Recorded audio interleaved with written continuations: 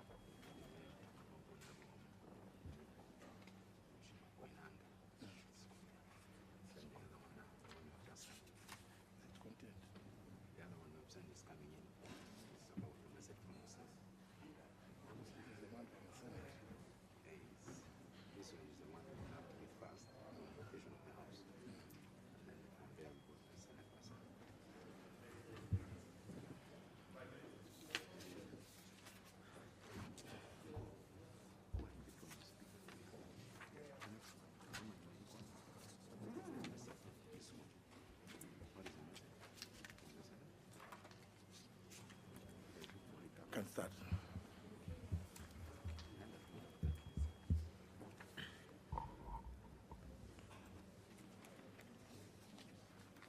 Order number 1, administration of oath. Order number 2, communication.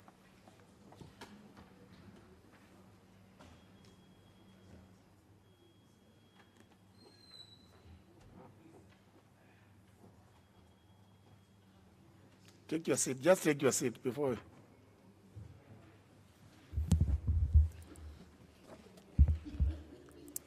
Honourable members, I wish to welcome you back to the House and hope that you've kept safe as you engaged in your families, with your families and constituents.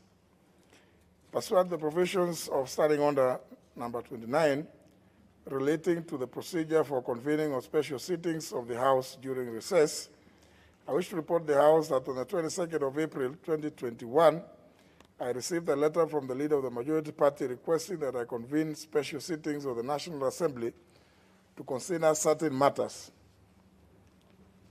Having taken cognizance of the urgency of the matters so specified in the letter by the leader of the majority party, I acceded to the request to convene special sittings today, Wednesday, 28th of April 2021, and tomorrow, Thursday, 29th of April 2021, commencing at 10 a.m. for the morning sittings and 2:30 p.m. in the case of the afternoon sittings on both days for purposes of 1, notification of a message from the Senate on the Division of Revenue Bill 2021. Number 2, tabling of reports of the following committees. A, report of the Budget and Appropriations Committee on its consideration of the Senate amendments to the Division of Revenue Bill 2021. B, report of the Departmental Committee on Education and Research on the vetting of the nominees for appointment to the positions of chairperson and member of the Teacher Service Commission, for appointment to the position of chairperson and member of the Teacher Service Commission, and B, the nominee for appointment to the position of Principal Secretary in the State Department for Implementation of Curriculum Reforms. Roman 2, consideration of the public petition for the removal of Ms. Tabitha Mutemi from the membership of the Media Council of Kenya. Roman 3, consideration of Senate amendments to the Division of Revenue Bill 2021. And Roman 4, second reading, Committee of the Whole House, and third reading of the Constitution of Kenya Amendment Bill 2020, in brackets, a bill to amend the Constitution by popular initiative promoted by the Building Bridges Initiative. Honourable members, pursuant to the provision of Standing Order 29, I did gazette the same special sittings of the House via Gazette Notice number 4005 of 26th of April 2021. Subsequently, the sittings of the House today, as well as tomorrow, are properly convened.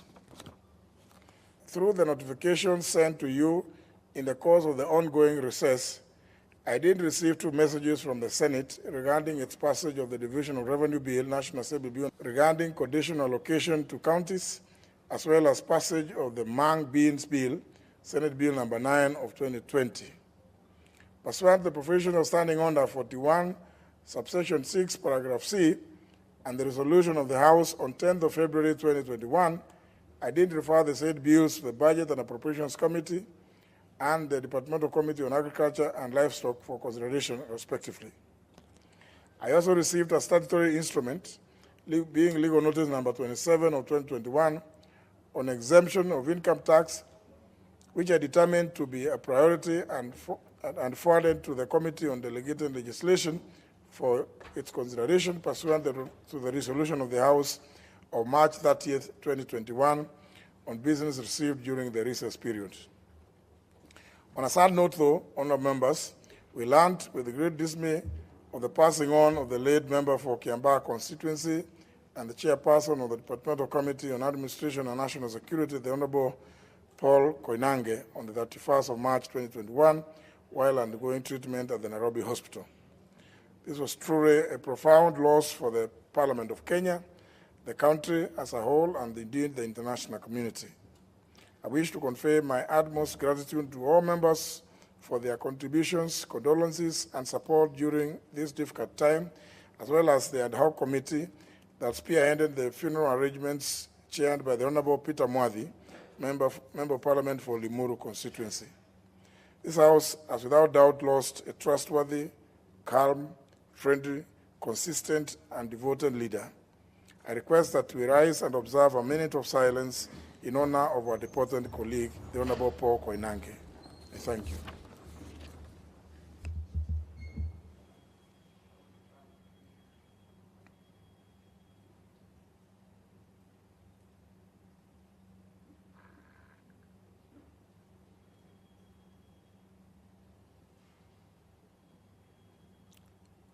May his soul rest in eternal peace. Thank you.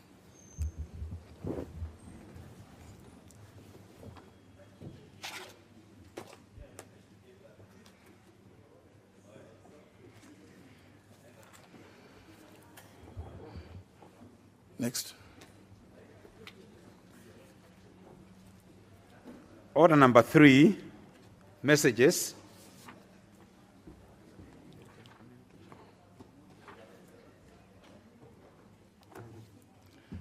Members making your way, please, can you take your seats?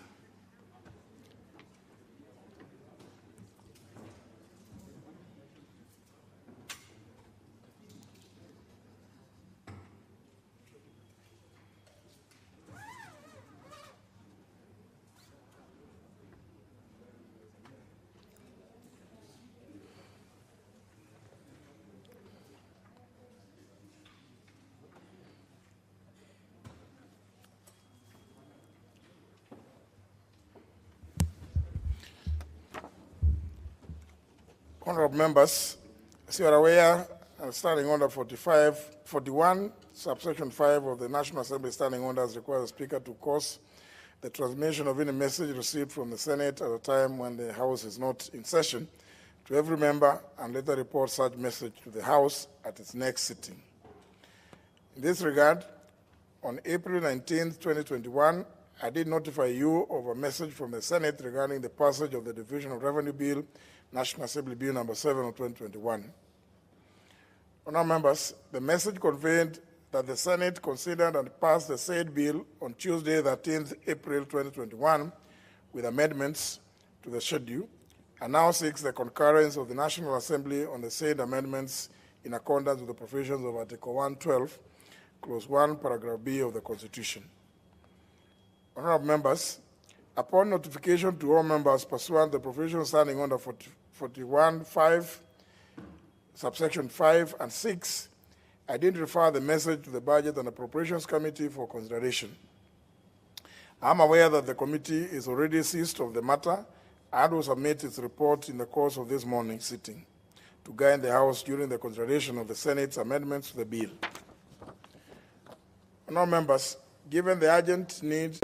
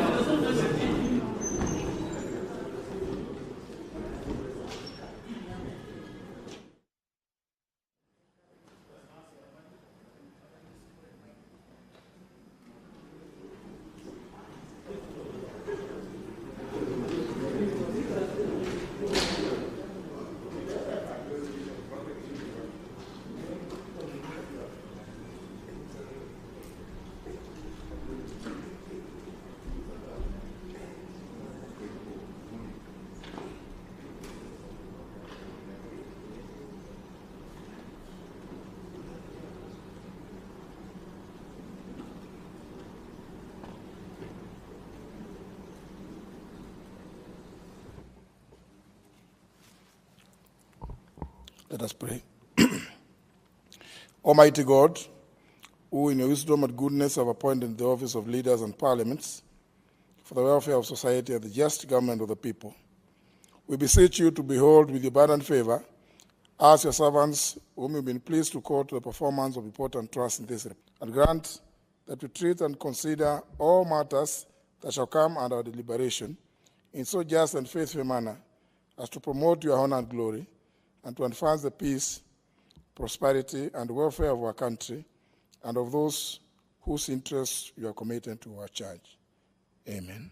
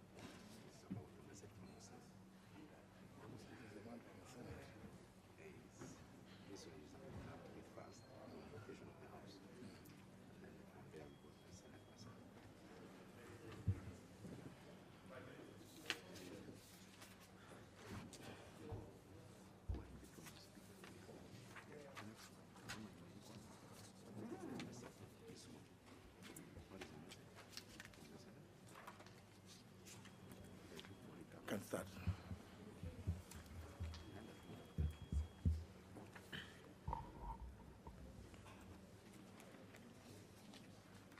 Order number 1, administration of oath.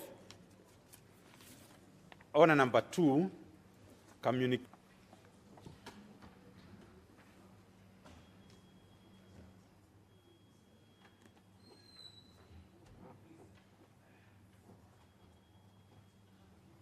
Take your seat. Just take your seat before.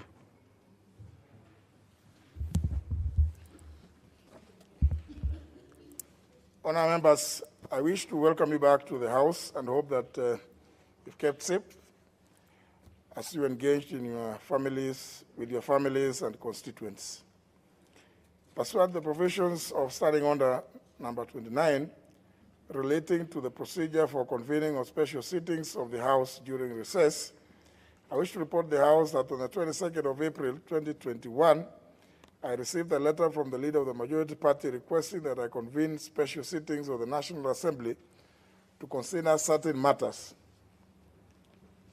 Having taken cognizance of the urgency of the matters so specified in the letter by the leader of the majority party, I acceded to the request to convene special sittings today, Wednesday, 28th of April 2021, and tomorrow, Thursday, 29th of April 2021, commencing at 10 a.m. for the morning sittings and 2:30 p.m. in the case of the afternoon sittings on both days for purposes of 1, notification of a message from the Senate on the Division of Revenue Bill 2021. Number 2, tabling of reports of the following committees. A, report of the Budget and Appropriations Committee on its consideration of the Senate amendments to the Division of Revenue Bill 2021. B, report of the Departmental Committee on Education and Research on the vetting of the nominees for appointment to the positions of chairperson and member of the Teacher Service Commission. For appointment to the position of chairperson and member of the Teacher Service Commission. And B, the nominee for appointment to the position of Principal Secretary in the State Department for implementation of curriculum reforms. Roman 2, consideration of the public petition for the removal of Ms. Tabitha Mutemi from the membership of the Media Council of Kenya. Roman 3, consideration of Senate amendments to the Division of Revenue Bill 2021. And Roman 4, second reading, Committee of the Whole House, and third reading of the Constitution of Kenya Amendment Bill 2020, in brackets, a bill to amend the Constitution by popular initiative promoted by the Building Bridges Initiative. Honourable members, pursuant to the provision of Standing Order 29, I did gazette the same special sittings of the House via Gazette Notice number 4005 of 26th of April 2021. Subsequently, the sittings of the House today as well as tomorrow are properly convened. Through the notification sent to you in the course of the ongoing recess, I did receive 2 messages from the Senate regarding its passage of the Division of Revenue Bill, National Assembly Bill, regarding conditional allocation to counties, as well as passage of the Mang Beans Bill, Senate Bill number 9 of 2020. Pursuant to the provision of Standing Order 41, subsection 6, paragraph C, and the resolution of the House on 10th of February 2021, I did refer the said bills to the Budget and Appropriations Committee and the Departmental Committee on Agriculture and Livestock for consideration, respectively. I also received a statutory instrument, being Legal Notice number 27 of 2021, on exemption of income tax, which I determined to be a priority and forwarded to the Committee on Delegated Legislation for its consideration pursuant to the resolution of the House of March 30th, 2021 on business received during the recess period. On a sad note, though, honourable members, we learned with great dismay of the passing on of the late member for Kiambaa constituency and the chairperson of the Departmental Committee on Administration and National Security, the Honourable Paul Koinange, on the 31st of March 2021.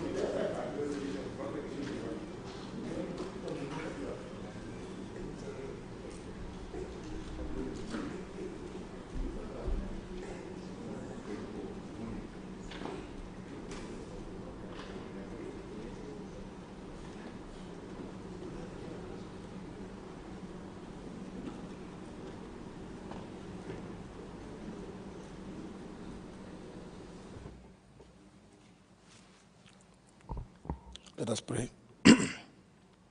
Almighty God, who in your wisdom and goodness have appointed the office of leaders and parliaments for the welfare of society and the just government of the people, we beseech you to behold with abundant favor us, your servants, whom you've been pleased to call to the performance of important trusts in this republic, and grant that we treat and consider all matters that shall come under our deliberation in so just and faithful manner as to promote your honor and glory, and to advance the peace, prosperity, and welfare of our country and of those whose interests you are committed to our charge. Amen.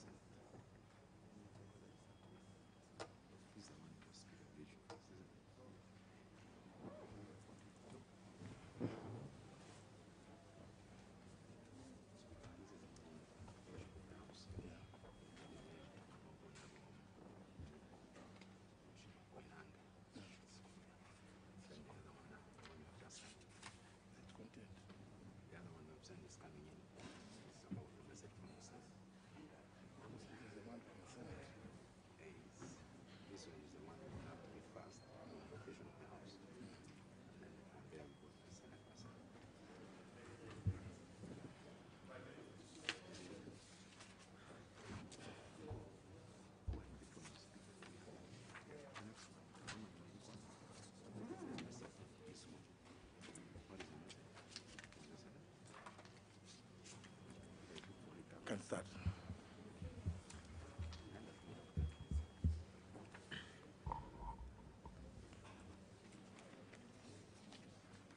Order number 1, administration of oath.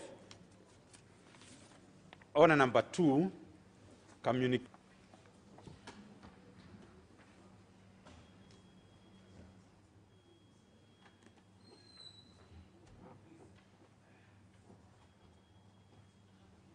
Take your seat. Just take your seat before.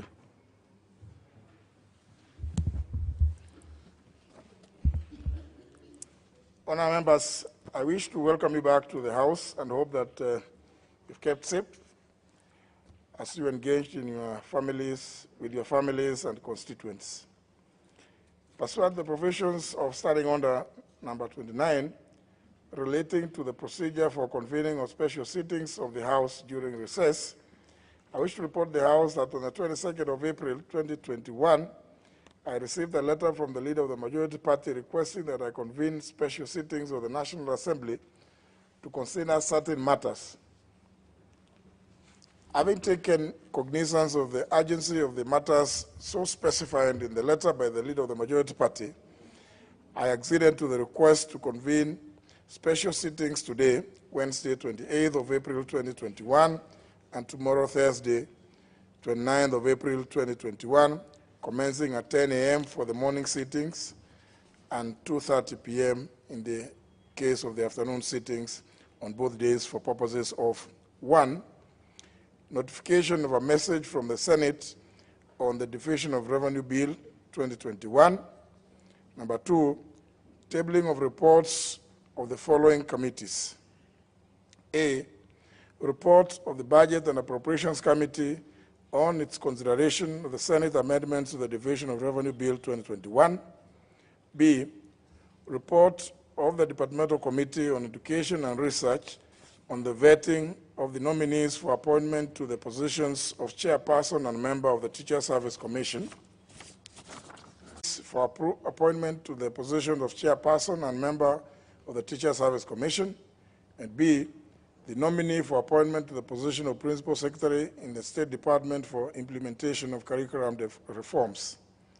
Roman 2, consideration of the public petition for the removal of Ms. Tabitha Mutemi from the membership of the Media Council of Kenya. Roman 3, consideration of Senate amendments to the Division of Revenue Bill 2021.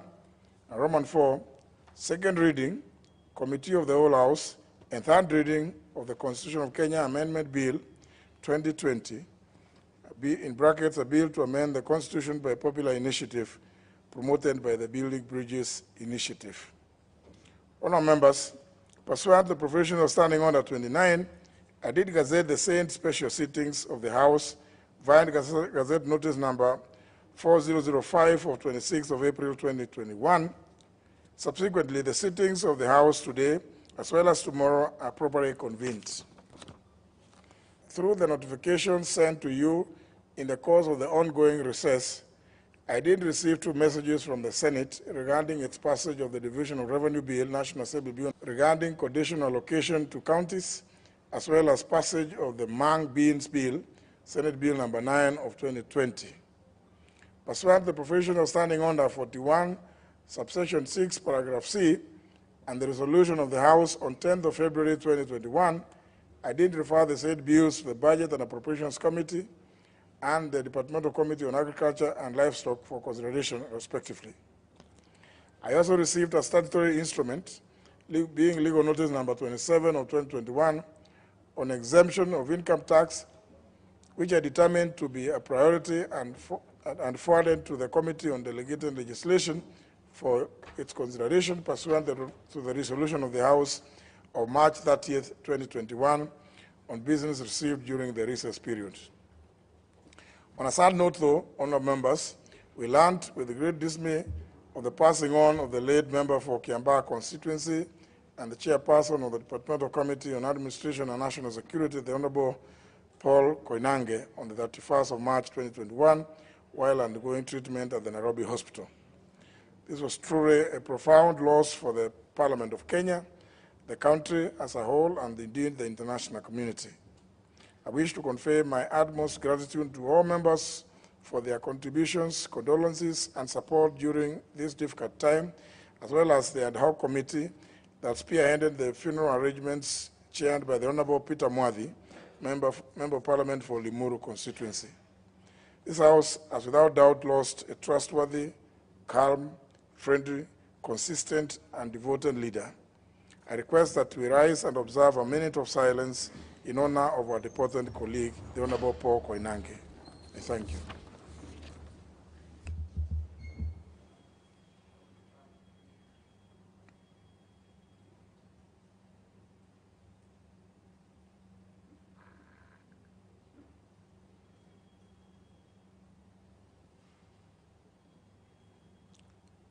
May his soul rest in eternal peace.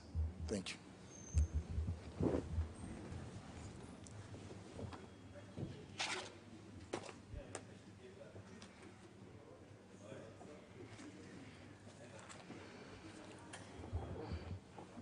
Next.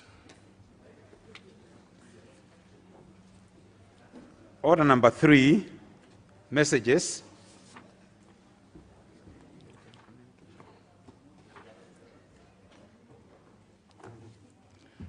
Members making your way, please, can you take your seats?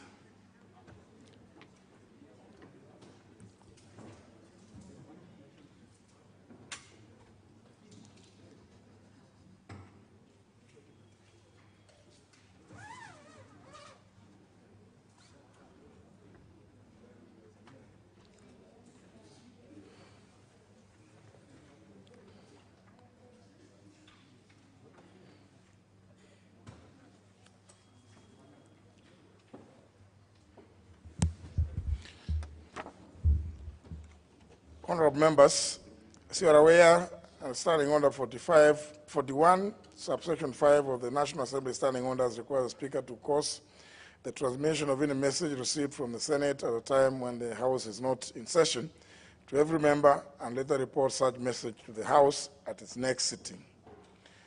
In this regard, on April 19, 2021, I did notify you of a message from the Senate regarding the passage of the Division of Revenue Bill, National Assembly Bill number 7 of 2021. Honourable members, the message conveyed that the Senate considered and passed the said bill on Tuesday, 13th April 2021, with amendments to the schedule, and now seeks the concurrence of the National Assembly on the said amendments in accordance with the provisions of Article 112, Clause 1, Paragraph B of the Constitution. Honorable members, upon notification to all members pursuant to the provisions standing under 41(5), subsection 5 and 6, I did refer the message to the Budget and Appropriations Committee for consideration. I am aware that the committee is already seized of the matter and will submit its report in the course of this morning's sitting to guide the House during the consideration of the Senate's amendments to the bill. Honourable members, given the urgent need to pass the bill, the amendments have been scheduled for consideration by the House during this morning's sitting, and they will be considered in the manner provided for under Standing Orders 145, 146, and 147, relating to consideration of Senate amendments to bills originating in the National Assembly. I thank you, honourable members.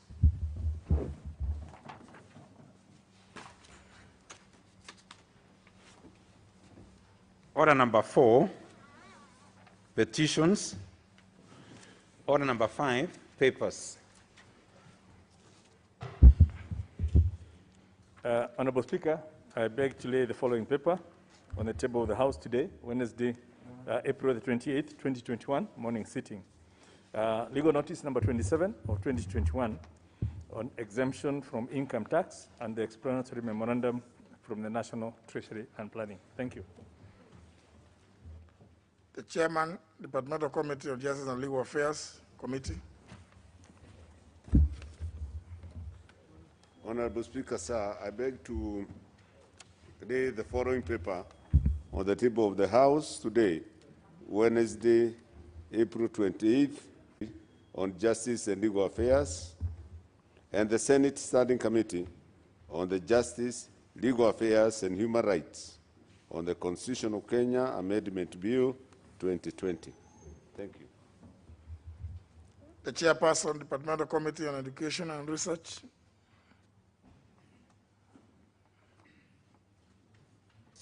For their contributions, condolences, and support during this difficult time, as well as the ad hoc committee that spearheaded the funeral arrangements chaired by the Honorable Peter Mwadhi, Member of Parliament for Limuru constituency. This House has without doubt lost a trustworthy, calm, friendly, consistent, and devoted leader. I request that we rise and observe a minute of silence in honor of our departed colleague, the Honorable Paul Koinange. I thank you.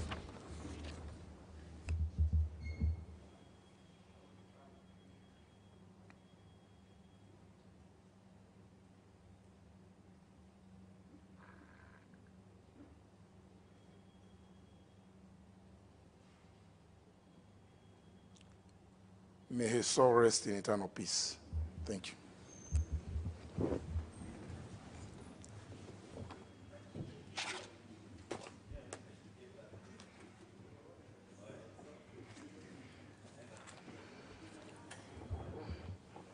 Next. Order number 3, messages.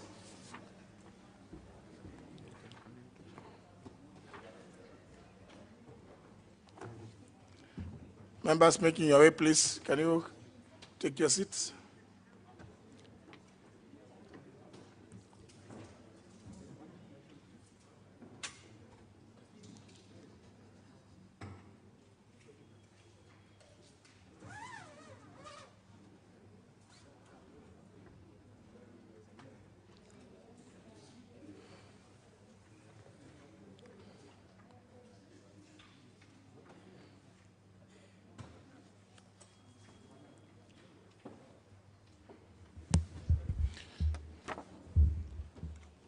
Honorable members, as you are aware, Standing Order 41, subsection 5 of the National Assembly Standing Orders requires the Speaker to cause the transmission of any message received from the Senate at a time when the House is not in session to every member and later report such message to the House at its next sitting. In this regard, on April 19, 2021, I did notify you of a message from the Senate regarding the passage of the Division of Revenue Bill, National Assembly Bill number 7 of 2021. Honourable members, the message conveyed that the Senate considered and passed the said bill on Tuesday, 13th April 2021, with amendments to the schedule, and now seeks the concurrence of the National Assembly on the said amendments in accordance with the provisions of Article 112, Clause 1, Paragraph B of the Constitution. Honourable members, upon notification to all members pursuant to the provisions standing under 41(5), subsection 5 and 6, I did refer the message to the Budget and Appropriations Committee for consideration. I am aware that the committee is already seized of the matter and will submit its report in the course of this morning's sitting to guide the House during the consideration of the Senate's amendments to the bill.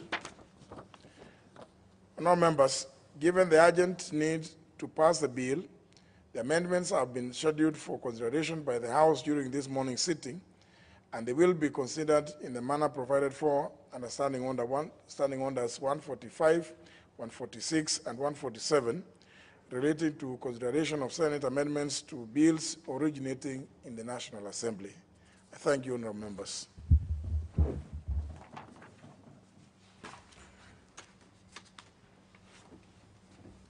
Order number 4, petitions. Order number 5, papers. Honourable Speaker, I beg to lay the following paper on the table of the House today, Wednesday, April the 28th, 2021, morning sitting. Legal notice number 27 of 2021 on exemption from income tax and the explanatory memorandum from the National Treasury and Planning. Thank you. The Chairman, Departmental Committee on Justice and Legal Affairs Committee. Honorable Speaker, sir, I beg to lay the following paper on the table of the House today, Wednesday, April 28th, on Justice and Legal Affairs, and the Senate Standing Committee on the Justice, Legal Affairs and Human Rights on the Constitution of Kenya Amendment Bill 2020. Thank you. The Chairperson, Departmental Committee on Education and Research. Registration of public forest or portion of the public forest, the National Assembly or the Senate shall vote on whether to approve the recommendation.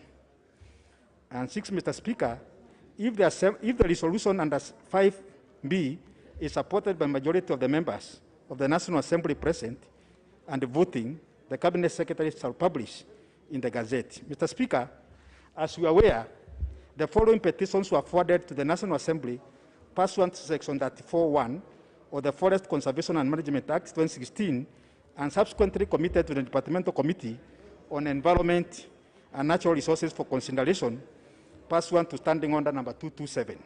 1, petition regarding the degazettement of 400-yard strip in Ngong Eos Forest for settlement by the Honorable George Sunkuya, MP. 2, public petition regarding mapping and demarcation and degazettement of land within Kondera Forest by the Honorable Charles Ogondowele, MP.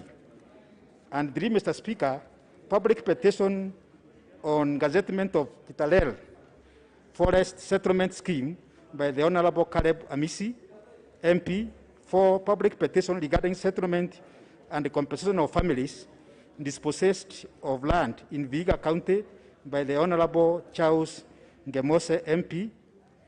5, public alteration, altering the boundaries of Marsabit Forest by the gazettement of 60 acres and gazettement of the entire 112,998.9 acres of the indigenous Mount Kulal Forest by Captain Abdullah Mulmamo, retired, and 42 others. And finally, Mr. Speaker, the committee is seized with the public petition on variation of boundaries of Gong Lode Forest to exercise 34 acres of the area of land upon which KMA, Langata Garden Estate, Langata View Estate, Salom Estate, St. Mary's Estate, Forest End View Estate, the Langata Women Prison, Police Dog Unit, Bombers of Kenya, Kenya Broadcasting Corporation, Wildlife Club of Kenya, and the Insect Physiology and Ecology are located pursuant to Section 34 of the Forest Conservation and Management Act,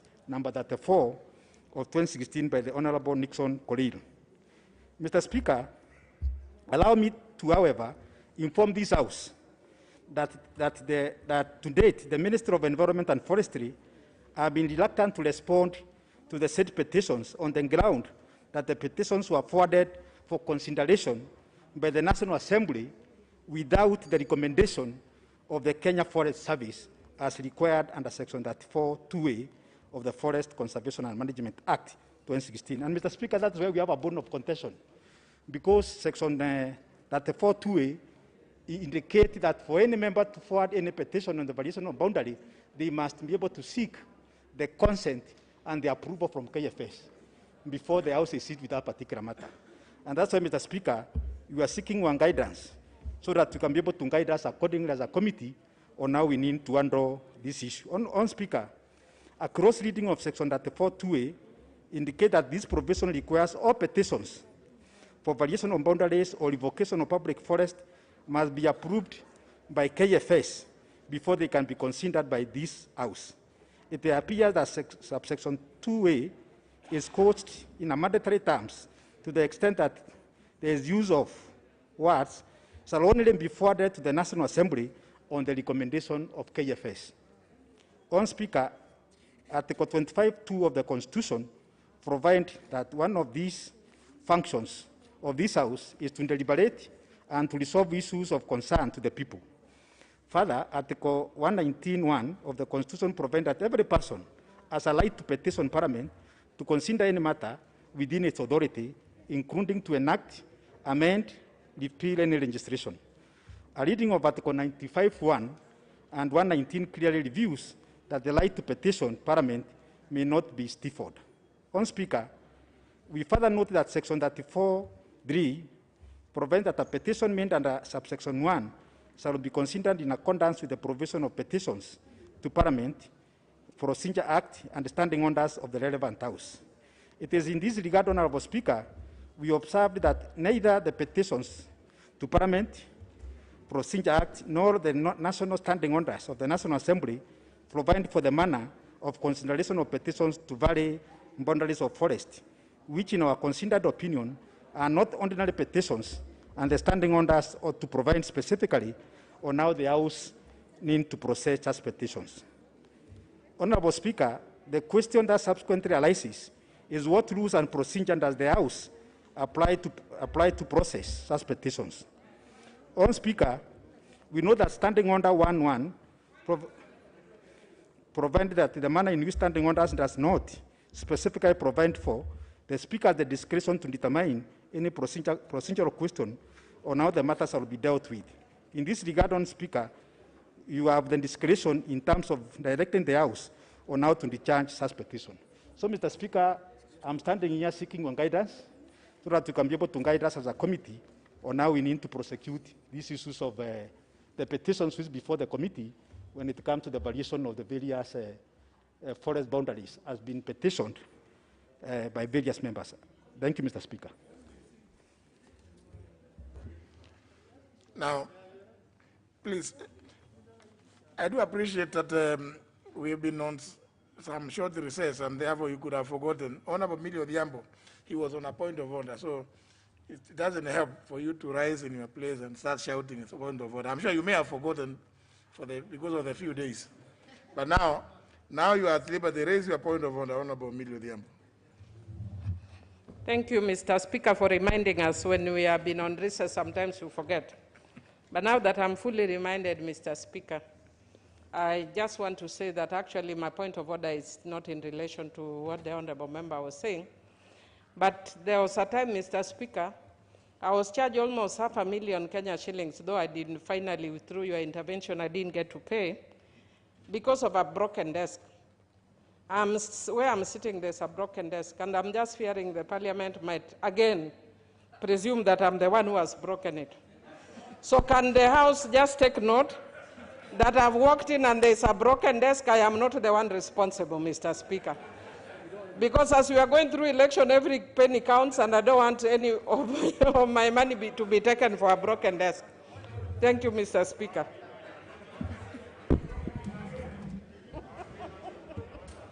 Can the clerk through the sergeant at arms will take note of that so that appropriate remedial action may be taken. The sergeant at arms will take note. No, Honorable Pukose, you know, that matter now, it cannot be part of the debate. Let the sergeant at arms check and report to the clerk for appropriate remedial action, if any. All these are interventions, honorable members. TJ Kajwang. Thank you, Mr. Speaker. Mr. Speaker, I want to appreciate the point of order that has been brought forward by the chair of that committee. And it is not my place to say, because I can see the deputy speaker is in the House, but I will say it because on behalf of the Rules and Procedure Committee, I think I need to let the member know that this is an issue which we have exercised our minds on for a very long time. Questions to do with petitions generally, which would fulfill Article 119 of the Constitution.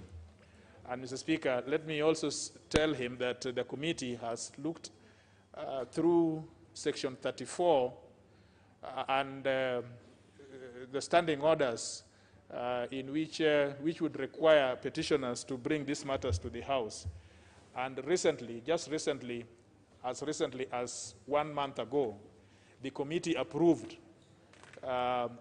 suitable amendments to Section 34 of the Act, including various amendments to Petitions Act legislation and several pieces of amendments to the standing orders that in the process of time, were it not be for the disruption of the COVID-19, it would have been before the House for first reading. So I think, Mr. Speaker, your committee, because this committee is chaired by the Speaker himself, your committee is on top of this matter, and very soon there will be legislations that will be proposed specifically to deal with the question of Section 34 and how Kenyans can approach the Assembly for petitions under Article 119 and for other legislative purposes. I thank you, Mr. Speaker. Very well. Honorable Mutua Barasa. Thank you, Mr. Speaker. I just need your guidance. I'm a bit worried because Honorable Babu Owino is not wearing a mask, and he is sitting next to Godfrey Ososi, next to Honorable Lilian Gogo, whom we have businesses to transact next week, and I don't want her to die. He can die if he becomes reckless, Honorable Speaker. So he should put on his mask always, because he was seen from the University of Nairobi yesterday, and he could be a carrier of the virus, Honorable Speaker. I think the Honorable Babu Owino is accordingly requested to have his mask on. Member for Ndaragwa. Thank you, Mr. Speaker. I want to thank the chairman of the Environment Committee for this point of order, and to point out to the House, Mr. Speaker, that early alone in the term of this parliament, I filed a petition on behalf of the people of Ndaragwa, who desired the variation of a boundary so that we can be able to create a headquarter. An area that we've been occupying since 1946. And Mr. Speaker, the directions that were given to me was that I needed to go through, they do the procedure so that KFS eventually recommends the petition to the House. I have done all that. We have spent a lot of money to get the documents done, and they are now stuck with KFS. They will never recommend anything to this House. As you look at the other provisions of law, it is important to know that that which we provided for, that KFS must okay these petitions or requests for petitions. They're actually using that provision to deny Kenyans an opportunity to change the boundaries. And it is not to change the boundaries so that you allocate yourself land. It is to change the boundaries so that we can accommodate headquarters, public facilities that the Kenyans themselves have allowed. So, Mr. Speaker, I think this is a very crucial thing. And if it's not dealt, we can only see a pile up of these issues. And I believe that if we get that guidance, and I believe that the committee also can amend that section of the law so that we are able to move to ensure that the desires of Kenyans are fulfilled. We are case in point, and we have done it the way we were told to do, and we are still stuck 2 years down the line. So I thank you, Mr. Speaker. Finally, on the interventions, the Honorable Guyo Wario. Thank you, Mr. Speaker. I also raised to support the point of order by the Chair of Committee of Environment and Natural Resources, Honorable Karek Mbiuki. Also, I happen to be the member of that committee, Mr. Speaker.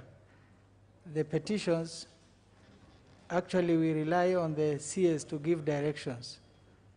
Mr. Speaker, it is very unfortunate when the public petition the National Assembly to get relief on the public forest.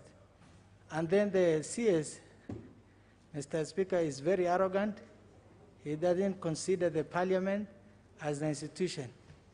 If you see the appearance of the CS before the committee, he just sent the CAS to appear before the committee. Chair, so I mean the Speaker, we need your intervention on that. Thank you, Mr. Speaker. Yet another intervention on the same. Honorable Nyikal. I think Chair, thank you. I also want to support that, but I'm not a lawyer, but what I find most interesting is that there's an institution which has to give somebody the authority to petition the House. I think that is what I find most disturbing, and on that basis I support and I think I'm advised by TJ Kajwang that it may be unconstitutional. Thank you, Chair. Well, I'll issue a comprehensive response to that and the guidance. But I think appreciating what the Honorable TJ Kajwang did say, remember it's the seat of the House to make and unmake laws. In fact, I think it's a bit, it sounds a bit tedious that a member of a House of Parliament can even go to court to seek that a law be nullified when you can do it here yourself. With that as may, you know that you put those provisions in the Act in 2015 when the law was done, 2015 culminating around 2016, even to Kenyans in 119 of the Constitution. Although, of course, 119 is also coached in terms that say to petition Parliament to do anything within its power. So, including to enact and to repeal laws. So I think maybe the Honorable, request the Honorable TJ Kajwang and the Deputy Speaker, I think, to move with speed to bring that amendment so that at least, you know, I am aware of several of those kind of petitions that are before the House and before the committee. We don't want to appear like the committee is not working yet. The committee is kind of hamstrung by the provisions of a law that this House passed. So, but there will be communication to that in that regard. Honourable members, before we proceed to the business on the order paper, allow me to read this message from His Excellency the President. Standing Order number 42, subsection 1, relating to messages from the President, provides that, and I quote, the Speaker shall read to the House any message from the President delivered to the Speaker for communication to the House, close the quotes. In this regard, therefore, I wish to inform the House that I have today, 28th of April 2021, in brackets on our members, which happens to be my birthday, close the quotes, received a message from His Excellency the President conveying the nomination of the Honorable Lady Justice Martha Karambu Koome for appointment as the Chief Justice of the Republic of Kenya and President of the Supreme Court. The message also includes the certificate of presidential nomination, the judges' curriculum vitae, testimonials, and recommendation of the Judicial Service Commission on the recruitment and selection process for the Chief Justice. This was submitted in line with the provisions of Article 166, Clause 1 of the Constitution, which provides, and I quote, "The President shall appoint the Chief Justice and the Deputy Chief Justice in accordance with the recommendations of the Judicial Service Commission and subject to the approval of the National Assembly," close the quotes. The President therefore seeks the approval of the National Assembly on the said nomination. Honourable members, Section 5 of the Public Appointments in brackets Parliamentary Approval Act 2011 provides that an appointing authority shall, upon nominating a person for appointment to which this act applies, notify the relevant House of Parliament accordingly. Consequently, a proper notification in line with the above provision has been received. Honourable members, Section 8 of the Public Appointments Parliamentary Approval Act 2011 further provides that the relevant committee should table its report for debate and decision within 28 days from when the notification of nomination is given. Honourable members, pursuant to the provisions of Standing Order 42, subsection 3, paragraph C, I now refer the message, including the curriculum vitae of the nominee, to the Departmental Committee on Justice and Legal Affairs to undertake the necessary approval hearings. I wish to guide the committee as follows on the House. 1, the committee should notify the nominee and the general public of the time and place for holding the approval hearings expeditiously. The notification should therefore be made immediately. And 2, the committee should thereafter commence the necessary approval hearings and table its report on or before Tuesday, 25th of May, 2021, for debate and decision by the House. Finally, although the committee and the House have 28 days to consider and make a decision on the nomination, in view of the compelling public interest and the unique place of the office of the Chief Justice within our constitutional and legal order, the committee is requested to consider the nomination on a priority basis. I thank you, honourable members.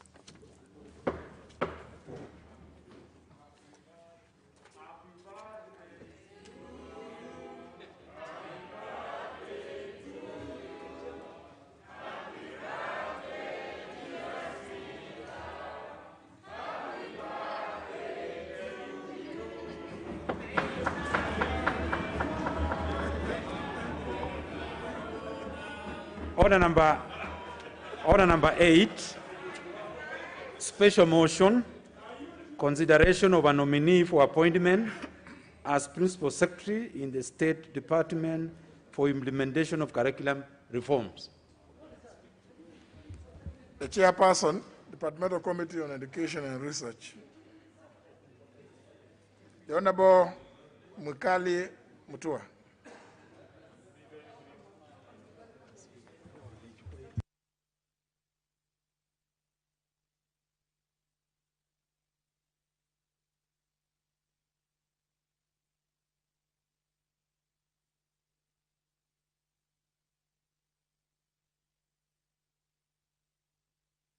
Florence Mutua, sorry.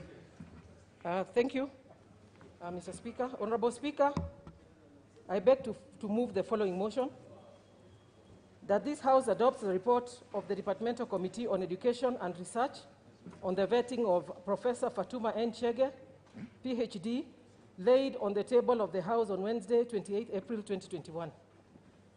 Honorable Speaker, the Departmental Committee on Education and Research conducted an approval hearing for Professor Fatuma N. Chege, nominee for appointment to the position of Principal Secretary. Sorry, Honorable Florence Mutua. Yes.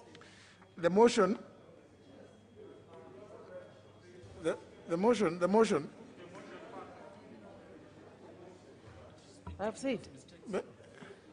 Mrs. Maybe you Speaker. should, do you have the order paper? Yes. So that, we want the House being a house of record. Where's the order paper? Miss, I didn't order paper. Nipe.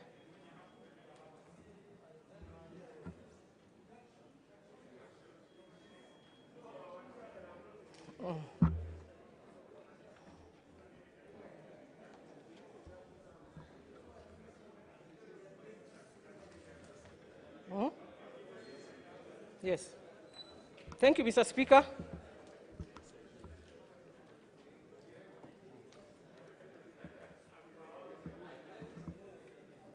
Mr. Speaker, I beg to move the consideration of a nominee for appointment as Principal Secretary in the State Department for implementation of curriculum reforms. Mr. Speaker,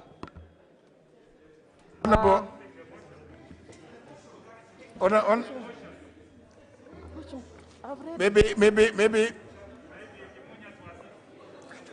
Honorable Florence Mutua. yes? The format is as follows: that I beg to move that, taking into consideration the findings of that blah blah blah. Huh? Then it will follow. Mr. Speaker, I've done that. Not yet. Okay, Mr. Speaker, I beg to move the following motion, that taking into consideration the findings of the Departmental Committee on Education and Research in its report on the vetting of a nominee for appointment as Principal Secretary in the State Department for implementation of curriculum reforms laid on the table of the House on Wednesday, April 28, 2021, and pursuant to the provisions of Article 1553B of the Constitution and the Sections 3(8) of the Public Appointments Parliamentary Approval Act 2011, that this House approves the appointment of Professor Fatuma N. Chege, PhD, as Principal Secretary, State Department for Implementation of Curriculum Reforms. Mr. Speaker, the Departmental Committee on Education and Research conducted an approval hearing of one Professor Fatuma Chege, nominee for appointment to the position of Principal Secretary, State Department for the Implementation of Curriculum Reforms in the Ministry of Education on 1st April 2021. Mr. Speaker, I want to confirm to the House that the Clerk of the National Assembly followed the procedures, which I think I will skip, to ensure that the right procedures were followed. The Clerk invited the public to submit memoranda by way of written statements on oath affidavits on the suitability of the nominee. Mr. Speaker, I can confirm to the House that by the close of the deadline, the committee had not received any submissions in support or in contention on the suitability of the nominee for appointment as the Principal Secretary for curriculum reforms.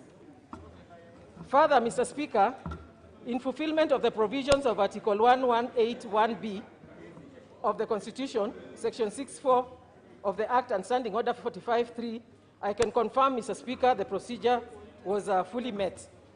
Honorable Speaker, the nominee finally appeared before the committee on Thursday, 1st April 2021, for the approval hearing in accordance with the provisions of the Constitution. And quickly, Mr. Speaker, the committee made the following observations.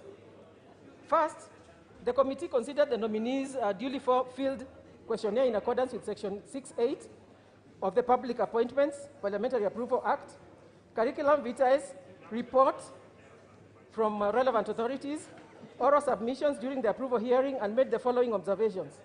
That one, Mr. Speaker, the nominee had a wide and very rich academic background with a certificate in teacher training, diploma in education, Bachelor of Education, Master of Arts, Education, and PhD in education with specialization in gender and education. Mr. Speaker, we found that the nominee had relevant experience and management skills, having served in the public service for the last 48 years, and currently she's the Deputy Vice Chancellor at Kenyatta University Administration. Mr. Speaker, we also found out that she has 30 years teaching philosophy and sociology of education and qualitative research methods in the university.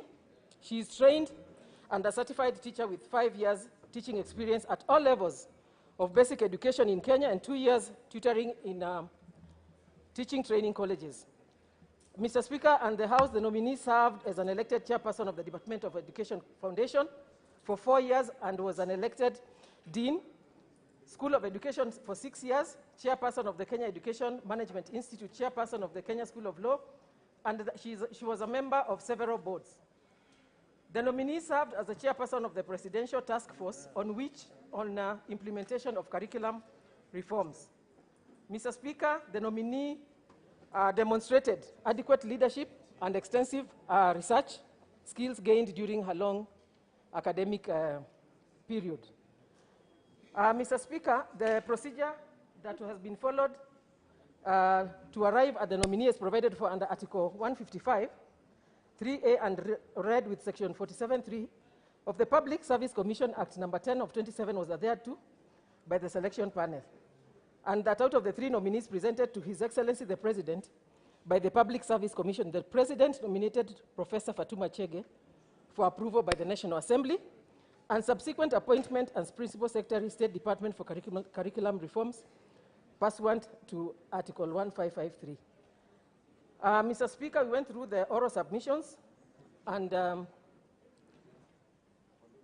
also found that the nominee, the evidence submitted by the nominee during the approval hearing, that she met all the constitutional and statutory requirements necessary for appointment as Principal Secretary as provided for under Article 155A of the Constitution. Mr. Speaker, today Kenya is developing a new curriculum for the new era. The national policy on curriculum reforms is guided by the vision of nurturing every learner's potential and is championed at the highest level, highest political levels by the Kenyan head of state, His Excellency President Uhuru Kenyatta, and the Cabinet Secretary, C.S. Magoha. In line with Kenya Vision 2030, Mr. Speaker, and the Constitution of Kenya 2010, the overall aim of the new competence-based curriculum is to equip citizens with the skills for the 21st century. CBS focuses on the global shift towards education programs that encourage optimum human capital development.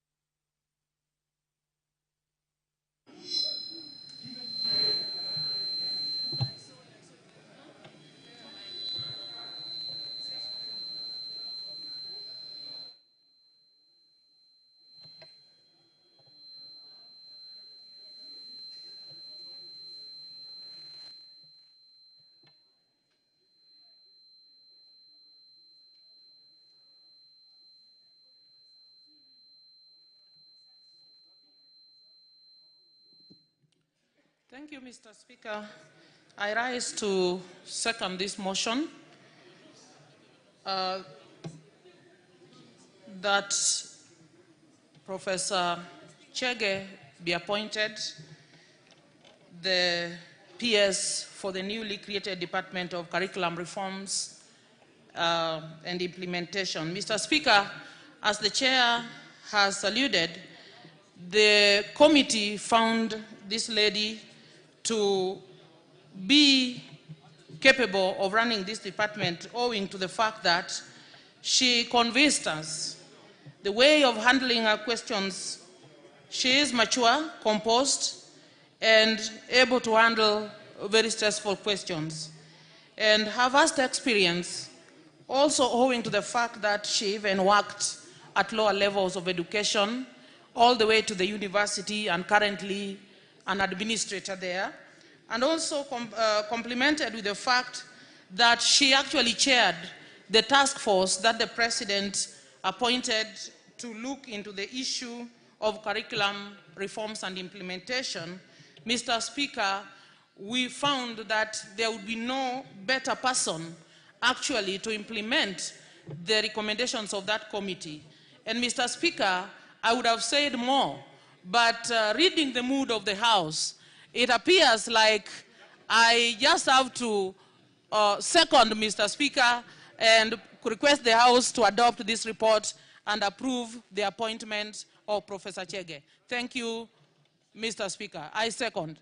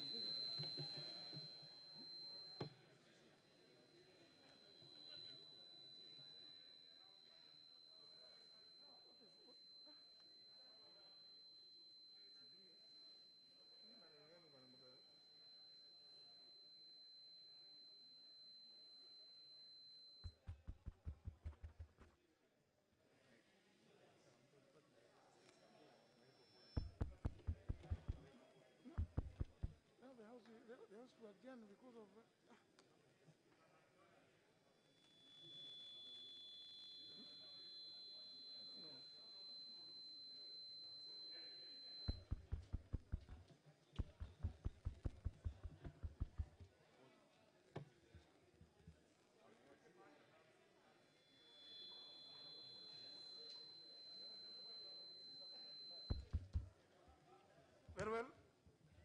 State Department of Implementation of Curriculum Reforms laid on the table of the House today, Wednesday, April 28, 2021, are pursuant to the provisions of Article 155, Clause 3, Paragraph B of the Constitution and Sections 3 and 8 of the Public Appointments Parliamentary Approval Act 2011.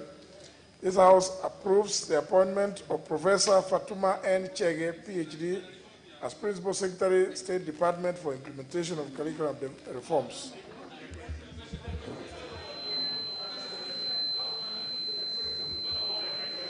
Well, there is an overwhelming demand for new. Honorable Onebaya?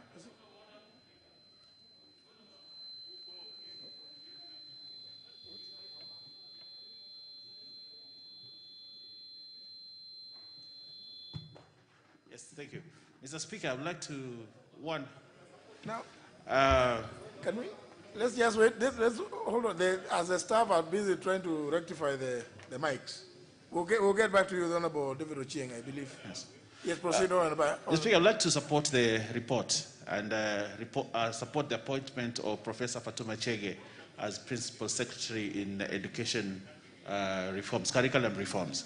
Professor Fatuma Chege, I think, is one of the very well knowledgeable educationists in this country. I know Professor Fatuma Chege because she was my professor at the university, both at master's level and at undergrad. And I know she's a good practitioner. She's not only an administrator and a curriculum developer, but she's a practitioner in education, having taught from the lowest level to the highest level. Her work can speak for itself. And I think for the first time, I have seen that the president is recognizing my alma mater, Kenyatta University, as the home of education in this country. We have now Dr. Ruto, who is now a CAS there, and Professor Fatuma Chege, who is also an alumnus, and also a professor at Kenyatta University, where a lot of education principles and practices have been developed.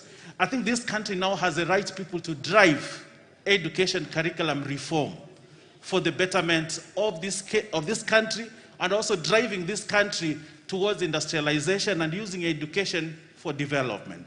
So, Mr. Speaker, I'd like to take this opportunity to congratulate the committee for accepting this gallant lady into the Ministry of Education so that she can bring in her expertise and her education to help this country move forward in the education sector. Thank you very much, and I congratulate the Professor. Thank you. Honorable David Ochieng.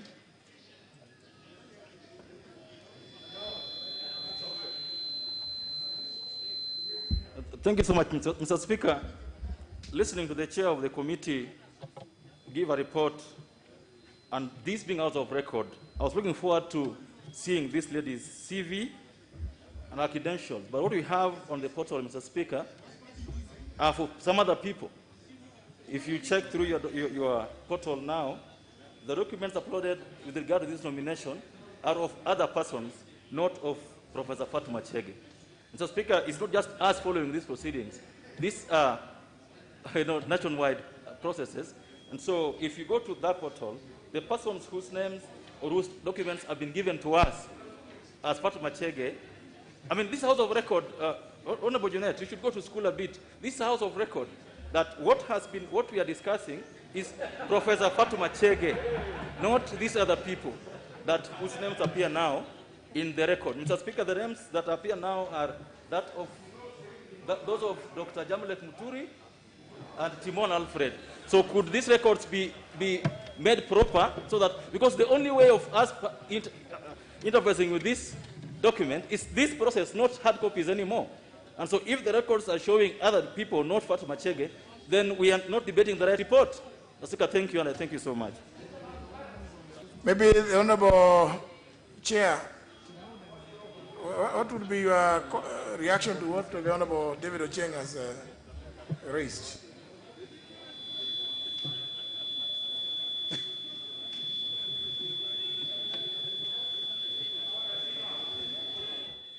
Honorable Florence Mutua. Mr. Speaker, I sincerely don't know what Mheshimiwa Ochieng is talking about, because we have the right CV, we do have the right documentation, and indeed we are discussing the right Professor Fatuma Chege. Maybe the system was uploaded the wrong report, Mr. Speaker, but we will ensure that the right report is uploaded.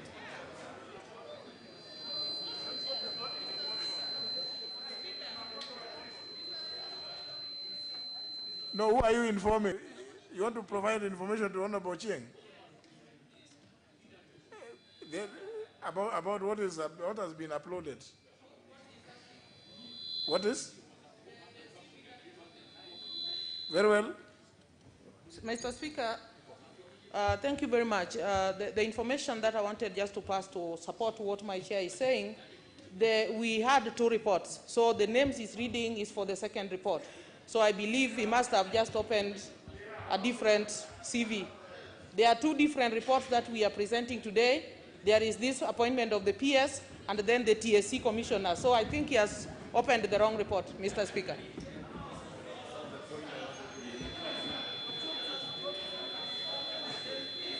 Honorable Ochieng.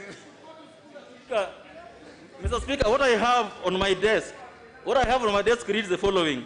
The report of the vetting of Professor Fatuma N. Chege, PhD, for appointment to the position of Principal Secretary, State Department for Implementation of Curriculum Reforms. Mr. Speaker, if you go ahead on page, Mr. Speaker, on page Let's for example, go to page 55. Page 55, page 54.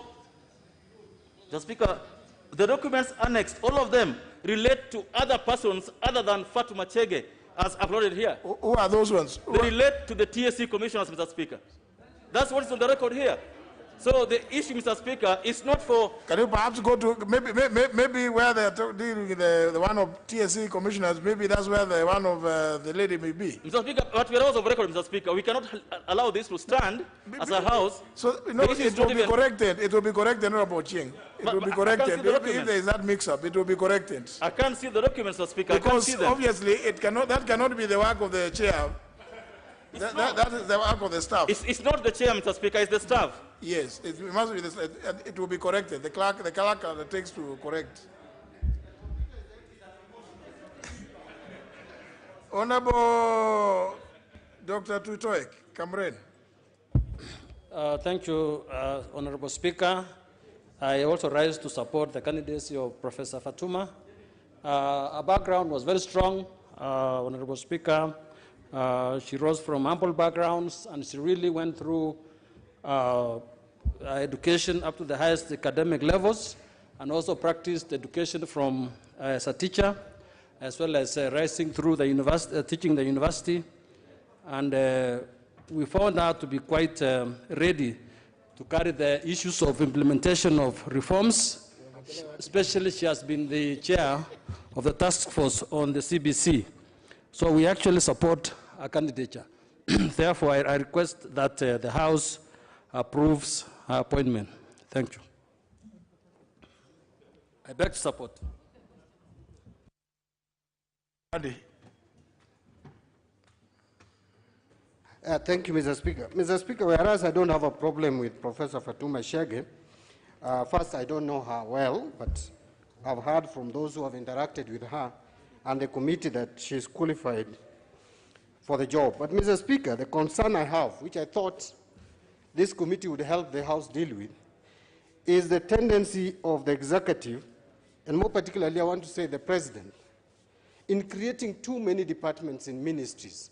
Mr. Speaker, we cannot always complain as a nation that we have a bloated wage bill, that the wage bill keeps on increasing, and as a House, we keep on approving more appointments and more creation of positions without even raising a finger.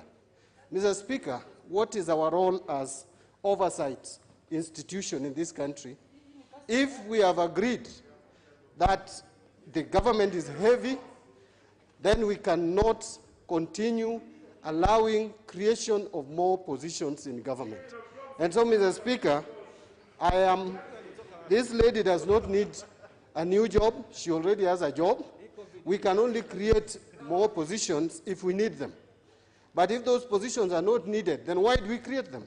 This ministry, particularly Ministry of Education, has so many PSs already. Why are we creating additional permanent secretary? So, Mr. Speaker, we are going to have 5 PSs a year. And I want to say on behalf of the people of Super South, who are taxpayers in this country, that we do not need another PS. What the executive needs is to realign these functions to other existing departments so that we retain the number of PSs we have. And, Mr. Speaker, I am saying this convicted that this is the only way that at least we will say there is a stop to the way we have been doing things. Because it is hypocritical for us. It is hypocritical to go to the media, go to TV talk shows, lamenting and complaining that we have a bloated executive, that we are spending so much on salaries, and we come back in this House, receive nominees from the President, creating more positions, and we ceremoniously, and like conveyor belt, just pass the names. So, Mr. Speaker, I'm not just opposing the appointment of this lady, but I'm opposing the creation of a new principal secretary in the Ministry of Education.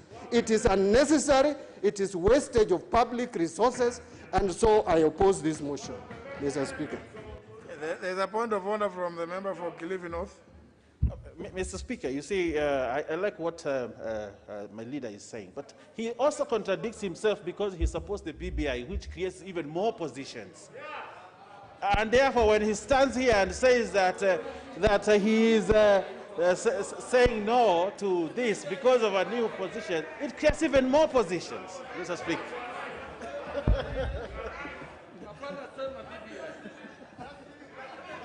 Are you through with the Honorable? The Honorable Bandi. Give the Honorable Bandi. The Honorable Bandi.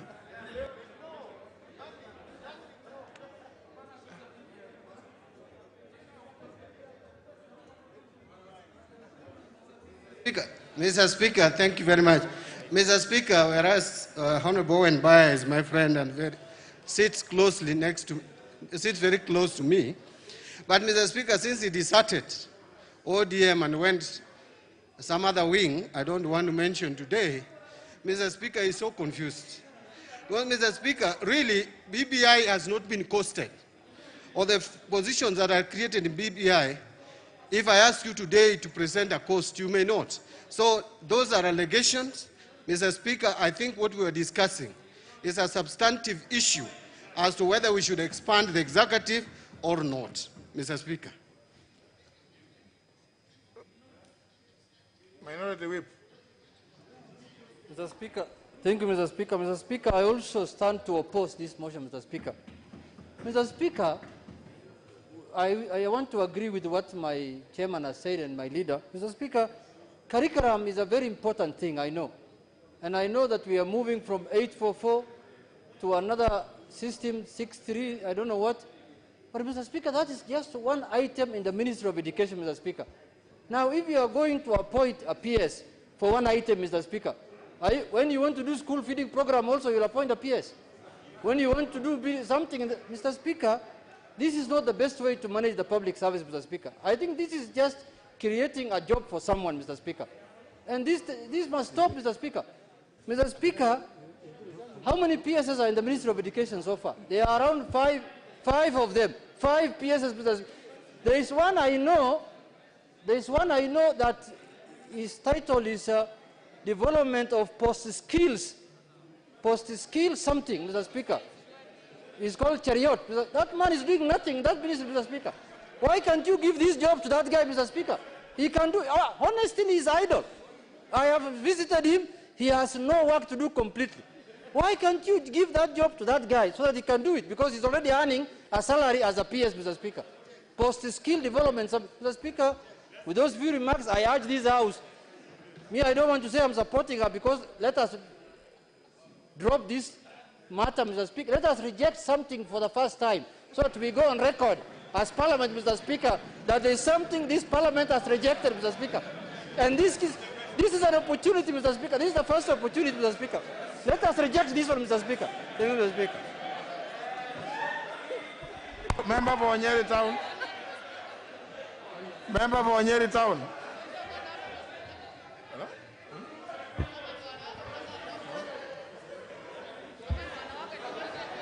Thank you very much. Thank you very much, Mr. Speaker.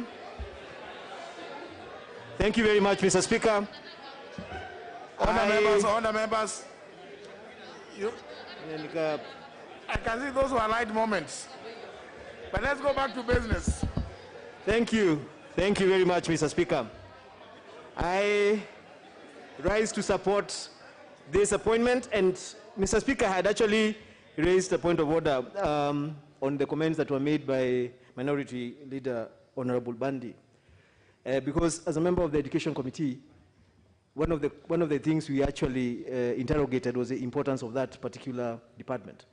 Mr. Speaker, curriculum development, curriculum implementation, which is actually what the Dr. Fatuma is coming into the department that is going to be doing that work.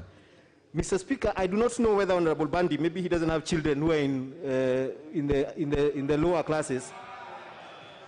And I want to make a point that we are currently going through a transition of curriculum, Mr. Speaker.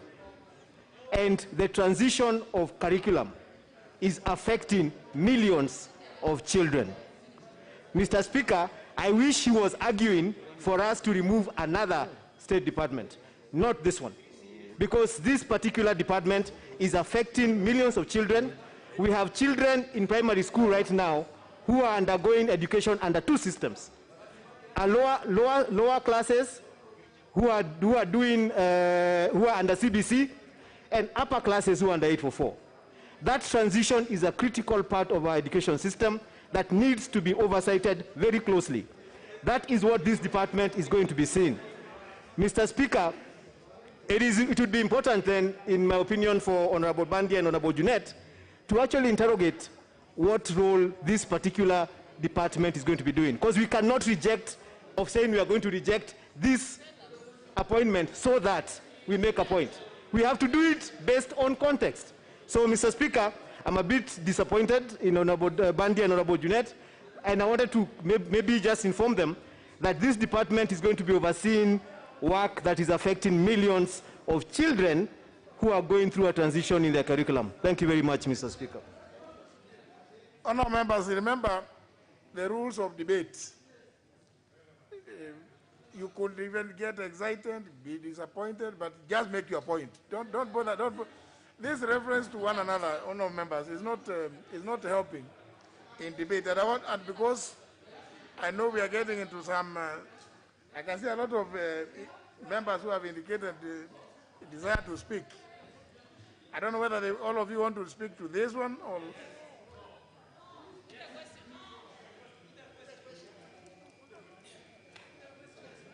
The Honorable Mark Nyamita, member for Uriri.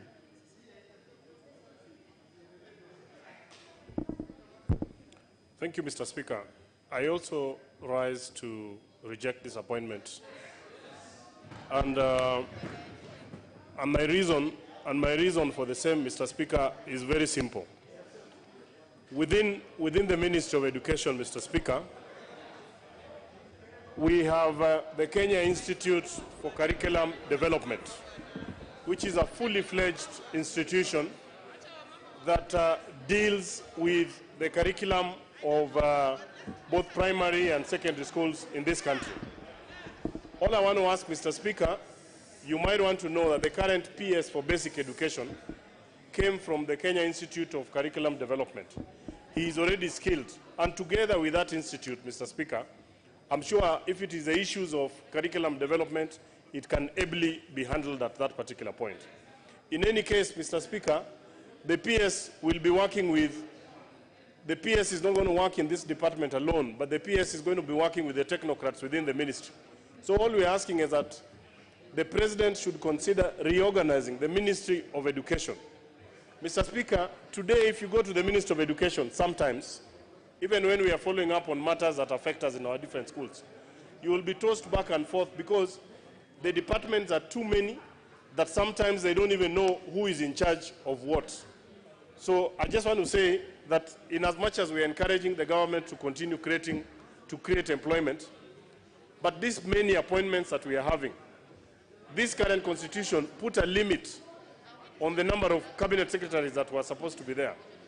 And the ordinary thing that should have happened, even if a cabinet secretary was to be given some people to help them in the name of PSS, there can just be maybe 1 or 2 people.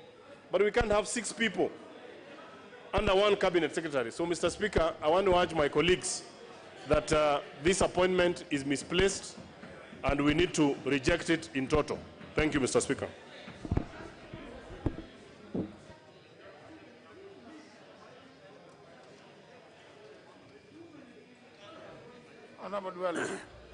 Mr. Speaker, I don't know why people have a problem with Fatuma, because are the same people who talk about inclusivity, and on the month of Ramadan, I presume Fatuma is a Muslim and she is representing a constituency. But Mr. Speaker, the matter, and I really want to bring to attention of the House, that Honorable Junet, and I can't lie, just like me, our children go to Aga Khan. And that's why he doesn't know this new system, but for benefit of doubt, it is 263333, Honorable Junet.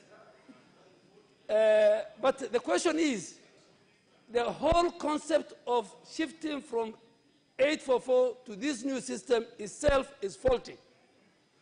Because you are taking this system, which is at the same par with the other international standards, to rural schools where there's no electricity, they have no food, they have no classrooms, they have nothing. And no teachers. Some regions like Kapedo and part of Northeastern, teachers are not there. So whether we appoint a PS or not, we must evaluate the whole system. This system can't work. And you know, that's why we are missing the late Professor Oporo, the late Mzee Moi. Even when he brought 844, he brought with the milk. You know, he brought with the milk something to entice. Now you are bringing a system and you're not enticing even the rural folk. The Speaker, you cannot bring the same system or closer to that what is being taught in Aga Khan in Breban to a school in rural Kenya. So the whole issue, apart from the issue of, and I really want to thank Honorable Bandi, they might not listen to you on the bloated wage bill, but in a few months' time, they will listen to IMF. And they will listen to the World Bank. So just wait. Hold your horses. And I have a feeling even the CS will be sacked because they have to reduce and rationalize. Mr. Speaker, I think the Education Committee, apart from now this vetting, they should bring a report to the House on the success of this system. This system is not taking place. You cannot introduce this kind of a system. Is PE, for example, PE is supposed to be a very key thing in this system. Some schools even don't have field. They don't have classrooms. So I think Parliament and its committee must interrogate. And I really want to agree with also a member who said the current PS of basic education is a guy who created the father of this system. You know? He's an expert. Mr. Speaker, you cannot call a public officer who cannot defend himself notorious. I think that is very unparliamentary. Yeah? Yeah, a public officer who can defend. So, Mr. Speaker, as I support Fatuma, I hope it is not the individual we are calling about. It is the whole system is not taking place. You know, and I come from a background that we promised Kenyans laptops. When some of us during that time we said, are you sure we'll deliver these laptops? 8 years down the line, there are no laptops because the schools have no electricity. The schools had no classrooms. They had no teachers. So how do you take a laptop, a gadget? So, Mr. Speaker, I support, but I think everybody must interrogate, and all of us, the stakeholders, must interrogate the system.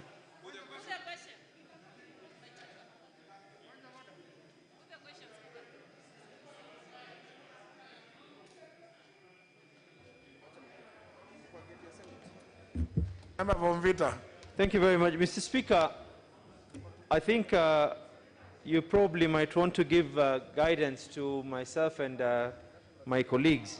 Mr. Speaker, the report that is before us is about the nomination of an individual to a certain position and not about the creation of that particular position, Mr. Speaker. Mr. Speaker, as much as I agree with my colleagues and the leadership, Honorable Mbadi and Honorable Junet, but I equally need to remind them that this is a house of procedures, and what is there is not an issue of whether the element of that lady is the one who should be the one who holds that position or whether that position should be created, Mr. Speaker. And Mr. Speaker, I find it quite disturbing when a few years ago, my brother, elder brother, Honorable Duale, was the one who was clapping and applauding that people will be getting free laptops. He was the one who promised us, whilst we were the ones who were asking whether it is feasible, Mr. Speaker. So I think it's important for you to give us guidance on these matters. Thank you very much.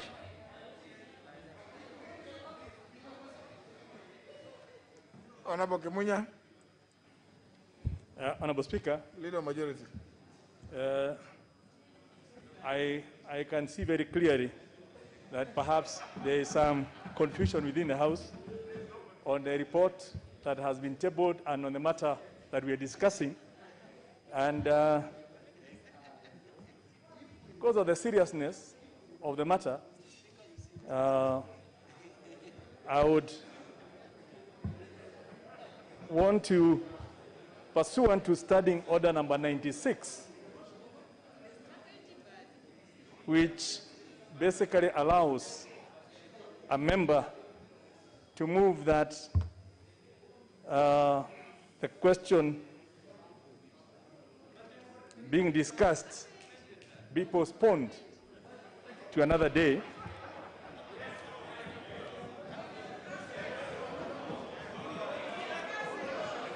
I wish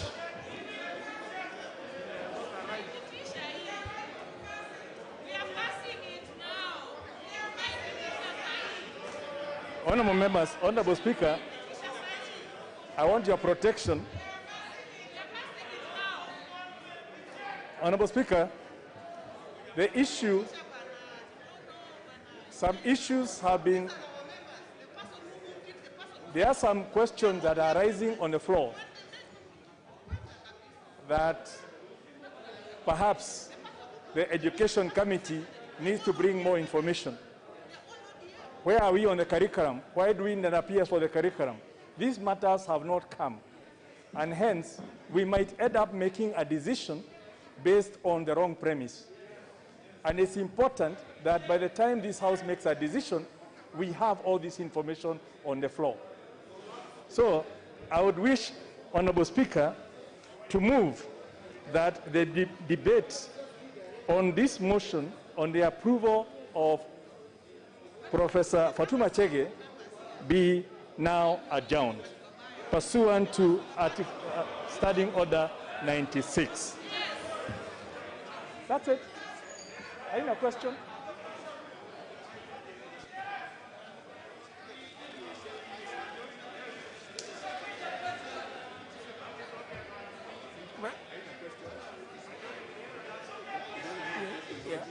Yeah. Okay.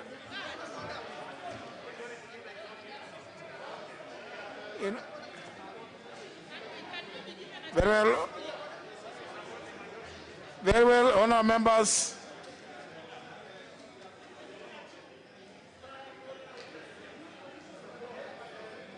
You know, honour members, sometimes it's good always to always consult your standing orders, so that you know what you say. You know, is not one that is an abuse of the process. The Speaker may allow without question put.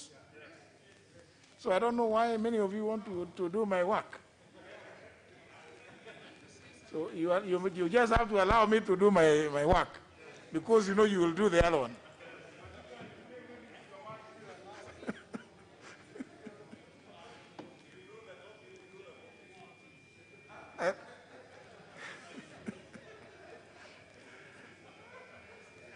Well, in my opinion,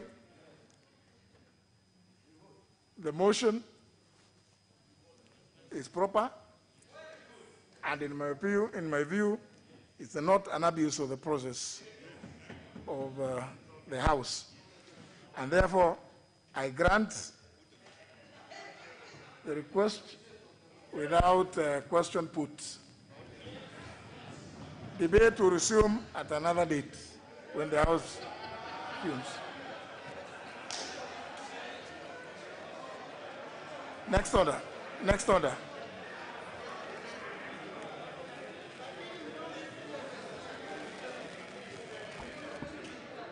Order number 9, special motion, consideration of nominees for appointment as chairperson and member of the Teacher Service Commission.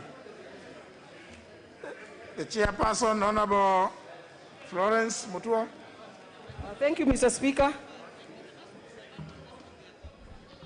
Mr. Speaker, I beg to move that, taking into consideration the findings of the Departmental Committee on Education and Research, in its report on the vetting of nominees for appointment to the Teacher Service Commission, laid on the table of the House on Wednesday, April 28, 2021, and pursuant to the provisions of Article 252B of the Constitution, Section 8.8 of the Teacher Service Commission Act 2012, and Section 3 and 8 of the Public Appointments Parliamentary Approval Act 2011, this House now approves the appointment of the following persons to the Teacher Service Commission. 1, Dr. Jamlek Muturi John, PhD, Chairperson, and 2, Mr. Timon Alfred Otieno Oyucho as a member. Honorable Speaker, the Departmental Committee on Education and Research conducted approval hearings for the following nominees for appointment to the positions of Chairperson and member of the Teacher Service Commission on 8 April 2021, Dr. Jamlek Muturi John for appointment as Chairperson of the Teacher Service Commission, and Mr. Timon Alfred Oyucho Otieno for appointment as member for the Teacher Service Commission. Mr. Speaker, the nominees followed the due process and the Clerk of the National Assembly also followed the procedure and advertised on the print media on Wednesday 31st, inviting the public to submit memoranda by way of written statements on oath affidavits on the suitability of the nominees in conformity with Section 6.9 of the Act. Mr. Speaker, I can confirm that by the close of submission deadline, the committee had received 2 memoranda contesting the suitability of 1, Timon Alfred Otieno Oyucho, for appointment as a member of the Teacher Service Commission from the following persons. 1, Mr. Eliud Owino of P.O. Box 49300, 00100, telephone number 0722-782806. In his submission, Mr. Eliud Owino averred that Mr. Timon Alfred Otieno Oyucho has no regard to rule of law, thrives on deception, and flourishes in the business of deceit through falsehood and manipulation of weak minds. As the Director of Legal, Labor, and Industrial Relations at the Commission, he is the chief architect of persistent friction between teachers and their employer TSC, through misleading, misadvising the Commission leadership to execute wrong decisions, which consequently has led TSC into gross violation of the Constitutions, TSC Act, Labor Relations Act, ILO treaties, conventions, protocols, and memoranda of understanding, including the UN chapter. The second one, Mr. Speaker, was from Mr. Zabulon Mboya of telephone 023-458-772, submitted that the nominee has consistently and persistently misadvised the Commission as the Director of Legal, Labor, and Industrial Relations, leading to the breach of the Constitution of Kenya, the TSC Act 2012. Further, he lacks integrity, empathy, and does not believe in rule of law and transformation of teaching service for quality education. Mr. Speaker, after consideration and deliberation on the memoranda, the committee took note of the petitioner concerns and resolved to make a determination of its own to establish the suitability of the nominee to be appointed as the member of the TSC Commission. The committee observed that both memoranda, Mr. Speaker, did not meet the required threshold as is provided under Section 6.9 of the Public Appointments Parliamentary Approval Act because they had not been signed under oath a commissioner of oaths. Mr. Speaker, all the fulfillments in the due process were followed, and the committee made the following observations. 1, Section 5 of the Teacher Service Act number 2020 of 2020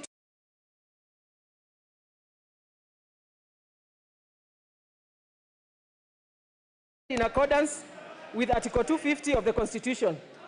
Mr. Speaker, currently the Teacher Service Commission has only 2 serving commissioners who were appointed in 2020 after the terms of the previous commissioners expired on various dates between 2019 and 2021. The 2 commissioners are from Central and Nairobi regions. It is apparent that at the moment the Teacher Service Commission is not properly constituted.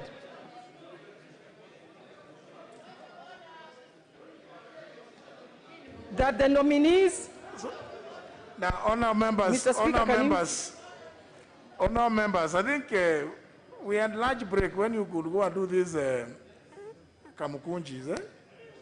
Allow the Honorable Florence to prosecute her matter, please. Thank you, Mr. Speaker.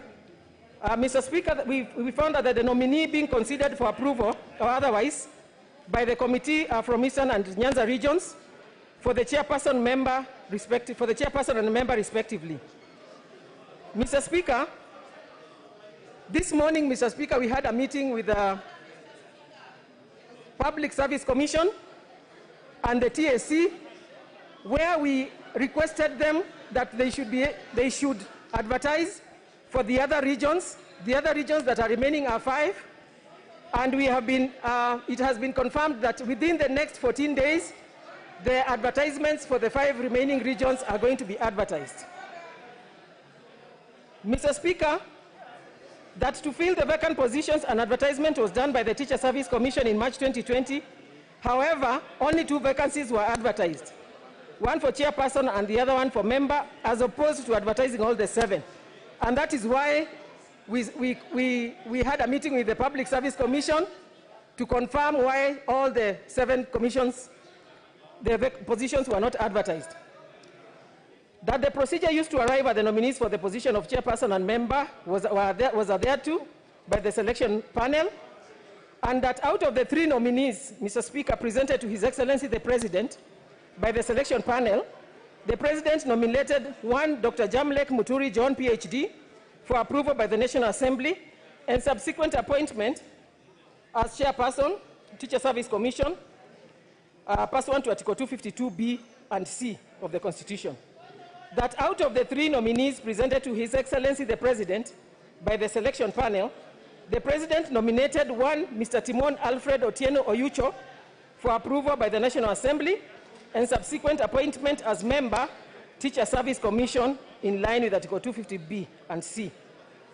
Mr. Speaker, we made the following general recommendations: that the appointing authority in making subsequent appointments towards attaining the full membership of the Teacher Service Commission should adhere to the provisions of Section 8, 16A and B of the Teacher Service Commission Act number 20 of 2012, which provides that in nominating or appointing a person as a member of the Commission, the panel and the President shall observe the principle of gender equity, ethnic and other diversities of the people of Kenya, and shall ensure equality of opportunity for persons with disability, and lastly, take into account the national values and principles set out in Article 10, 27 and 232 of the Constitution.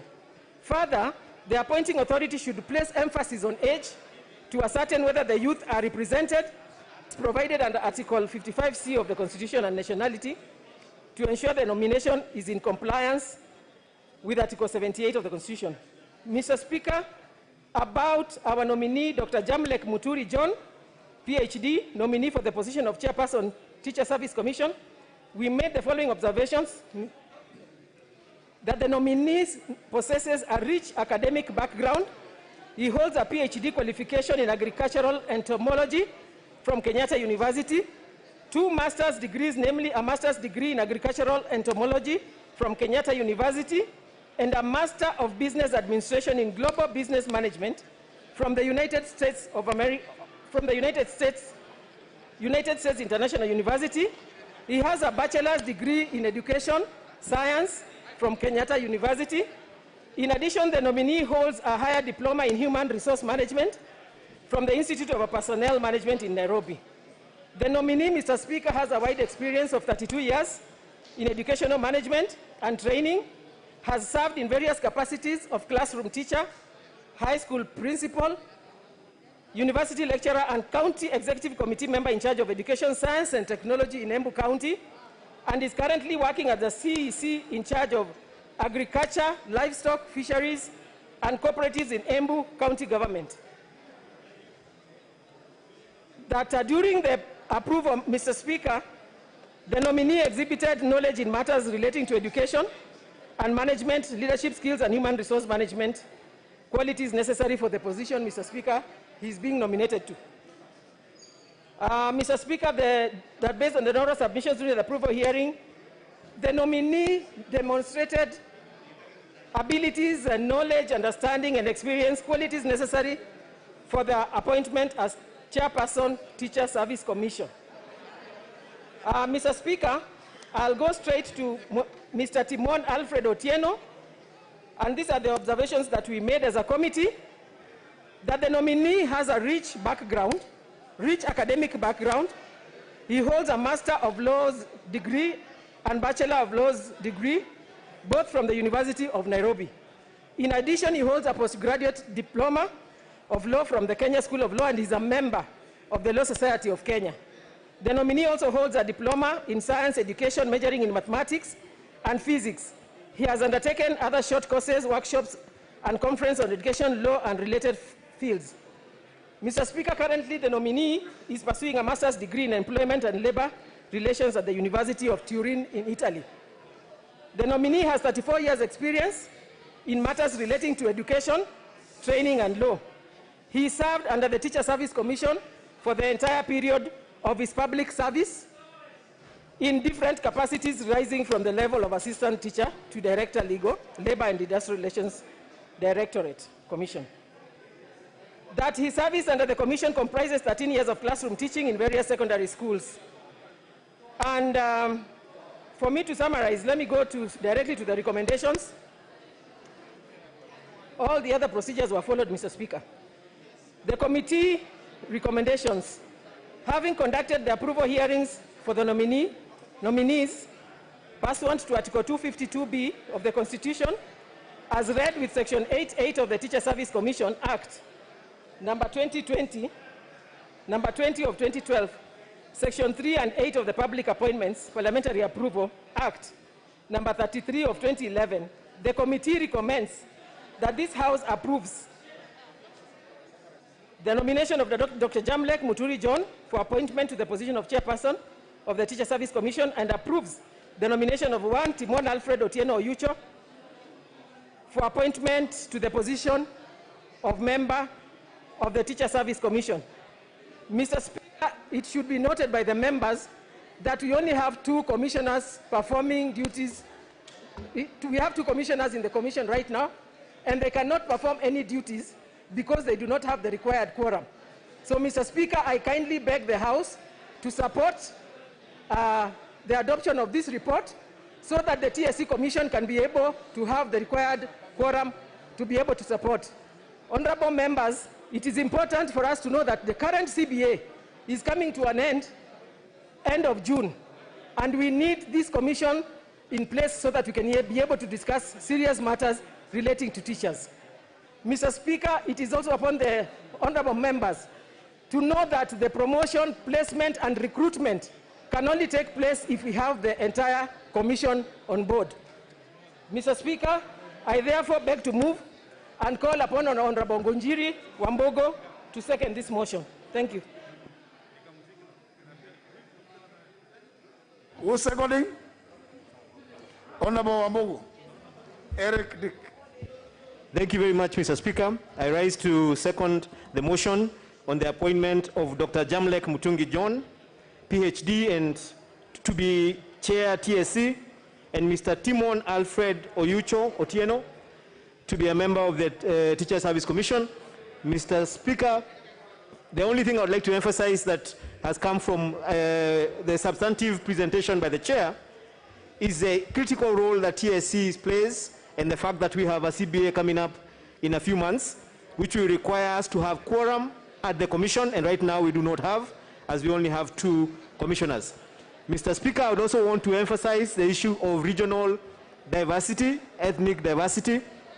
Mr. Speaker, when we were interrogating these nominees for the commissioner, we raised the issue with the TSC, and it was also raised this morning with the head of the public service, that there were 7 vacancies and only 2 were advertised. And we have been informed that part of this is because there is a structure of ensuring that the commissioners' terms expire in a staggered way, so that we do not find ourselves in the situation we find ourselves right now, where we do not have quorum at the commission. However, we are assured that currently, if the House supports this report to pass these 2 nominees, we are advised that an advertisement will be coming up within the next 2 weeks to ensure that we also have the remaining 5 positions advertised, and to take cognizant of the fact that of the need for regional diversification.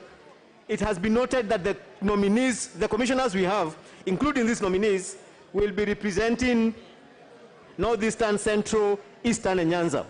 That means Rift Valley, Western, Nairobi, and Coast nominees or commissioners are the ones who will be advertised in the coming advertisements to ensure that TSC has a regional representation and that it is able to ensure that the voices of every part of this country is represented. Mr. Speaker, the other thing we urge the public service is to ensure that we also have youth represented in that particular commission. And we're looking forward to the adverts.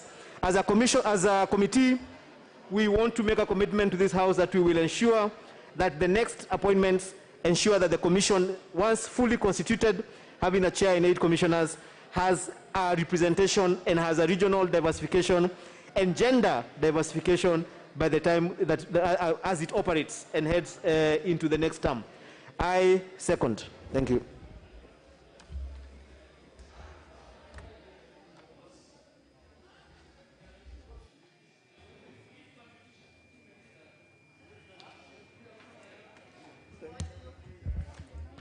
Honourable members, I propose a question, which is that taking into consideration the findings of the Departmental Committee on Education and Research in its report on the vetting of nominees for appointment to the Teacher Service Commission, laid on the table of the House on Wednesday, April 28, 2021, and pursuant to provisions of Article 250, Clause 2, Paragraph B of the Constitution, Section 8, Subsection 8 of the Teacher Service Commission Act of 2012, and Sections 3 and 8 of the Public Appointments Parliamentary Approval Act 2011, this House now approves the appointment of the following persons to the Teacher Service Commission.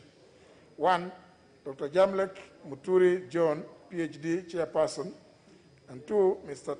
Timon Alfred Otieno Oyucho, Member.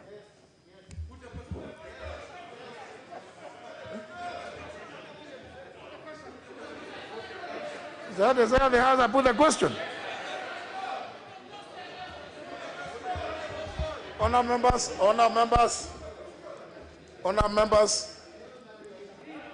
it's the desire of the House that I put the question. Yes.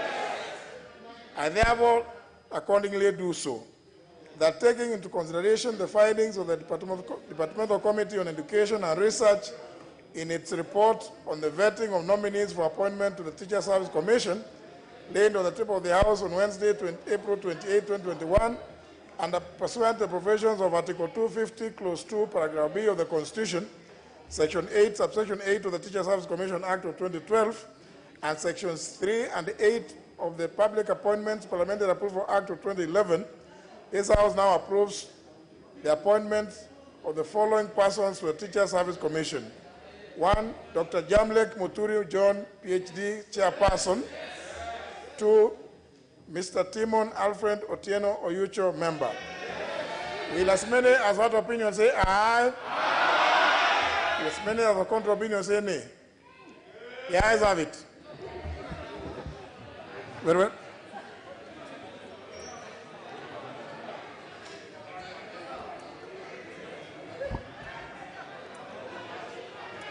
Order number 10, the Constitution of Kenya Amendment Bill 2020, second reading. There? Clerk.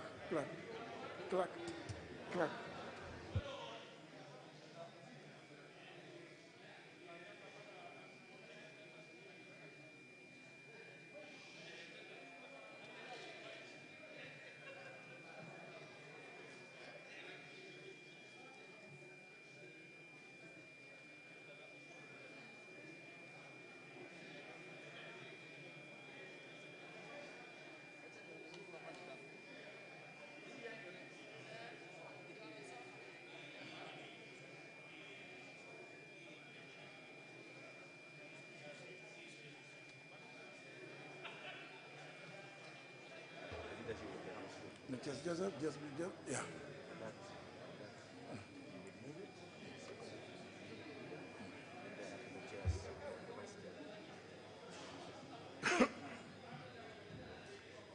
Sinimaliza hii.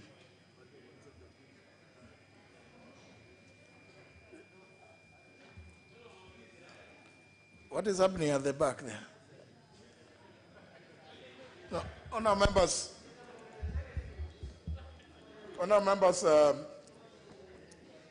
we are now on business appearing on the order paper as number 10, which is the Constitution of Kenya Amendment Bill 2020.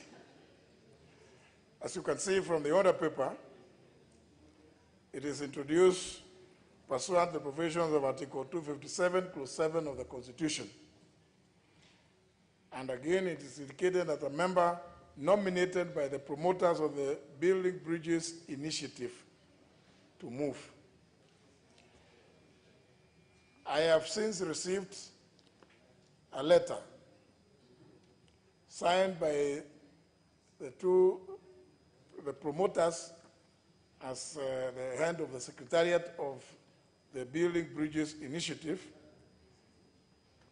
indicating that a request that they have appointed the leader of the majority party to be the person in the House to move the bill for second reading, and the leader of the minority party to be the person to second.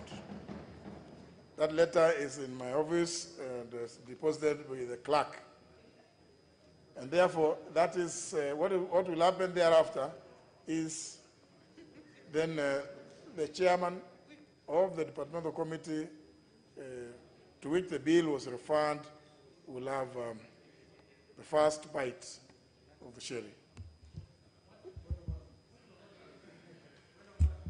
What is your point of order, Honorable Sankok? No? Honorable Speaker, thank you for giving me this opportunity. I rise on a point of order under Standing Order 83 to seek your guidance on whether the timelines exposed in Article 256 of the Constitution Amendment by Parliamentary Initiative on the 90 days for calling of the Constitution of Kenya Amendment Bill 2020 for second reading apply. Honorable Speaker, as you are aware, Article 257 of the Constitution is silent on timelines and stages for consideration of the bill. Indeed, Article 57 of the Constitution only applies Article 256(4) in respect to assent of the bill only, and hence Article 256(1) may not apply. Honorable Speaker, for clarity purposes, in this case, are we in order to proceed to consider the bill for second reading in light of the timelines set out in Article 256(1) of 90 days? Honorable Speaker, still, I seek your guidance on whether a bill to amend the Constitution can be amended. As seen from the report of the Joint Committee, the National Assembly Departmental Committee on Justice and Legal Affairs, and the Senate Standing Committee on Justice, Legal Affairs, and Human Rights, the report of the joint committees raises serious constitutional issues contained in Clause 43, 44, 66, 67, and the second schedule to the bill that, in view, should inform amendments to the bill. Honorable Speaker, these clauses deal with the offices of the Now, Honorable Sankok. Yes. You know, I want to just spare. You're on a point of order, but now you are debating something which is not even before the House. No, until the bill has been moved. Yes. All those things you're writing about, clauses, what, they are just for entertaining yourself. Honorable Speaker, I'm seeking your guidance. No, just a minute. Honorable members, the Honorable Sankok has the floor.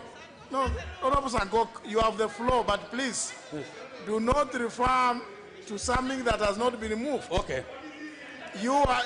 But however, you are perfectly in order to raise the issues about Article 256. But unfortunately, Honorable Sankok, so that we don't waste time. Yes. And no other member waste time on this. The issue you have raised about 90 days is when it is a parliamentary initiative. It is a parliamentary initiative.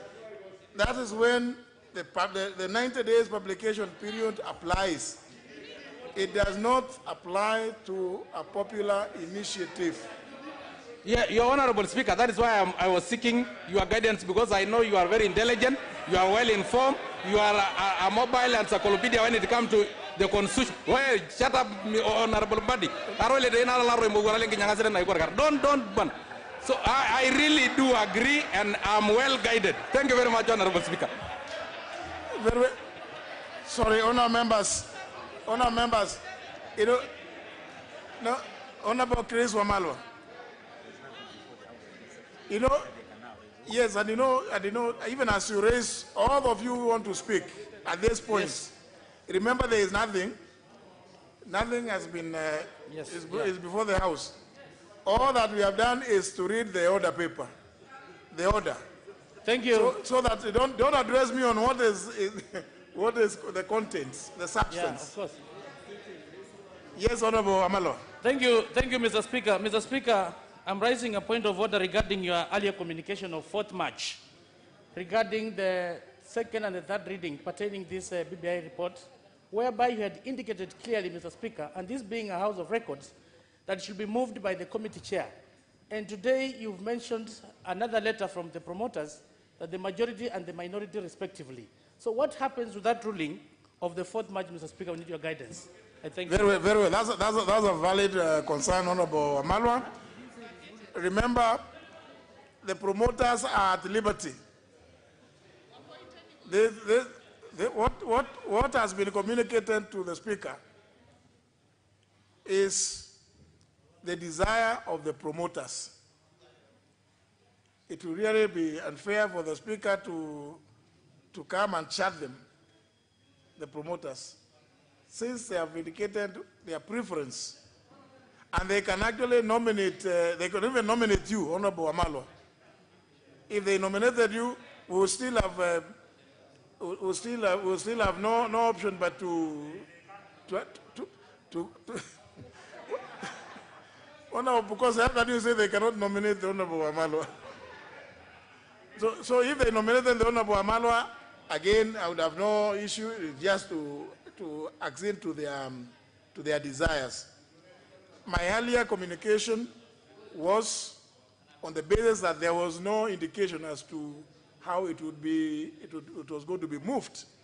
And I came in as an agent of necessity to give a preference of what I felt at the time should be the right way. And that's why I indicated that the chair of Justice and Legal Affairs Committee was to move.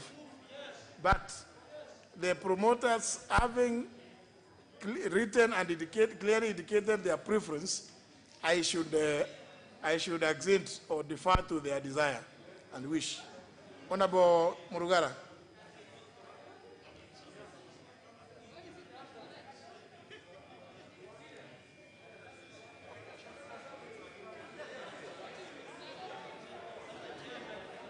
Honorable Gitonga Murugara.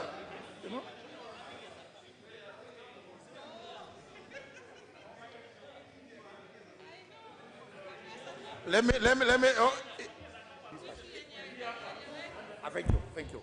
Thank you, Mr. Speaker. Mr. Speaker, my point of order is on the report that was tabled this morning. And we have received an extract of 170 pages this morning.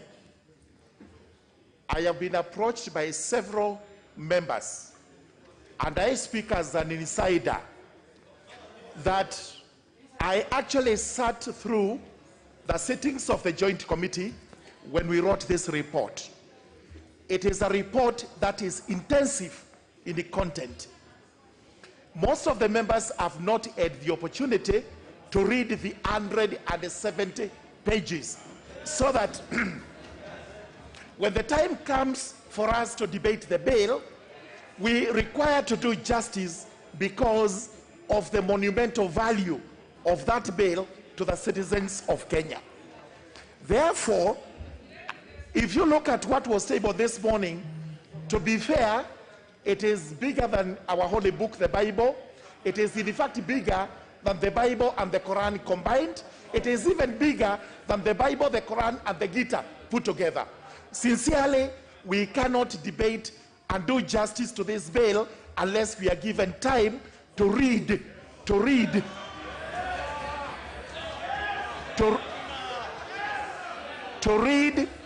the report, to internalize it, and ensure that we have quality debate to the bill. Therefore, understanding order number one, Honorable Speaker, I beseech you to exercise your discretion and give us, the members and everyone, not less than 7 days to read this report and then debate the bill. Thank you, Mr. Speaker.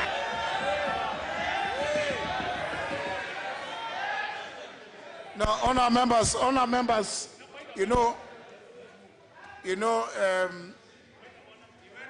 please, honor members, let us just treat each other with decorum and also with some element of seriousness.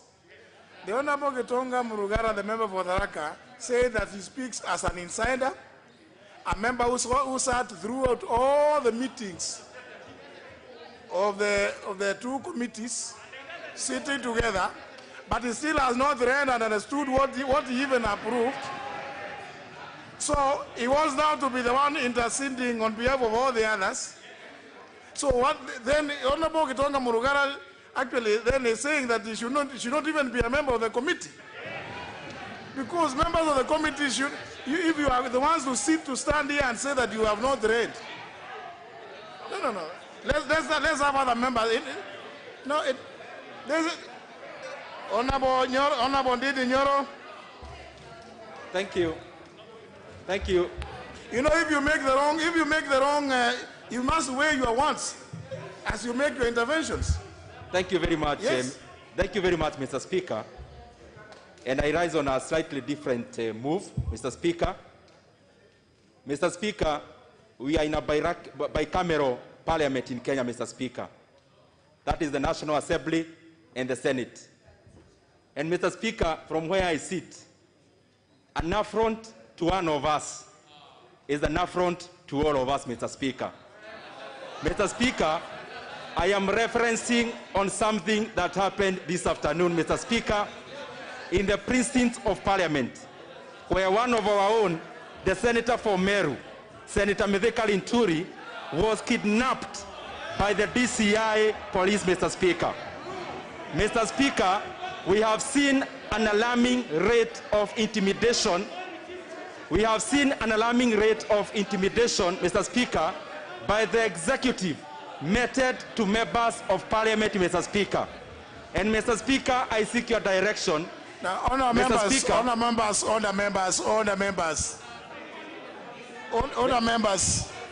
let him say what he has to say. I am sure, maybe more than any of you, I have the answer. Mr. Speaker, so let him say what he has to say. We have seen an alarming rate of intimidation, Mr. Speaker, meted on members of Parliament, and especially by the executive. And Mr. Speaker, I was just trying to say that this afternoon, one of us, the Senator for Meru, Mithika Linturi, was actually kidnapped by some people who are suspected to be DCI officers, Mr. Speaker. Mr. Speaker, I want to say that it is barbaric, and especially at such a time that you have come to debate a document that ostensibly is bringing about good governance, Mr. Speaker, to our country. I think this is diabolical, it is backward, and it has to be stopped, Mr. Speaker, by members of this Parliament, Mr. Speaker, that is the National Assembly and the Senate. And I also want to remind the executive, we can no longer continue to guard our democracy through the barrel of a gun. Mr. Speaker, democracy is a matter of debate. Mr. Speaker, it is a matter of opinions. And Mr. Speaker, we cannot pretend and purport that we are coming here to debate a BBI report, Mr. Speaker, that purports, Mr. Speaker, to even expand, Mr. Speaker, democracy and the voices of all when members of this parliament are intimidated on how to debate this report, Mr. Speaker. Very well, Honorable. Mr. Speaker, I seek your indulgence that we suspend this sitting, Mr. Speaker, until we know the welfare of one of us, Senator Mithika Linturi, Mr. Speaker, whom actually we don't even know whether he's alive, Mr. Speaker, after he was kidnapped by the DCI officers at the precincts of this parliament. Thank you, Mr. Speaker, and I submit. Honour members. No, don't get agitated, honour members. You know, if I allow all of you now to react to this, I'm sure we just a minute. Don't raise up your hands now, please. The matter which the Honourable Didi Nyoro has raised had already been raised with me earlier, and I'm sure, as you know, no house commands the other on how to transact its business. And the Honourable Senator Mithika Linturi has since returned to the other house. He is safe. That other house will deal with that matter as appropriate. They have sufficient rules and regulations that govern the protection of members as appropriate, especially when members are coming to perform parliamentary duties within the precincts of Parliament. So that matter is in very safe hands, Honourable Didi Nyoro. The Honourable Mithika Linturi is safe, and there is no cause for us to suspend, to go and demonstrate on the streets, because we are lawmakers. We don't want to do that. Let's deal with the issues. Those responsible will have to go and answer before the appropriate Senate committee dealing with issues of privileges of members. So I think let's not get excited about this. It is okay. The matter is okay. The member is safe in the precincts of Parliament. So let's now do business on our members. Yes, let's do business now on our members. Yes. Thank you. Thank you, Honourable Speaker. Mr. Speaker, sir, I beg to move that the Constitution of Kenya Amendment Bill of number 2020 be now read a second time. And at the outset, I want to thank the promoters of the Building Bridges initiative for this singular honor to me to move this bill.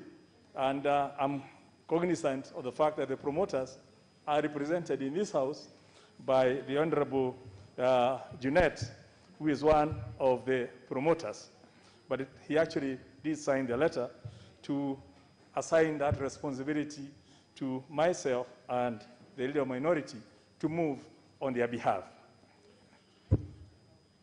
Honourable Speaker, I wish to remind the House by way of background, that following the chaos that manifested after the 2017 presidential elections, we then had a peace deal which has been globally recognized as the March 2018 handshake between His Excellency President Uhuru Muigai Kenyatta and Right Honorable Raila Odinga,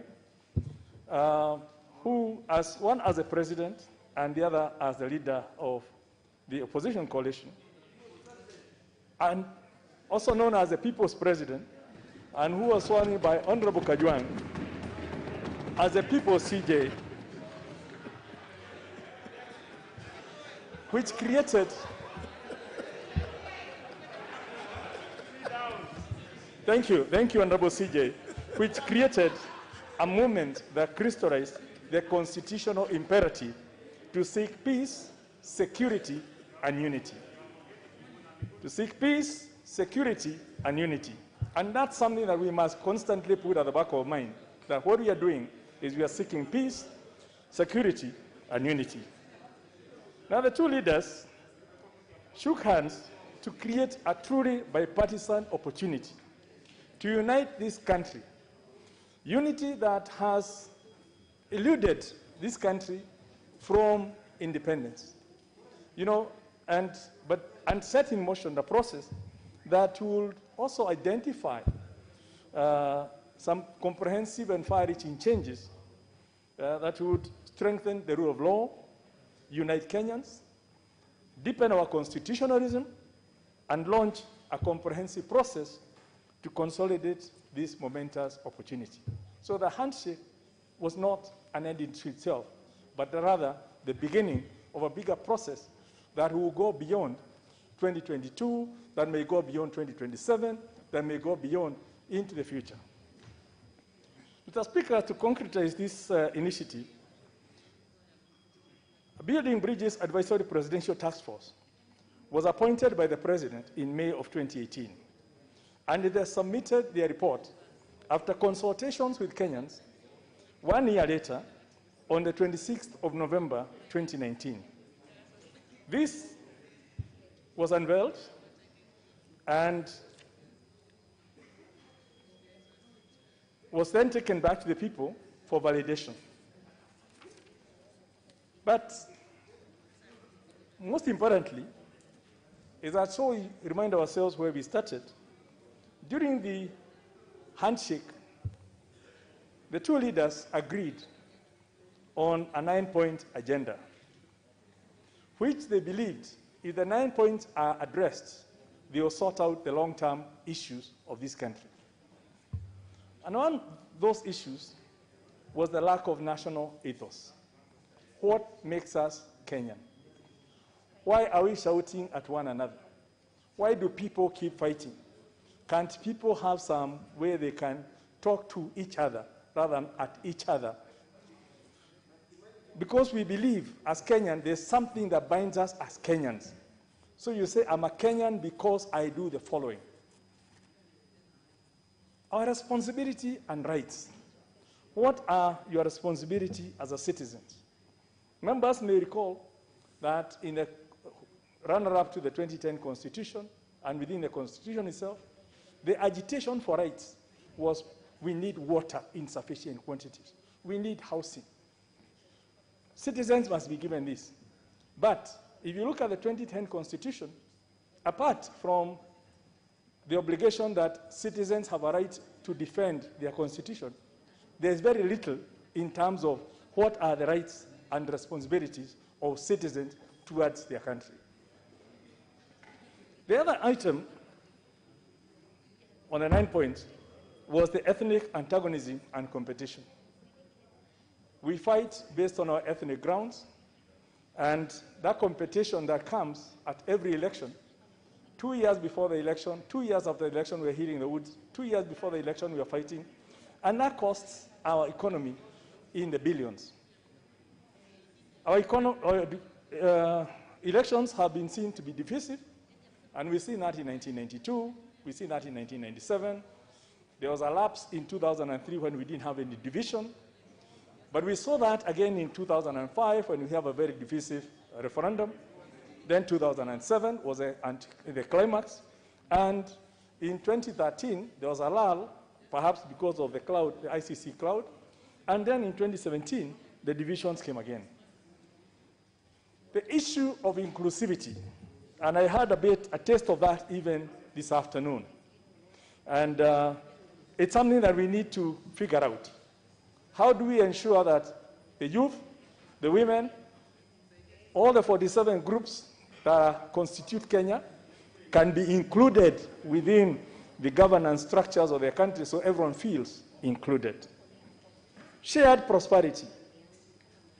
How do we ensure that we don't have these feelings that some people are getting more than the others in terms of resources, or others are producing less than the others, yet our national GDP, when we now talk of we have a national GDP, our national prosperity, how do we ensure that every Kenyan can feel that they have a fair share of the national cake?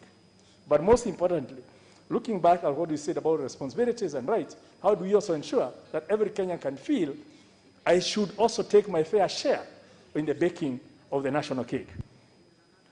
The other item that was to be addressed through this BBI was the bigger issue of corruption.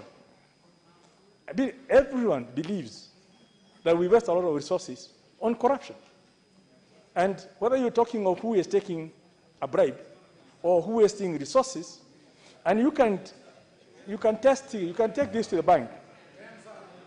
It doesn't matter whether it's KEMSA, whether it's everywhere, but generally, the sheer fact that we have an ethics and anti-corruption commission in our constitution is a sure admission that corruption is so much into our system that we actually need a constitutional commission to try to remove it. In countries where they have sorted out anti-corruption issues, you don't even have a corruption police force because they have sorted out by sorting it out as part of its national ethos, that we hate corruption because it's bad, it deprives people of services. The other issue is devolution, which was one of the 9 points. 2010, we said let's move from decentralization of services to actual devolution of services. And the decentralization, you're basically moving government down. You may recall the issue hitherto of the district focus for rural development, where government services were being taken to the districts.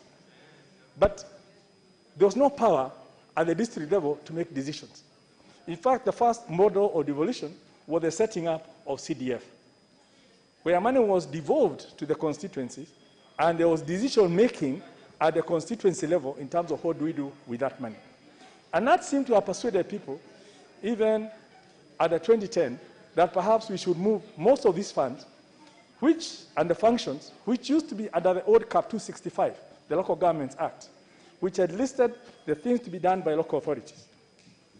And they were scheduled and said, let's not just give to our local governments, let's even shift the focus of these local governments. They're not just local government, these are county government. Change their names, even the whole nomenclature, give them functions, give them power, and even let them elect their own representative rather than those being appointees or the Minister for Local Government. But that devolution, 10 years down the line or 8 years down the line, it's time to look at it and say, has it worked? And I'll be coming back to that later. And then, obviously, the other issue was that safety and security. Because you can't have peace unless you can guarantee safety and security.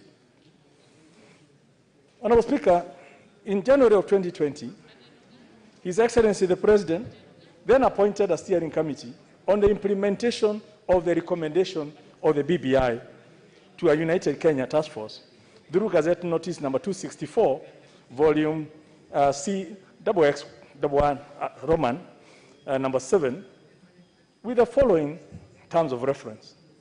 And one of them was to conduct the validation of the task force report on building bridges to a United Kenya through consultations with citizens, civil society, faith-based organizations, cultural leaders, the private sector, and experts, and then to propose administrative, policy, statutory, or constitutional changes that may be necessary for the implementation and recommendations contained in the task force report, and consider any relevant contributions made during the validation report.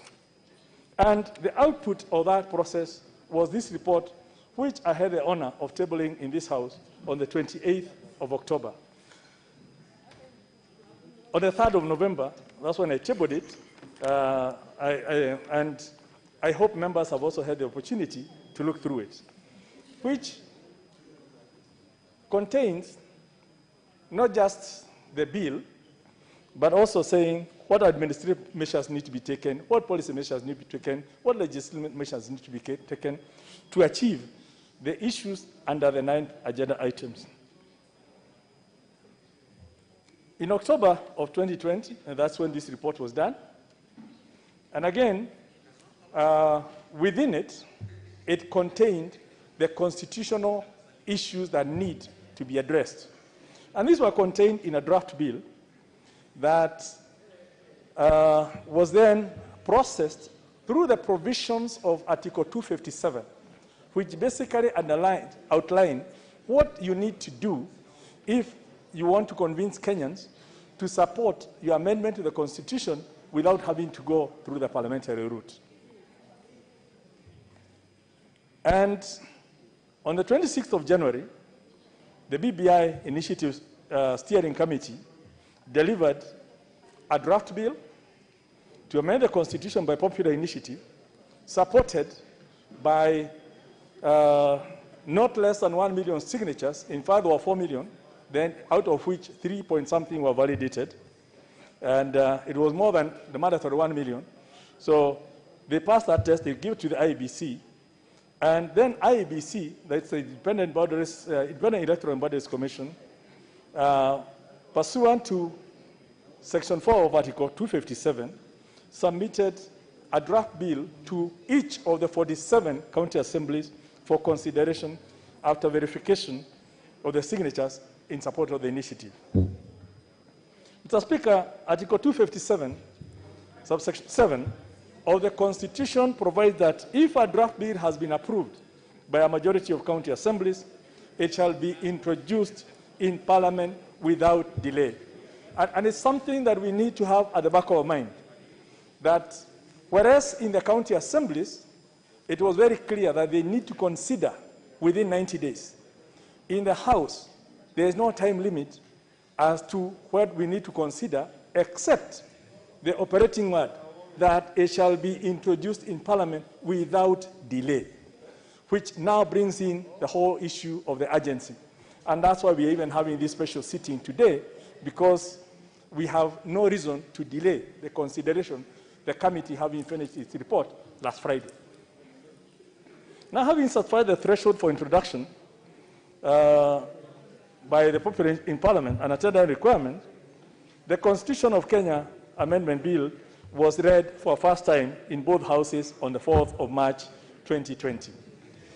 Members, it was introduced without delay from the county assemblies, but you now remember we are almost 2 months since it came to this house, and it's important we just remind ourselves that the clock is ticking and people are looking at, is this house processing it without delay? Honorable Speaker, in your communication dated the 4th of March on the draft bill, you informed the House that upon reading of the bill would be referred to the Departmental Committee on Justice and to undertake public participation on the bill, and it will be brought back to the two houses. As Mr. Speaker, you're also aware, and you've mentioned this and we debated this before, that currently we actually don't have the legal framework or legislative framework within our statute law or even within our standing orders for the processing of an amendment to the Constitution by way of popular initiative. And indeed, this has presented a legal minefield that the House has had to cautiously navigate. And indeed, the receipt of a letter today and has now made your life far much easier, because you would have had to decide who moves a bill that is promoted by people who are strangers to this House. But at least now we have precedent that even in future, the promoters will be requested to nominate who moves on their behalf. Indeed, at the very onset, you recognize these challenges, and in your earlier mentioned communication dated 4th of March this year, some of these challenges were referenced that included at the first instance the issue of publication of the bill, the procedural gap with regards to moving a second bill, which we have now resolved, and indeed what happens on all the various sittings. Honorable Speaker, allow me to reiterate the words of General Colin Powell, a former U.S. Secretary of State, a former general and also a former Secretary of State, in his famous quote that great leaders, and I quote, great leaders are almost always great simplifiers who can cut through argument, debate, and doubt to offer a solution everybody can understand. Mr. Speaker, indeed, allow me to congratulate you for exhibiting these great traits as quoted above and providing guidance at that to us that has assisted the House in discharging its constitutional mandate, especially within the lacunas that we find ourselves in. I also want to, at this point, also thank the two co-chairs. Our chair of the Justice Legal Affairs Committee, the Honorable Mutuli Kigano, and his co-chair in the Senate, the Honorable Omogeni.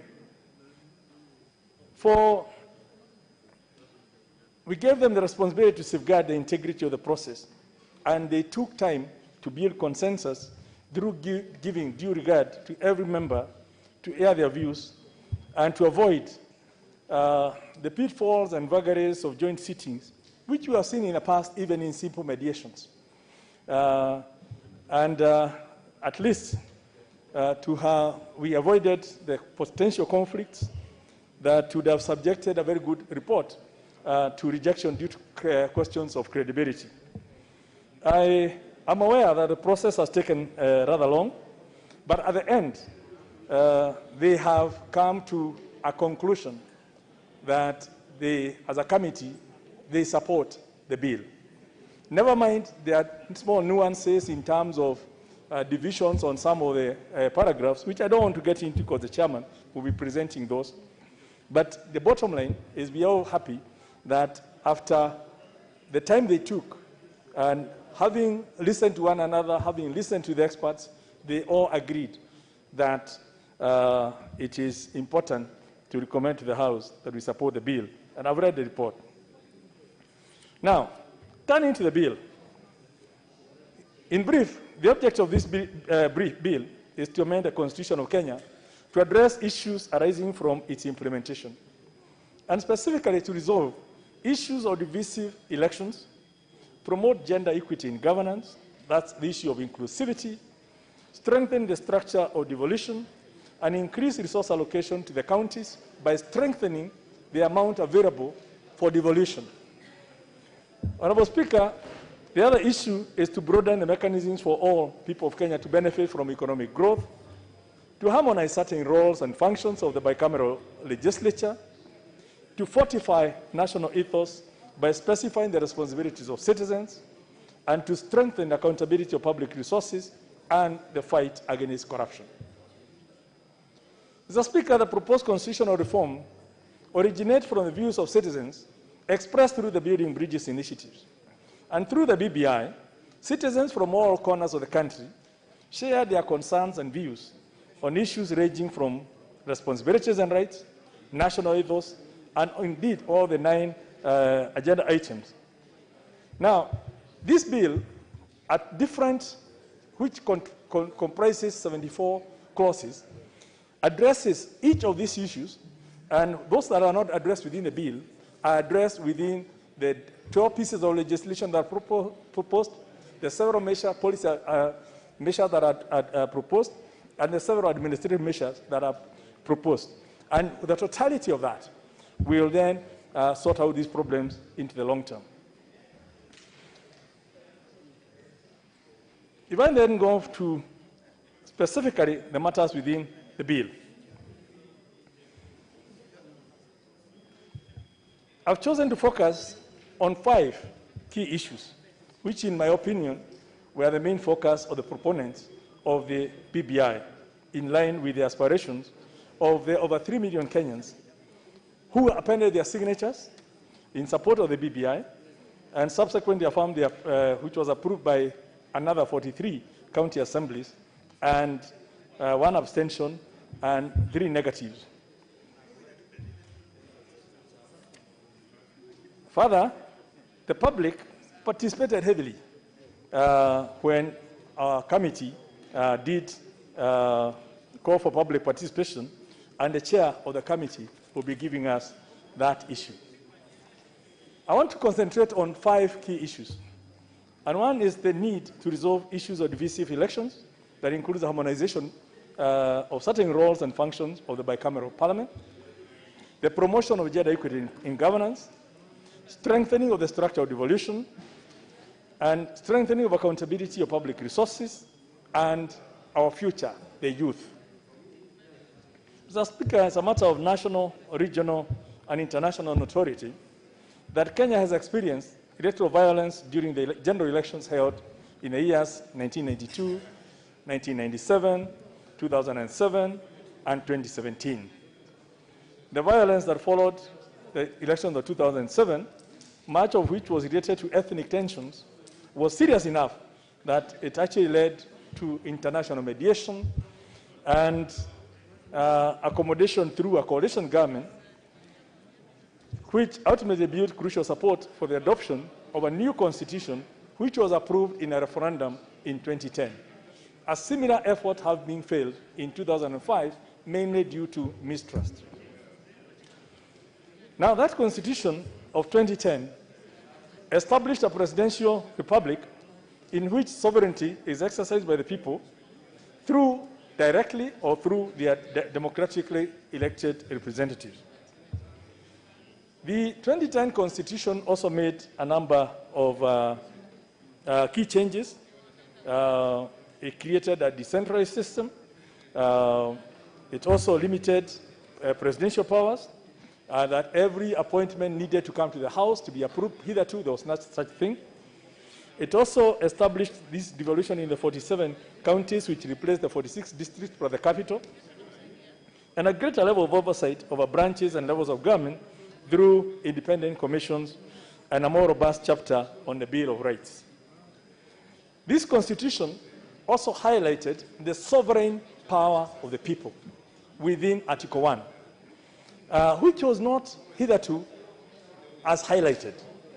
And more importantly, also gave the people, after like 20 years of agitating to change their constitution, and you know, all the Saba movements, all the tear gas in the streets, until people went to Bomas, through after Ufungamano and all those issues.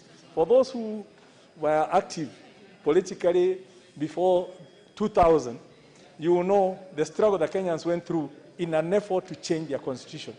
So the 2010 constitution said Kenyans will never again have to fight on the streets to change their constitution. All they need is use a legal route, which was then prescribed within Article 257, also known as the Popular Initiative, that if Parliament or the government of the day are not willing to change the constitution for the benefit of the people, you now have a route in Article 257 through which you can actually change the constitution. And this bill is the first to come out to this House through that initiative. So it's thanks to the efforts of the Constitution of 2010 that we now have, that the people of Kenya can now come through this House and ultimately to the other Kenyans and persuade them to change the Constitution, whether we as a House support it or not, whether the government supports it or not. But the people want a certain change. The Constitution says they will get it. Mr. Speaker, I didn't mention that following the 2017 general elections, much as Kenyans had hoped that the 2010 Constitution was going to solidify the unity and lead to peace and stability into, ever after, the elections of 2017 brought out that perhaps there were still some simmering issues that unless they are addressed, we will never reach our nirvana that we hoped our 2010 Constitution would take us through, because tensions were still there. And it is taking this in mind that His Excellency the President, Uhuru Kenyatta, who had committed himself and his Jubilee Party to healing and unifying Kenya, he began reaching out to the leaders across the political divide, including the opposition, in a lengthy and tedious exercise which culminated in the famous handshake. And we must remember that apart from being a Jubilee Party political pledge to unite Kenyans, it's also one of his obligations under Article 131(2) that requires the President to promote and enhance the unity of Kenya. So part of the pursuit of the handshake is in pursuit of a constitutional obligation by the President to unite and to promote and enhance the unity of Kenya. Mr. Speaker, this bill is proposing to replace this pure presidential system that we adopted, copying a bit from America, perhaps without realizing we are talking of a federal system in America. A federal system where resources are residents in the states, and only about 30% of the GDP is actually controlled within the federal government system. But 70% of the resources and service delivery is within the states. We have the opposite, where 85% of the resources are in the national government and 15% in the county government, and we actually thought we could replicate an American system and bring it here and try to do it. So what it's proposing is that let's go back to what we've always known, the Commonwealth system of government, albeit with some modification. Because we don't have a monarchy, we have a president, something we started with in 1964 when Kenya became a republic. Mr. Speaker, it's always amused me that we all talk we are using an American system of government, when our own speaker is the president for the Africa Commonwealth Parliamentary Association.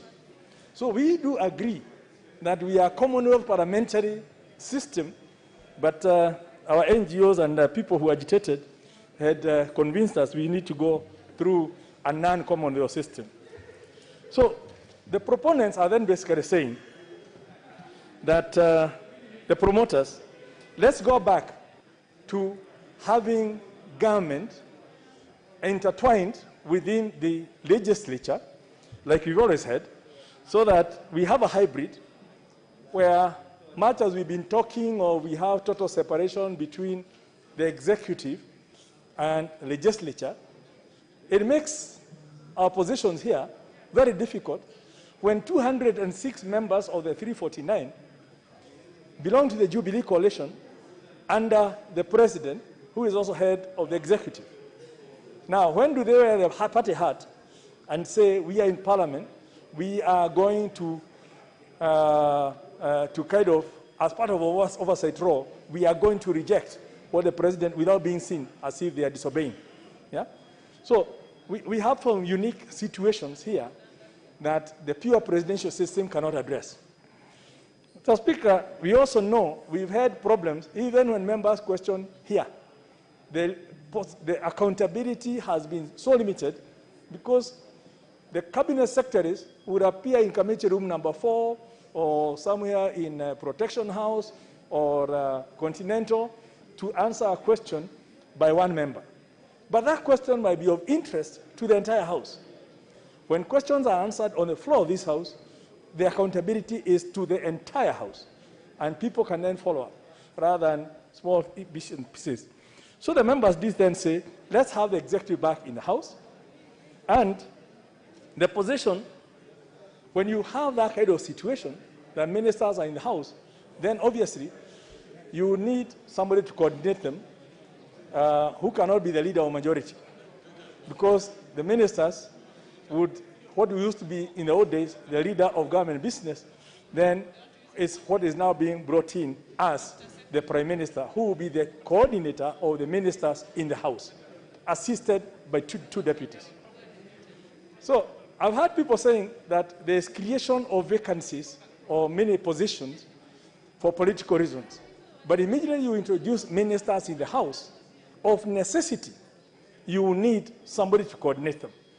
And that person can be the first among them, who is the Prime Minister, yeah? Or the Premier Minister, which is the First Minister, if you like, assisted by two deputies. And then the current situation where you have chief administrative secretaries who are supposed to be the interlink between Parliament and the executive will now be taken over by assistant ministers or deputy ministers appointed from amongst the members of Parliament, so that business can be conducted here and we can really have members sitting to the right of the Speaker representing the government side and members to the left representing the opposition, led by the official leader of official opposition and the shadow cabinet. And that system has worked before. We know it can work, and it will continue working. Mr. Speaker, As regards the second issue of the two-thirds gender rule, we know in 2010, we agreed that Kenyans said that we should have a system of governance that ensures that two-thirds, no more than two-thirds of one gender must be represented in elective or even appointee positions. And that was contained within Article 27(8), which says the state shall take legislative and other measures to implement this principle to ensure that no more than two-thirds of the members of elective bodies shall be of the same gender. Now, it's been tried like 6 times in this House, and every attempt has flopped, including us being threatened with a dissolution of the House because people went to the Chief Justice to say we have failed, and hence we should be dissolved. And the President, in his wisdom, knew that there was an initiative that was also coming, and hence could well be used to solve this problem so he doesn't have to dissolve Parliament, because let the people of Kenya decide on how they want to handle this issue. Because it's the people of Kenya through a referendum in 2010 who put this challenge onto Parliament. So we're fortunate as Parliament that the promoters of BBI have taken this challenge from us, and we'll be taking it to the people to say, in 2010, you brought in the two-thirds gender rule. Can you now make a decision as to how we constitute Parliament without forcing you to nominate, to elect and so, because Article 38 is very clear that you cannot, people have a choice of who to vote for or where to buy. Because of those issues, BBI is solving our problem, and we're happy and we hope that the people of Kenya will then make a decision on that as they did in 2010. Mr. Speaker, one of the other innovative things that happened in terms of the amendments to Article 97 is that much as we are thinking that in the event that members are not, that the public does not elect members in the proportions envisaged, the two-thirds, even after political parties will be forced to provide lists that are gender compliant, if I use the word, the top-up will also not just be by people picking people who have not participated in an electoral system, because the whole point of the top-up is to help people to participate in election. So it will be tied to people who've actually participated in the election. As regards the strengthening of the structure of devolution, Mr. Speaker, I wish I could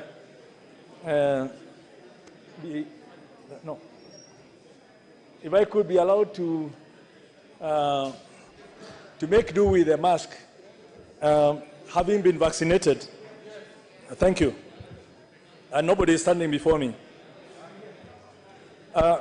As regards the strengthening of the structure of devolution, an increase in the resources,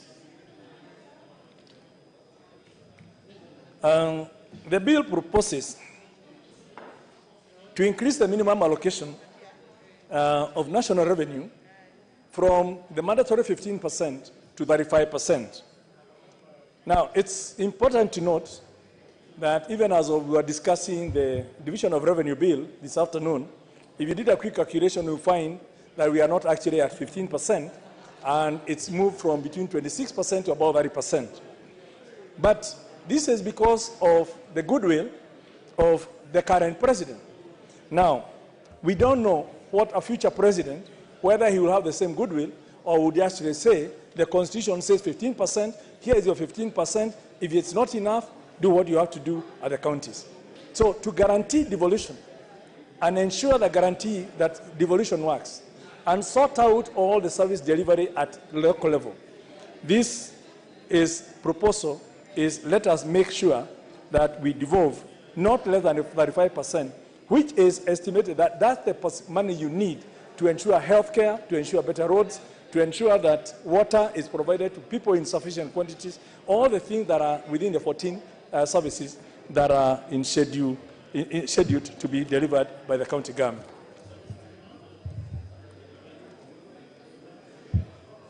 Mr. Speaker, the bill in clause 50 also proposes to amend Article 203 on equitable share and other financial laws to expand the criteria for determining the equitable share to include the need to eradicate corrupt practices and wastage of public resources, the need to ensure the attainment of the economic and social rights guaranteed under Article 43, so that money is not just going to the counties, but it must be tied to the extent to which they are actually attaining the economic rights, and also a certain compression to ensure that the average amount of money allocated per person in a county with the highest allocation does not exceed more than 3 times the one with the lowest. Honorable Speaker, we said one of the biggest issues has been competition for resources.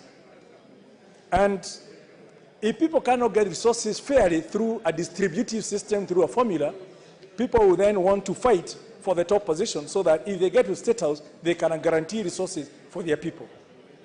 Immediately you show fair distribution of money across all the counties and also give people more money by giving 35%, and services are delivered at that local level, the competition for positions at the top will diminish because everyone is getting what they need. That's why you don't find the cutthroat competition in UK, you don't find the cutthroat competition in Europe, you don't find that cutthroat competition in the US, but because the state provides all the resources fairly across the entire country. But here, we believe unless one of your own is at the top, you will not be guaranteed resources because there's no fair distributive system that is within the law. And what this is going to do is by increasing the amount of money to 35%, so you're reducing the power at the center and the people having to kowtow to a power that be to get services because they have them there. Let people decide on their governor. 2, you're also devolving this money equitably. And when you now come also to the amendment that I also proposed within Article 89 and the others in terms of the fair distribution of seats, is the voice is also adequately distributed.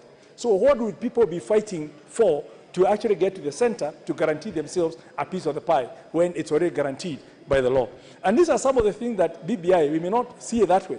But when you now look at the bigger picture, you will see that just by those 3 provisions, it will mean that people, their appetite for fighting at the top will drastically reduce.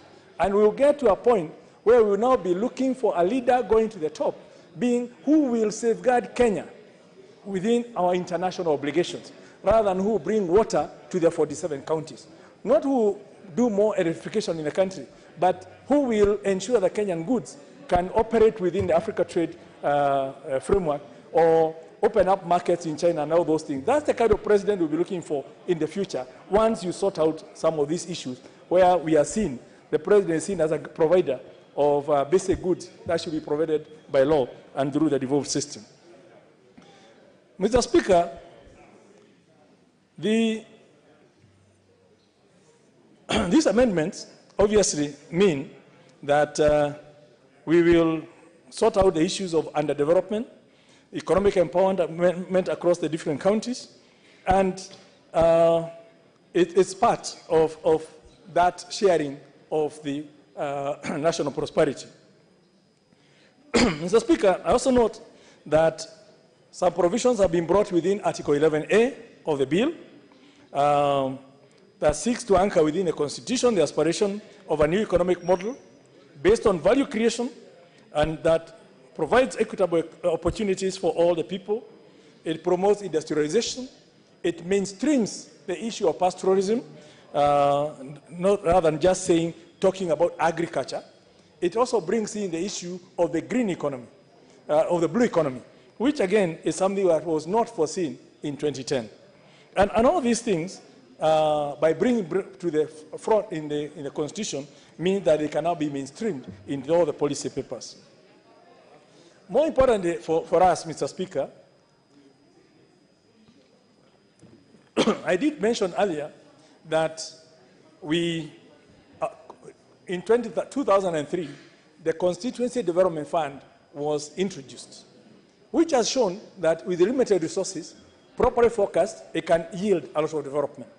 But this has always had challenges, especially with the 2010 Constitution, in terms of its constitutionality. And I know our Speaker has been working hard in terms of some of the laws that were declared, and he will report at the appropriate time. But within the Constitution now, what the promoters have done is they've said, let CDF be an integral part of the Constitution. And at the constituency level and also at the ward level, we have a similar fund. So that a governor who feels that there is a member of the county assembly who is constantly challenging him on governance and then decide to punish that MCA with no development, we will now find they can't do it because as of right, there is an amount dedicated to every ward, which means that you can now agitate at the county assembly for proper governance of the resources being taken there without risking development in your ward. And these are part of the things that we are talking of that will help eradicate poverty while also strengthening governance. Mr. Speaker, Clause 12 of the bill also proposes some amendments to Article 96 of the bill. And you know, Article 96 basically has been giving powers to the Senate, very limited powers in terms of oversight over national revenue distributed to the counties. What the promoters have done is they have said the Senate should not just be oversighting national revenue, but they should also be oversighting the expenditure and also oversighting the revenue collected by the counties. So now, at least Senate has a role. Now, if you also add up to the proposed amendments to Article 179, Mr. Speaker, where it said before that, I think it's 179.4, where it said before that the governor and the deputy governor are the CEO and deputy CEO of the county. And it stopped there.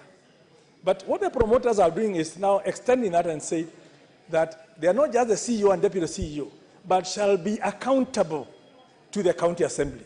So that now it's very clear in the Constitution that the governor and his deputy or her deputy shall be answerable to the county assembly, which was not there in the old Constitution, and they chose conveniently when to be accountable to the Senate or when to be accountable to the county assembly, depending on the severity of the matter.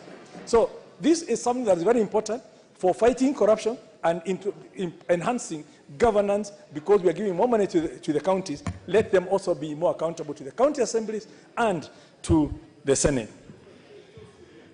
As I get towards the close, Honorable Speaker, we also have seen there's also lots of other changes in terms of elevating the Director of Public Prosecution, strengthening the office, in terms of it's proposed to be an independent office, so that the DPP will not be at the beck and call of the executive or somebody to say, arrest this one or release this one because they are compliant. It will operate as an independent office, and even the qualification of the office have been enhanced so that we actually get a Directorate of Public Prosecution that will be of help to Kenyans. And this goes alongside also the elevation of the Director of Criminal Investigations.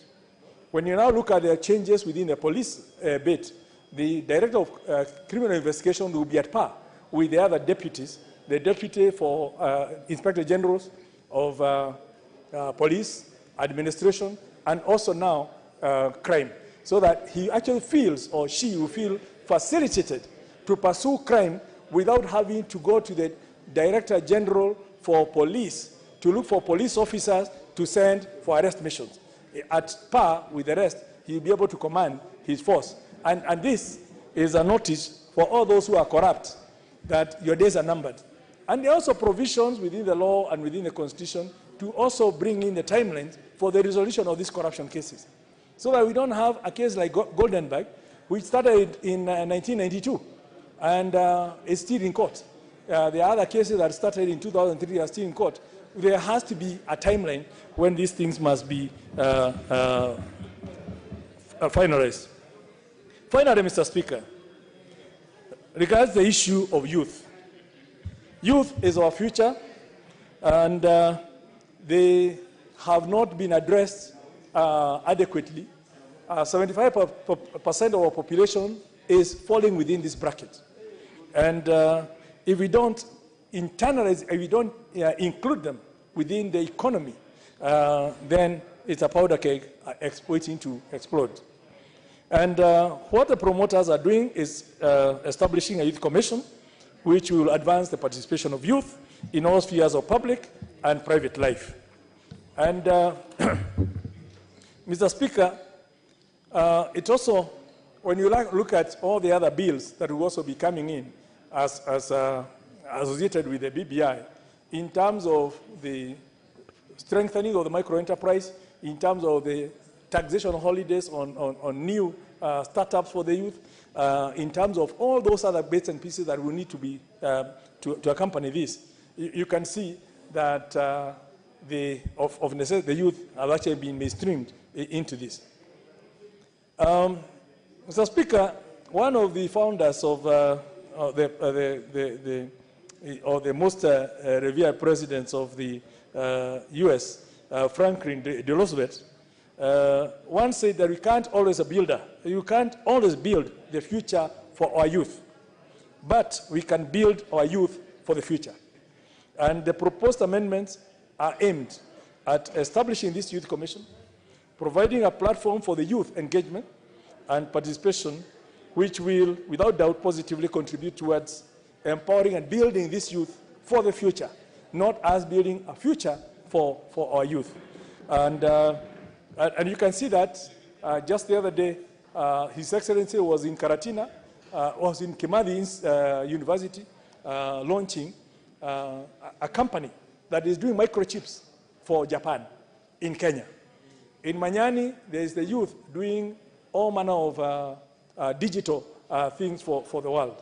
So our future is empowered, and all we need is to mainstream some of those things and guarantee them into the Constitution. As I conclude, Mr. Speaker, allow me also to reiterate the words of one of the biggest civil rights movement activists, MLK, or Dr. Martin Luther King, Jr., who said, and I quote, that one of the great liabilities of history is that all too many people fail to remain awake through great periods of social change. Every society has its protectors of status quo, its fraternities of the indifferent, and its fraternities of the indifferent who are notorious for sleeping through revolutions. Today, our very survival depends on our ability to stay awake, to adjust to new ideas, to remain vigilant, and to face the challenge of change. End of quotes. In this regard, I wish to ask members that we're being called upon to join this revolution to change Kenya to a better place, so that our future children, our current children and our future and their children can have a place that they will say there were people before us who, following in what happened in 2010, took a constitutional moment, which the president has been talking about, and have made our constitution much better and have guaranteed us a future that will then ensure that we will be better off than our parents.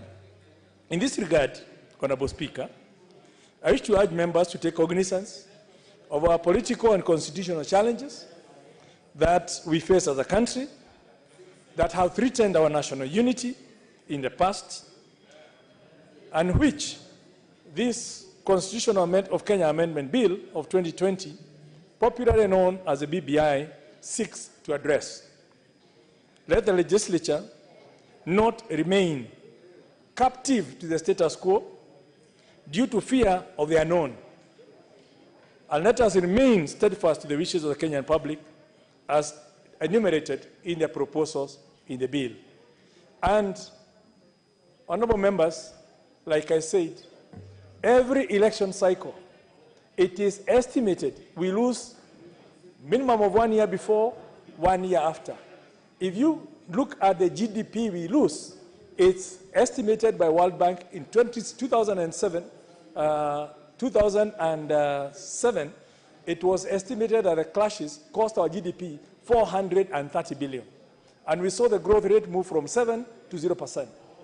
So if you look at every election, we are losing 430 billion, then it's a small price to pay to even spend another 10, 20 billion to guarantee that in future we will not lose all those billions or even lose any life because of things that we can resolve by fixing the which the promoters of BBI have put before us as they go to the Kenyan people.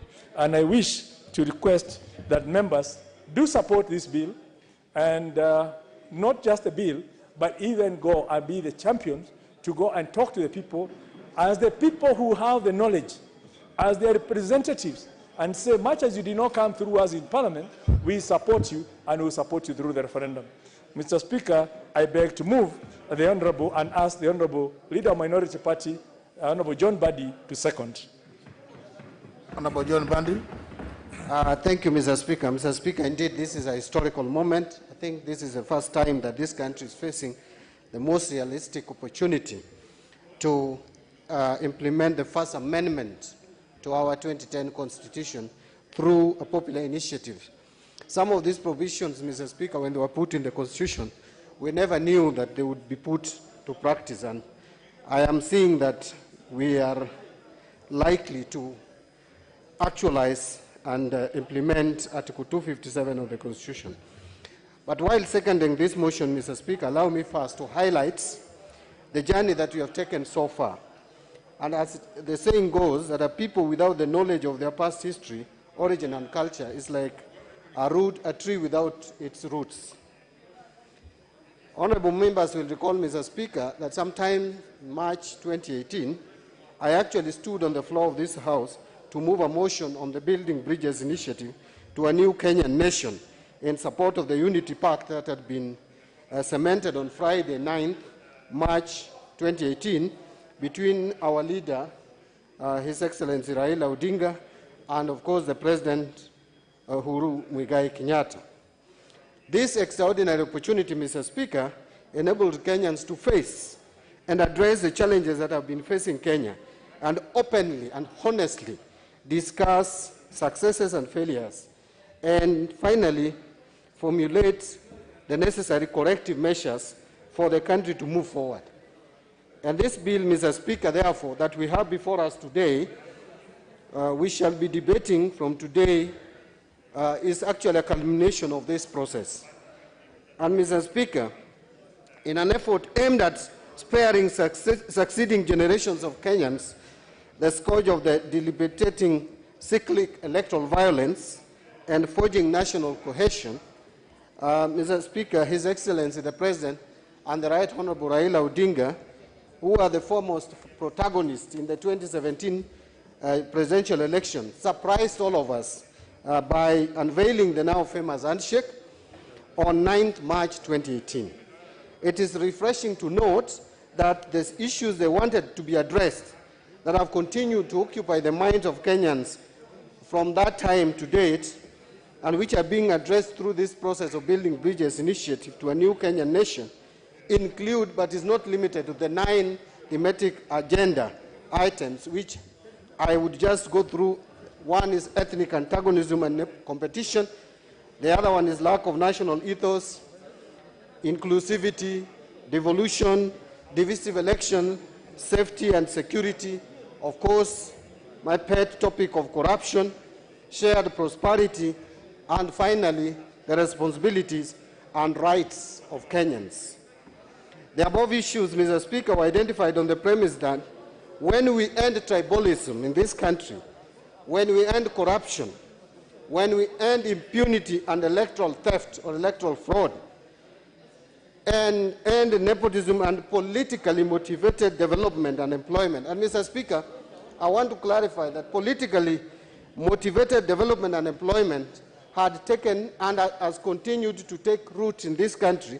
Remember, Mr. Speaker, there's a point in time that we came up with this say that siasa mbaya Maisha Mbaya, which simply meant that if you are not pushing and supporting a particular political agenda, then you are not supposed to be entitled to development, and your area was supposed to be excluded from development. Mr. Speaker, if these things are addressed, then it is expected that the glass ceiling will be broken for all Kenyans to realize their fullest potential, especially the historically marginalized, namely women, youth, persons with disabilities, minorities, which include the coast and the subas at the shores of Lake Victoria, pastoralists, majority of whom are in northern Kenya, and the expansive Maasai land, the Samburus, the Pokots, Mr. Speaker, and other vulnerable groups like the Ogieks, the Chamus, and others would have a say in this country and should feel included in matters national development, both political and economic. Mr. Speaker, and I want to say that this will lead to forging a united, just, and prosperous nation that we had envisaged when we forced the colonists to leave this country for Kenyans to govern themselves. Mr. Speaker, allow me to first briefly discuss what we have in mind when it comes to the above issues before I delve into the constitutional amendment bill itself. But I will not take much time on constitutional amendment bill because I think the mover has ably captured most of the areas out of the proposed amendments to the Constitution. Mr. Speaker, the 9 issues that have been addressed, I want to say that honorable members will appreciate that Kenya, first, I want to start with national ethos, that Kenya lacks a sense of national ethos and is increasingly becoming a nation of distinct individuals instead of an individually distinct nation. Mr. Speaker, we tend to be thinking individualistic instead of thinking of our country as an individually distinct nation. There is therefore need, Mr. Speaker, for us to define and subscribe to a national ethos to foster unity, a sense of belonging, patriotism, and pride. We need to take pride in our nation. We need to be patriotic to this nation. We need to have a sense of belonging to this nation. Long gone should be days when someone leaves a section of this country and moves to another section and says he's going to Kenya, as it happens, Mr. Speaker. We should feel that we all belong to this nation as a people. And therefore, Mr. Speaker, ethnic antagonism and competition are a major threat to Kenyan success and to the very continuity of our nation. Mr. Speaker, when talking about inclusivity, I want to say that Kenyans have for a long time expressed a keen desire for greater political, economic, and religious inclusivity. In fact, inclusivity touches on those 3 distinct areas. We need religious inclusivity. Christians, Muslims, Hindus, even those who don't practice any faith, should consider themselves as one nation. When it comes to political inclusivity, we want to see all Kenyans participating in political discourse in this country at the same level, and people appointed to positions on merit regardless of which part of the country you come from. On economic inclusivity, I've just mentioned, Mr. Speaker, and members will agree with me, that up to the advent of devolution, there are certain sections of this country which were receiving peanuts in form of resource allocation from the national government. But even still to date, you still find inordinate disparity in allocation of resources to various regions. Some regions, when they come to Nairobi, they say we are going to Kenya. As I've mentioned, the Northeastern, a lot of the sessional paper number 10, marginalized and excluded a huge part of this nation, Mr. Speaker, from economic development. And that is something that the BBI bill is addressing, and we need to follow it through with action. The mere presence of laws in our statute books will not help. We have to act. And Mr. Speaker, as a fundamental principles, Kenyans have a right to seek and be protected by the state and the law in pursuit of prosperity and happiness within our borders. And that you can read from our national anthem, Mr. Speaker. And that no Kenyan should ever be victimized or considered a foreigner in their own country, Mr. Speaker. During the constitutional making process, Mr. Speaker, which concluded in 2010, in our rush to adopt and mimic foreign models, particularly from the democratic West, Mr. Speaker, we forged a politics that is a contest of us versus them. And, Mr. Speaker, we chose us and them on an ethnic basis. So anyone who does not belong to your ethnic grouping is them. Those who belong to your ethnic groupings become us. Even when they are not so useful and helpful in our lives, they become us. Mr. Speaker, we need to ask ourselves whether this is helpful to the progress of this nation.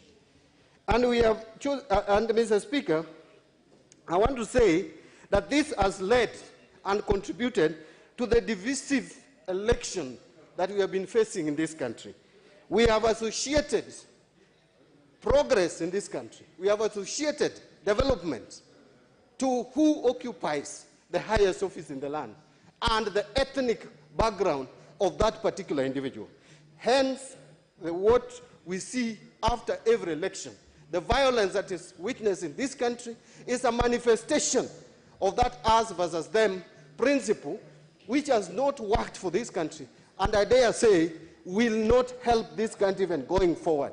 Because those of us who feel that those leaders who come from our area will make us progress, realize when it is too late that that is not the case. That what you need is a leader who has the manifesto, who has the principle, a leader who has a vision, and a leader who can help bake the cake and help in promoting economic progress. Not a leader who leads us to economic ruin, like we have been seeing happens in this country a number of times.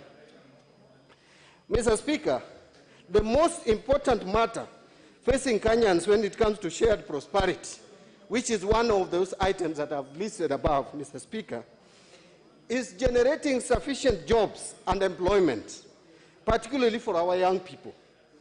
Kenyans are frustrated with the lack of sufficient and meaningful job opportunities, and much needs to be done to grow those sectors of our economy that would lead to high employment, promote and develop small business owners in the country in order to enhance self-employment. Mr. Speaker, these colleagues of mine will agree with me.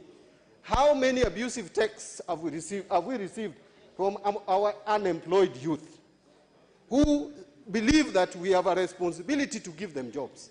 Anytime there is recruitment in the Kenya Defense Forces, Kenya Police, I receive 1,000 texts in my phone asking for employment. When they don't get, I receive equal number of abusive texts, Mr. Speaker. And this is, you cannot fault these young men and women because they are frustrated. There are no jobs. They have gone to school, but they don't know what to do with their lives. And they expect us as leaders, policy makers, to come up with a solution.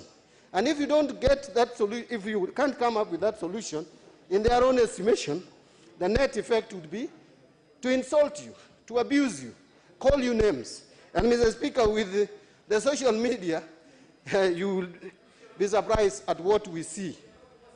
Mr. Speaker, furthermore, corruption as a principal threat to the existence and well-being of Kenya has undermined public trust in our institutions and shattered the hopes, dreams and aspirations of entire generations of Kenya. Mr. Speaker, what amuses me is with the ease with which Kenyans have decided to accept corruption as part of life. When you talk about corrupt leaders who should not ascend to certain positions in this country, the next thing you hear is everybody's a thief. I keep on telling them, I'm not a thief. Why do you call all of us a thieves? If you are a thief, call yourself a thief, but don't call all of us thieves. And you find it is very normal that when it comes to theft, you should not judge leaders on the basis of theft. And then when the leaders start stealing, Kenyans start complaining again. Kenyans must come out strongly and say it is wrong to put into positions of leadership thieves. And so they should act through their vote, because that is the most powerful instrument that they have to correct and determine their future. And, Mr. Speaker, that's why I'm happy that at least the BBI bill is proposing certain steps to be taken to handle issues corruption, one of which is even trying to bring it clearly that these cases must be concluded within a period of time. Mr. Speaker, if we can conclude presidential elections in a short period of time, parliamentary elections, if we can put timelines, why can't we put timelines for corruption cases so that those who are innocent can enjoy and continue with their life, but those who are corrupt and have stolen public funds should be taken to jail in a record time, so that others are discouraged that it is very expensive and costly to engage in corrupt activities. Mr. Speaker, something that I want to talk about again is that this Constitution Amendment Bill contains the results of a 2-year process in which Kenyans from every walk of life, in almost all our counties, across government entities, and with a wide variety of expertise, made their views known through the process. I will highlight proposed constitutional reforms as presented in the bill.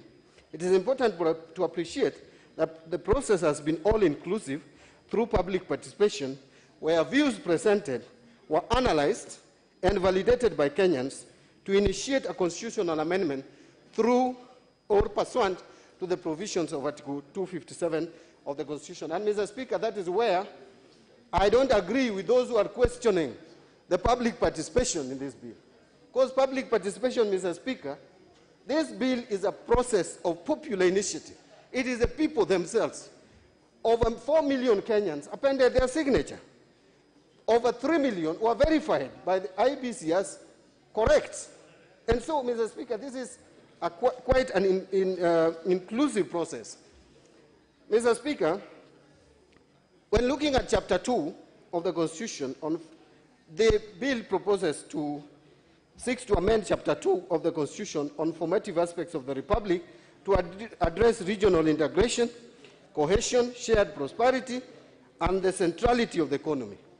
This is in order to harness regional trade, investment, and people-to-people links to increase our prosperity, opportunities for investment, and enhance our security.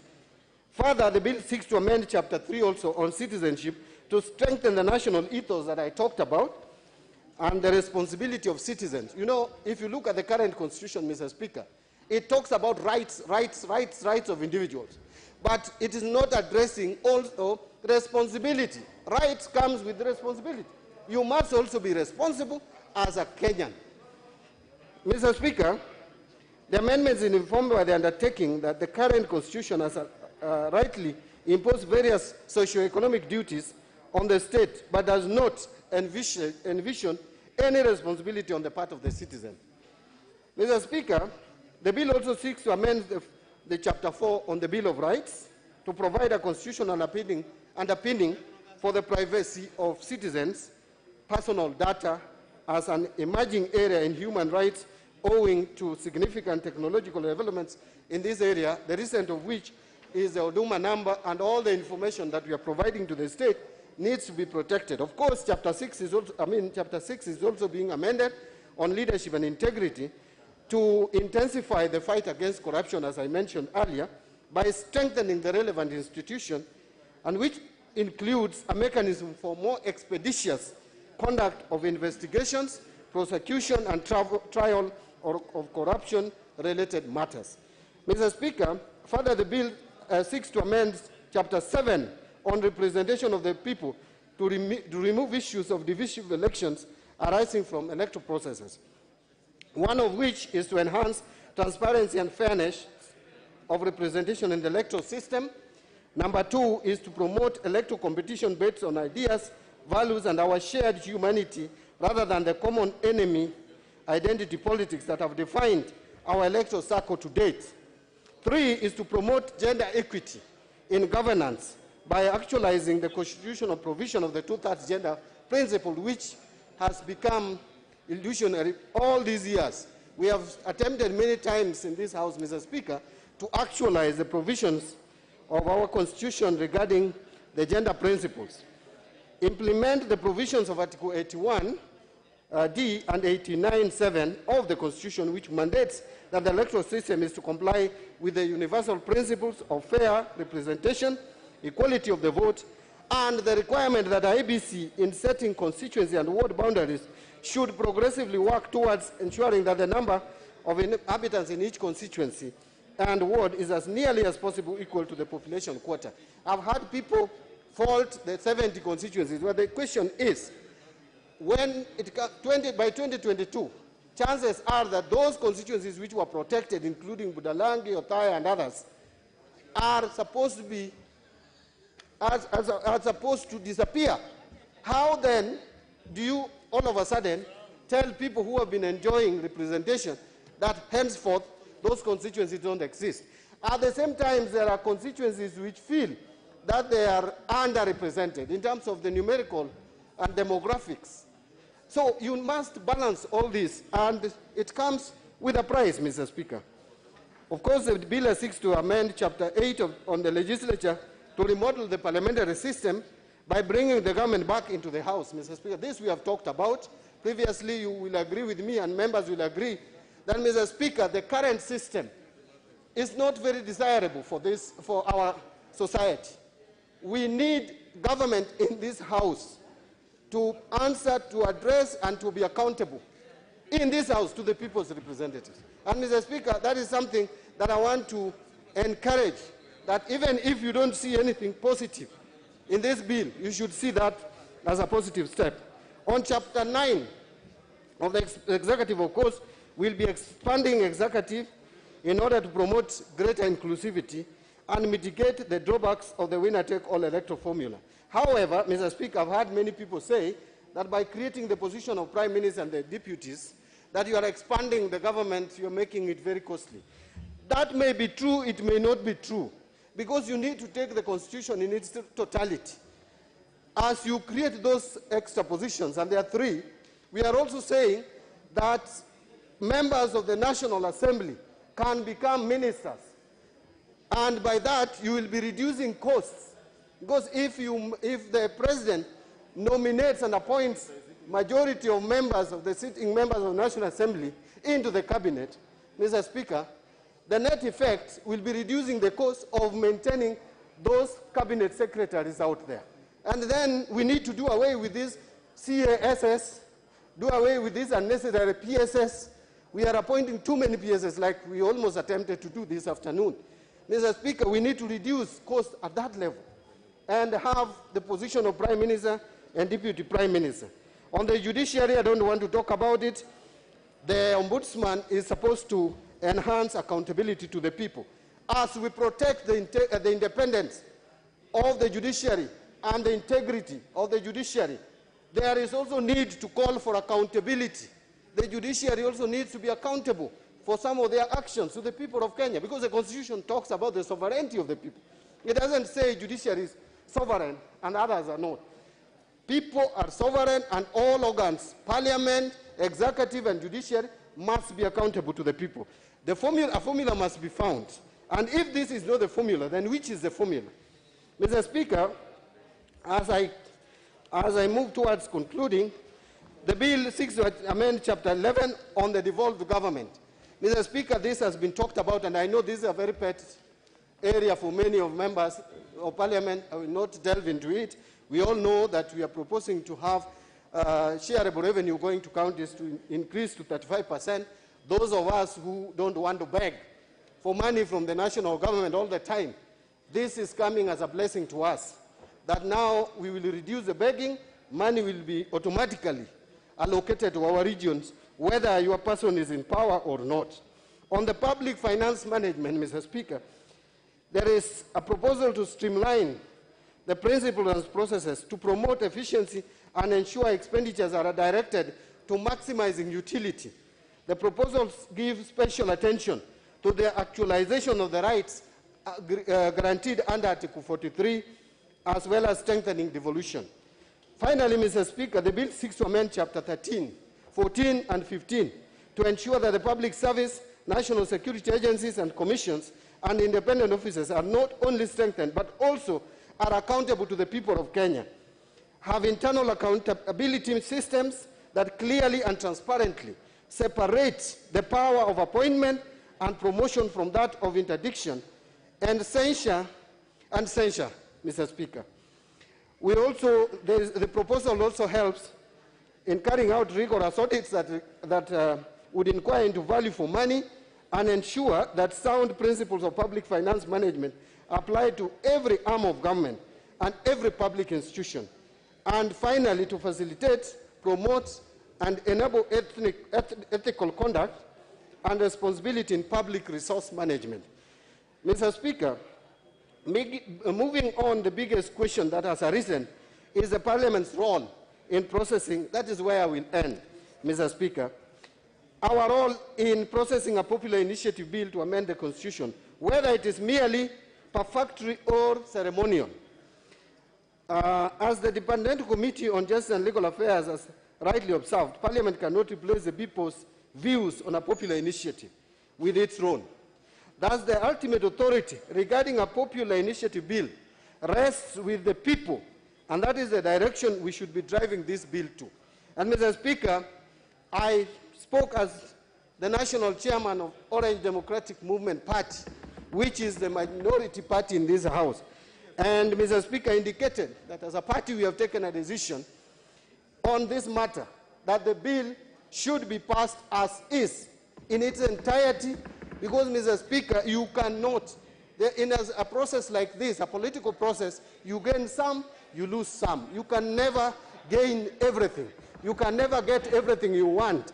If you look at the report or the proposal that ODM presented to the task force and the validating team, Mr. Speaker, a lot of our views as a party were captured, and a number were also not put into the bill. And that is the game of politics. That is the game of negotiation. So, but Mr. Speaker, in a scale of 1 to 10, I would say that we are about 8 positive about this bill. And that is why the ODM party has given it, has said that this bill must be supported, and we urge our supporters across the country, Mr. Speaker, to support this bill even at the referendum, because that is where we are heading. I hope, Mr. Speaker, that the judiciary will dispense of the cases that are before them expeditiously so that Kenyans know the fate of BBI. We want to move forward.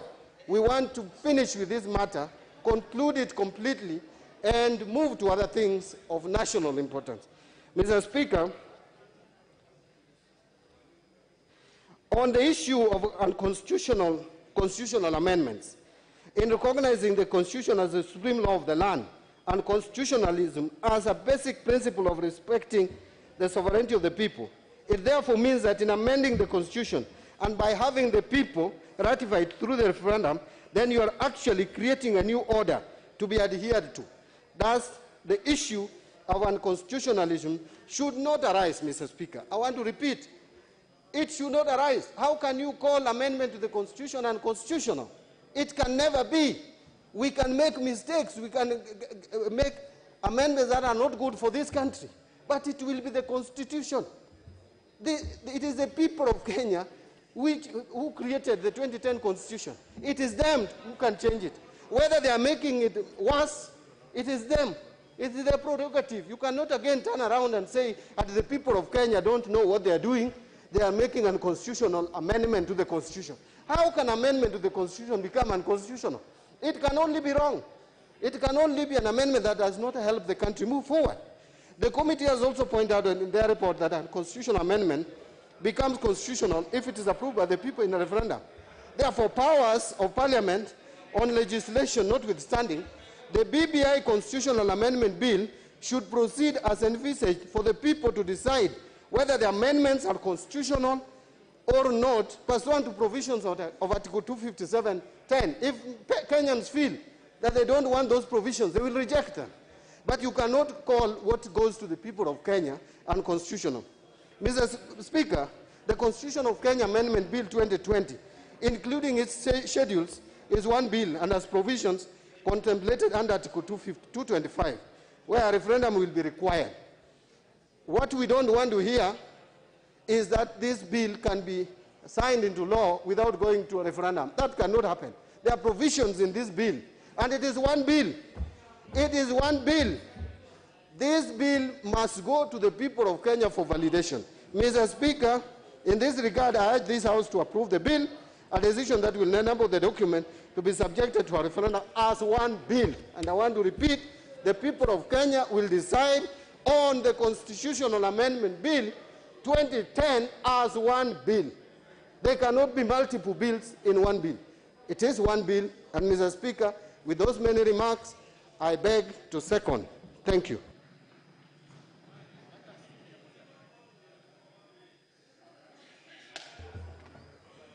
Honour members, member for Emurua Dikir,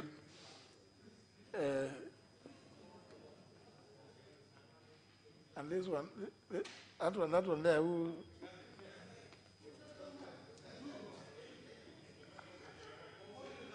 The other member for Cherangany? Kurasoi? No. That's the member for Cherangany.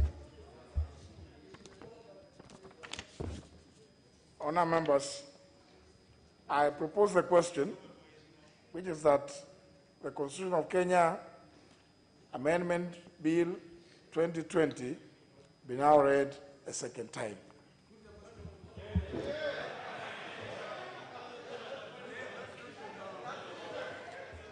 Now, honour members, let me just first of all remind yourselves of a resolution that you passed on 23rd of March, Tuesday, 23rd of March. To it, you limited time as follows, that for the mover is limited to a maximum of 1 hour in moving and 30 minutes in replying. The leader of the majority party and leader of the minority party, in the event that they are not the ones moving and or seconding, they are to be limited to a maximum of 30 minutes, and so is the chairperson or chairman, as the case may be, of the committee, limited to a maximum of 30 minutes, and that every other member speaking shall be limited in this debate on this bill to a maximum of 15 minutes. Remember, you increased the time. It's good. I know we've come from recess, short recess. Honorable Millie, you are still in the house, is it? Yeah, it's now 15 minutes, so you prepare properly. 15 minutes, not the usual 5 or 10 minutes. And that priority in speaking be according to the leader of the majority party and the leader of the minority party and the chairman of the relevant departmental committee in that order. And therefore, I'm reminding you of that resolution, so that because I can see some of you want to contribute, unless there are interventions, contributions after seconding, the priority will go to the chairman of the Justice and Legal Affairs Committee before the rest of you can. And that's your resolution. Yeah. And I hope you remember. Now, I know 3 weeks is a long time when you're in the village and you are dealing with all manner of issues, barriers, digging chambers, and trying to ensure that the water flows properly in certain canals and others. So I'm sure you might have forgotten that. It was important that I remind ourselves that is, and so that those who are going to contribute know that you have a maximum of 15 minutes, unlike in other ordinary motions. For this specific bill, that is the resolution you passed on 23rd of March. Now, what's your point of order, Honorable Duale?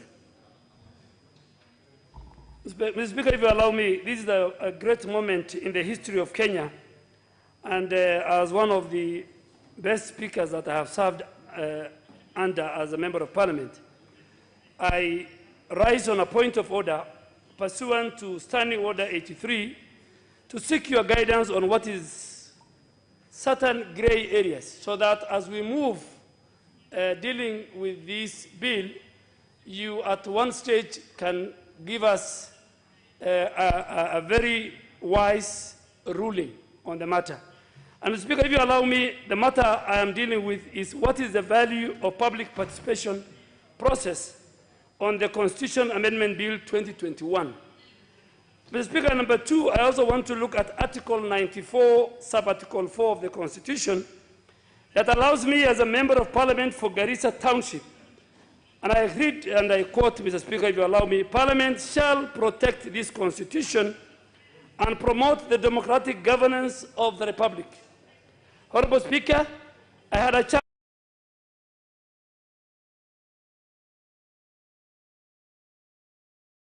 and the Senate Standing Committee on Justice. And I must commend both committees for a job well done. Mr. Speaker, I also had a chance to look at the specific submissions made by various stakeholders to the bill, and I must admit that they are just weighty but raises serious constitutional issues regarding the bill, in particular as it relates to the delimitation of additional constituencies, the establishment of the Ombudsman, Judicial Ombudsman, and the amendment relating to the functions of the Judicial Service Commission, the National Police Service Commission, which are provided for in Clause 43, 44, 66, 67, and the second schedule to the bill. Mr. Speaker, in my view, the drafters of the Constitution, and Mr. Speaker, I participated in the 2010 Constitution. I was in this August House. The drafters of the Constitution, Mr. Speaker, did not formulate Article 118 of the Constitution just for the sake of it. Public participation is key towards promoting good governance and the other national values and principles, Mr. Speaker. Mr. Speaker, it is for this reason that the courts themselves have also defined the parameters of what is acceptable threshold of public participation. And in a number of cases, Mr. Speaker, during my time as a leader of majority, the courts have guided and allow me to highlight two. And they said, public participation is not a cosmetic process. They said public participation needs to be meaningful and not perfunctory. Public participation ought to be real and not an illusion. Public participation needs to be qualitative and not quantitative. Mr. Speaker, we must therefore be very careful as a House not to land in the same ditch again that the County Assembly of Tana River, in amending this bill, fell into. Finally, Mr. Speaker, public participation as a process should, in my view, be one that helps the House to make an informed decision on whether to pass or reject a bill that is before this House. Mr. Speaker, in this regard, I wish to seek your guidance on the following. And I want Honorable Junet to give the Speaker some chance. Honorable Speaker, I want you to guide on the following. A, what is the value of public participation that was conducted by the joint committees of Parliament? 2, should the submission of the public be thrown in a file cabinet and be put away to gather dust, or should there have any meaningful use or purpose? Just about to finish, Mr. Speaker. C, should the submission of the public inform the debate at the second reading of this House? D, should the submission of the public inform any proposal for amendments? E, should the submission of the public inform voting at the third reading? And finally, should the submission of the public participation inform the decision of the House to either pass or reject this bill? Mr. Speaker, I want to make it very clear when it comes to the debate, I have my position on the BBI. There are a number of areas I agree with the bill. They might have 2 areas. But, Mr. Speaker, I want to go on record, and I'm sure you have made several rulings, that even to improve on the legislature, Mr. Speaker, I seek your guidance that either tomorrow or on another sitting, if you can make a guided ruling on the House, I will be very, very happy. And I'm sure generations that will come. Mr. Speaker, sometimes I go to the Hansard room and listen to what Tom Mboya said in the 60s, what Jaramogi Odinga said, what Mzee Kenyatta said. So I also want to go into history that we are not only discussing the legislature and the people we represent, we must make sure each and everything we do is articulate and is in conformity with Article 94, sub-article 4, which says, Parliament is under obligation and Parliament shall protect the Constitution and promote the democratic governance of the Republic. Mr. Speaker, I lay my case. Thank you, Mr. Speaker.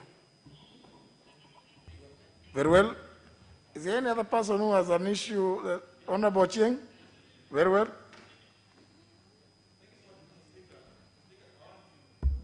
Thank you so much, Mr. Speaker. I want to congratulate the persons who have come up with this particular bill. I think they have done a lot of work. Mr. Speaker, this is not just historical. This is the first time that this House is seized of a bill of this nature, a bill to amend the Constitution that does not originate from any of us, but from an initiative called Popular Initiative, Mr. Speaker. Mr. Speaker, that's why it's important that you lay down some basic rules on how not just this bill, but similar bills in future would be handled, Mr. Speaker. Mr. Speaker, I would like to move you under Article 94 of the Constitution in terms of what is the role of this House when dealing with this bill, Mr. Speaker. This House, under the law, the House that can only make the laws for this land, Mr. Speaker. So when dealing with this bill, Mr. Speaker, would you please help us with the ruling on, can this House amend this bill? Can we introduce new clauses? Can we make substantive changes to this bill, Mr. Speaker? What is the effect? Because, Mr. Speaker, if you look at this bill, the committee is concerned, had to deal with so many issues that are legal, not many substantive issues, but they look at whether this bill is a popular initiative, whether Parliament can change or amend, whether Parliament can deal with what the Honourable Minority Leader was talking about, constitutional amendments or unconstitutional amendments. Mr. Speaker, would you guide us? What is the extent of our powers under Article 94 when dealing with this bill, Mr. Speaker? If I have amendments that I want to propose, how far can I go? If I want to delete, how far can I go in deleting, Mr. Speaker? Would you guide us in that so that we are able to know how far we can go with this bill as a House? Mr. Speaker, the committee says that our role is not ceremonial. And that means that, therefore, we must have a role that goes beyond being perfunctory, beyond being a formality that we sit here and be a conveyor belt, Mr. Speaker. Please guide us on that regard. Mr. Speaker, number 2 is that the issue also arose before the committee on whether this process that led to this bill and that this bill is a popular initiative bill, Mr. Speaker. The committee took a lot of time looking at that issue as to whether this is an executive-driven bill and therefore not a popular initiative bill, Mr. Speaker. Would also guide us, Mr. Speaker, on as to whether the bill before us today fits within the 4 corners of what Article 257 defines as a popular initiative, Mr. Speaker. Because, Mr. Speaker, as you would know, this bill did not just come from 2 Kenyans. No, this bill came from 2 Kenyans that are not just ordinary Kenyans. One of them is the president of the country. Public money was spent in coming up with this bill, and therefore, this bill didn't come through a process that any other Kenya has access to. We saw a gazette notice, Mr. Speaker, people being appointed into a task force, money being used around the country, public money being used around the country, Mr. Speaker. Would you define this as a popular initiative or an executive initiative, Mr. Speaker? What is the nature of this particular bill, Mr. Speaker? Mr. Speaker, would you then guide the House in that regard? Mr. Speaker, number 3, Mr. Speaker, as we sit today, the committee notes there are more than 6 cases going on in court. More than 6. Mr. Speaker, I've perused the report, I've perused the nature of these cases because there are summarized for us there. The result of some of these cases is that the courts may actually find that the whole process from day one was a nullity. So if the courts have said, and they have said so in their ruling, the courts have said they will not stop us from looking at this bill. I agree with them because of the principle of restraint. Mr. Speaker, even us, knowing that the courts may, because there are more than 6 cases in court, knowing that that is the state of affairs, Mr. Speaker, why would you waste time as Parliament, go through a process that can easily, very easily, because some of the prayers in those cases and then this report would lead to the effect that the whole process that led to this bill was an nullity, and therefore the bill is before this House improperly, Mr. Speaker. Would have wasted Parliament's time, would have wasted our time, and therefore, Mr. Speaker, would you guide us in that regard? Do we wait for the cases to be finished so that then we come here knowing that what you're going through as the bill, once we finish, because, Mr. Speaker, what is the reason of us looking at the bill, pass it, and we can't take it to the President for assent? Because the courts have said so, that we'll finish this tomorrow, today or tomorrow, and then you keep it in your office. That until the courts decide, maybe in July, August, even next year, if they decide, is when you decide, when you either take it to the President, or they will say, what we went through that afternoon of 28th and morning of 29th was useless. Mr. Speaker, please, could you guide us in this regard, Mr. Speaker? Mr. Speaker, number 4 is what is talked about, Mr. Speaker. What about if some of the proposals in the promoters' bill have the effect, Mr. Speaker, of upsetting the Constitution, Mr. Speaker? Some of the effects of, Mr. Speaker, we are basically having a coup. We cannot have 2 people in the whole country promoting a constitutional coup. What some of the proposals that are being made there, Mr. Speaker, are akin to uprooting a constitution and replacing it with a new constitution, Mr. Speaker. Can promoters of popular initiatives, Mr. Speaker, come up with proposals that have the effect of easily torpedoing our constitution, Mr. Speaker? And finally, Mr. Speaker, as Mr. Speaker, as they considered these proposals, and I agree with Honorable Dwell on this matter, did the committee have access to the records of public participation of BBI task force? Is there any Kenyan, Mr. Speaker, is there any Kenyan who asked for 70 new constituents, Mr. Speaker? If there isn't, Mr. Speaker, what will be ruling in that regard? Mr. Speaker, I rest my case and request a ruling on this particular matter, Mr. Speaker. Thank you so much.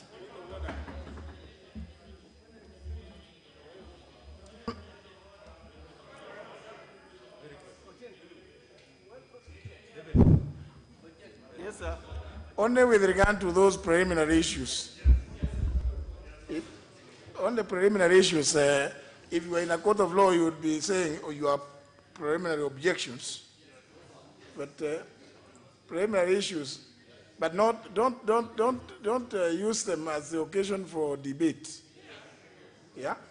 Things that require a considered ruling. Yeah? No, I don't want that, because you know, because there are so many, and I don't want to. No, if we say we give the chair, then at some other point somebody raises the same constitutional issues. I want to deal. I want to hear all the constitutional issues that you have now, so that I can address them. Yeah, or be able to give direction as to how we are going to proceed. No, some of you, are they all constitutional? Please, let them be, let them be. Honorable Junet, you also have a constitutional issue. Mr. Speaker, you know, unfortunately, Mr. Speaker, or fortunately, I'm the promoter of the bill, Mr. Speaker. So when I hear members poking holes on constitutional grounds on my bill, Mr. Speaker, I get a bit, you know, alarmed. Mr. Speaker, I want you to make a considered ruling at your own time on the matters the members are raising. But Mr. Speaker, I would like to say that this is not a process that began today or yesterday, Mr. Speaker. This is a process that began with the people of Kenya, Mr. Speaker. And I hope Honorable Duale was here, because he mainly spoke about public participation, Mr. Speaker. Mr. Speaker, he presented his views as a person, and secondly, I want to bring to your attention that there is no more public participation than collecting of 4 million signatures, and there is no more public participation if this bill goes through the process of a referendum, Mr. Speaker, where every Kenyan will have an opportunity to participate in the best way they know, Mr. Speaker. Mr. Speaker, in conclusion, Mr. Speaker, I listened also to my colleague, Honorable David Ochieng. Mr. Speaker, if the Kenyan people decide to do a coup in this country, by doing a constitutional change, Mr. Speaker, you can't stop them. Because the Constitution allows them through Article 257, through a popular initiative, to do anything that they feel in terms of changing this Constitution, Mr. Speaker.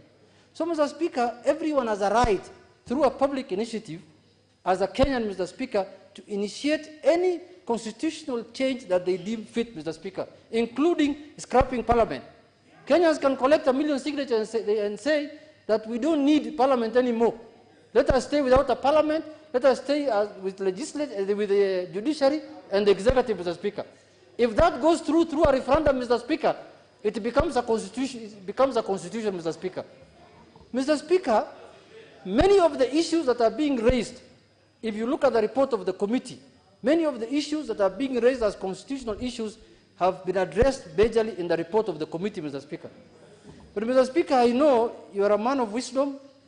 I know you are a good lawyer, and you will give a very good, Mr. Speaker, I don't want my bill to be mutilated in this House, Mr. Speaker.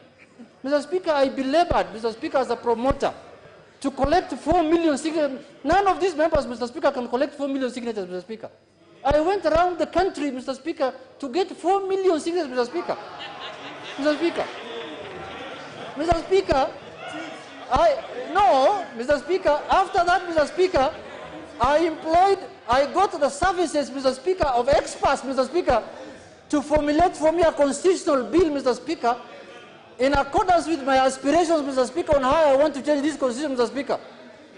Mr. Speaker, after that, Mr. Speaker, I took that bill plus the signatures, Mr. Speaker, to the IEBC, Mr. Speaker. IEBC verified the signatures and got over 2 million people, Mr. Speaker. Later, Mr. Speaker, the bill was taken to 47 counties, Mr. Speaker. Mr. Speaker, as a promoter, I managed to convince 43 counties, Mr. Speaker, to support the bill, Mr. Speaker. As a promoter, Mr. Speaker. After that, Mr. Speaker, the bill found itself here in this House, Mr. Speaker. Now somebody just stands up on the floor of the House, a member, says, oh, this, Mr. Speaker, let us not mutilate this bill, Mr. Speaker, in this House, Mr. Speaker. This is a bill that we are doing for posterity, Mr. Speaker. We are not doing it for anybody, Mr. Speaker. I'm a promoter. I am the owner of the bill, Mr. Speaker, as you see me. I'm not a small man, Mr. Speaker, in this country. I am doing a constitutional change that affects 73 articles of the Constitution, Mr. Speaker. Nobody else could attempt to do it, Mr. Speaker. People here want just to filibuster here, Mr. Speaker, and they cannot even collect 100,000 signatures, Mr. Speaker. With those few remarks, Mr. Speaker, I beseech you, Mr. Speaker, my destiny is in your hands, Mr. Speaker. If you give a ruling, that says that my bill is bad, Mr. Speaker, God is watching him, Mr. Speaker. Thank you, Mr. Speaker. God is watching him. Well, it's always very good because God watches over all of us, isn't it? Honorable Kajwang, TJ. Thank you, Mr. Speaker, sir. Mr. Speaker, I just, as a point of order, this is very preliminary. I was just going to say that, first of all, we are moving in a very good direction because we are handling issues that probably could be in people's minds so that we are able to debate the bill. But, Mr. Speaker, may I suggest, may I ask, may I plead with you that you, first of all, could collect as many of those informations that those people who want to raise constitutional issues, and then come to some of us who want to respond to the issues which have been raised by those people, so that when you then do your decision will be guided by the submissions of these people who are raising constitutional issues, but you have also listened to some of us who have responded to the points that they have brought. So that the promoter of the bill, for example, would have the last bite of the cherry also to say what he thinks about what these issues that have been raised by the others. So, Mr. Speaker, sir, may I sit down but ask that you take as many as they are, and then also give us opportunity for as many of us who can respond to the issues that have been raised. Thank you, Mr. Speaker. Very well. Let me, without any particular order, only those who are raising constitutional issues requiring some direction. But don't contribute to the bill. Because now you are so many, let me start from the member for Chepalungu here, the Honorable Koske, come to the member for Endebess, the member for Emurua Dikir. After we finish with that one, we'll come now. No, those who are going to respond later. Okay. Then Honorable Ichungwa, Honorable Tiende Molo, Honorable Jared Okelo. Yeah? Then of course. You are sitting at a very strategic point. You don't need to raise your hand up, Honorable Mili. You are in the league. Okay, Honorable Speaker, I wish to give my opinion on the... Not opinion, please. Yeah, it is. I'm taking you there.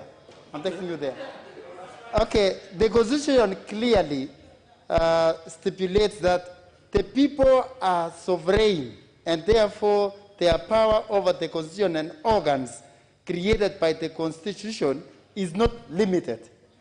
They can rewrite the Constitution as happened in 2010 or amend any section as they so wish. Parliament, in the process of amending the Constitution through a popular initiative, is a little more than a conveyor belt between county assemblies and the presidents. Our role is to give opinions that may further inform the debate among the people whether to reject or approve the constitutional amendment proposed. Honorable Speaker, the only thing that can be unconstitutional is a referendum, is the procedure, not what the people want to change. The aspirations of people supersede any organ created by the Constitution. Let us pass this document to the rightful owners, the people of Kenya. Let it die or live in their hands. Thank you, Speaker. Now,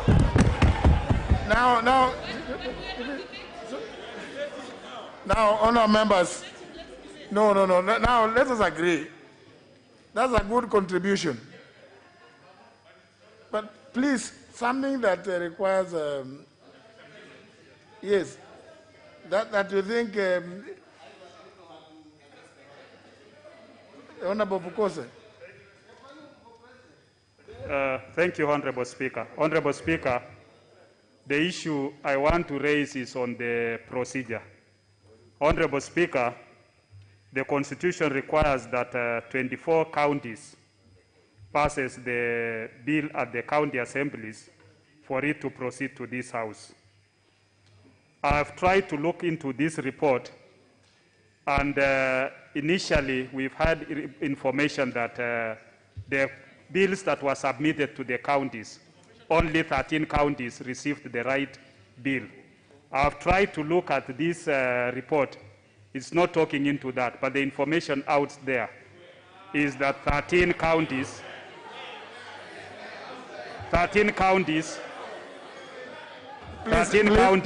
received the correct report.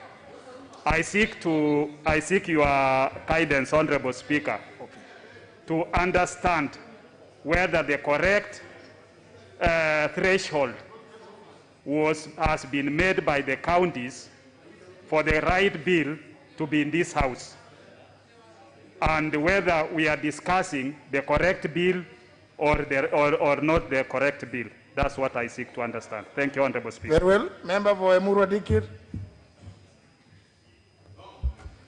Thank you, Mr. Speaker. First, I want to state that I'm Kenyan by birth, by blood, by spirit, and by everything. And I have a right, Mr. Speaker, like anybody else, to delve into this constitutional making process and to give my mind and my thinking on it. Mr. Speaker, I just want you to visit Article 89 of this Constitution, where it gives the IEBC the mandate to amend to delimit the constituencies and the wards. Mr. Speaker, Article 89 gives that mandate to IEBC. When you look at this proposed bill, Mr. Speaker, it has proposed to delimit certain constituencies in certain counties without amending that part which mandates the IEBC.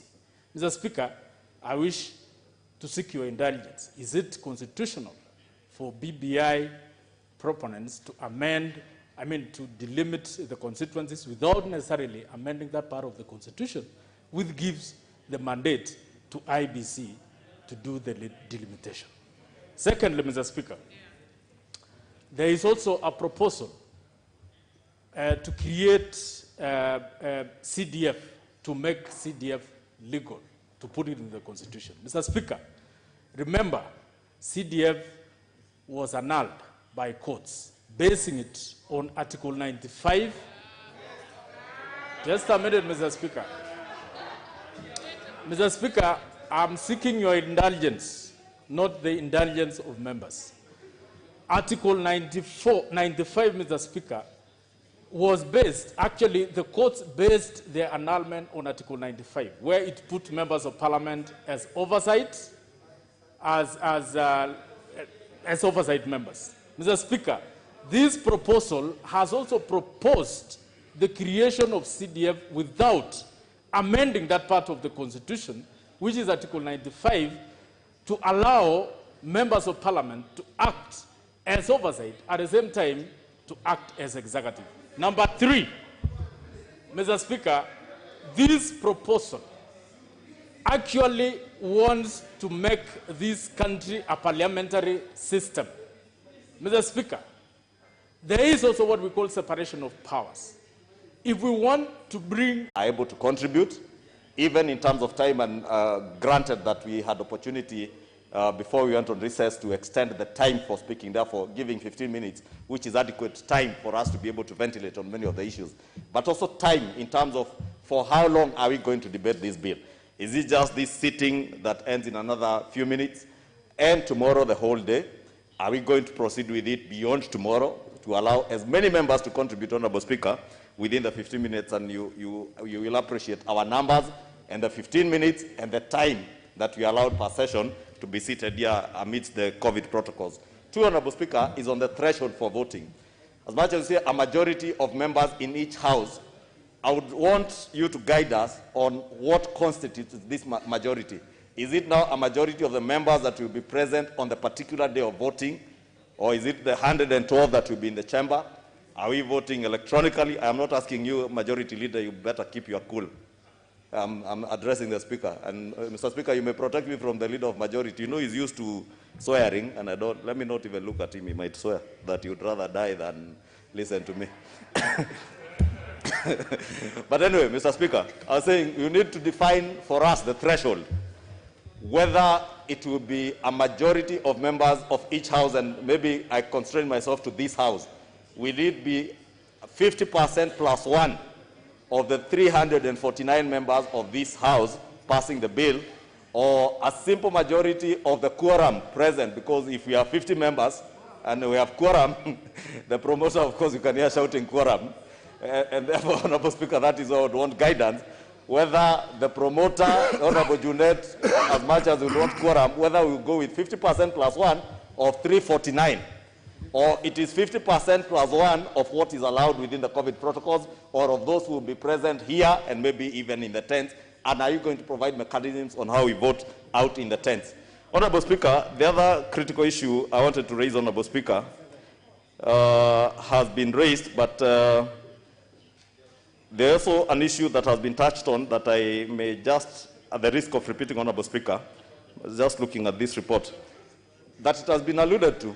And Honorable Speaker, we cannot be blind to media reports, to rumors, if you want to call it rumors, as I have heard my colleagues here call them, but innuendos, gossip, or whatever you want to call it.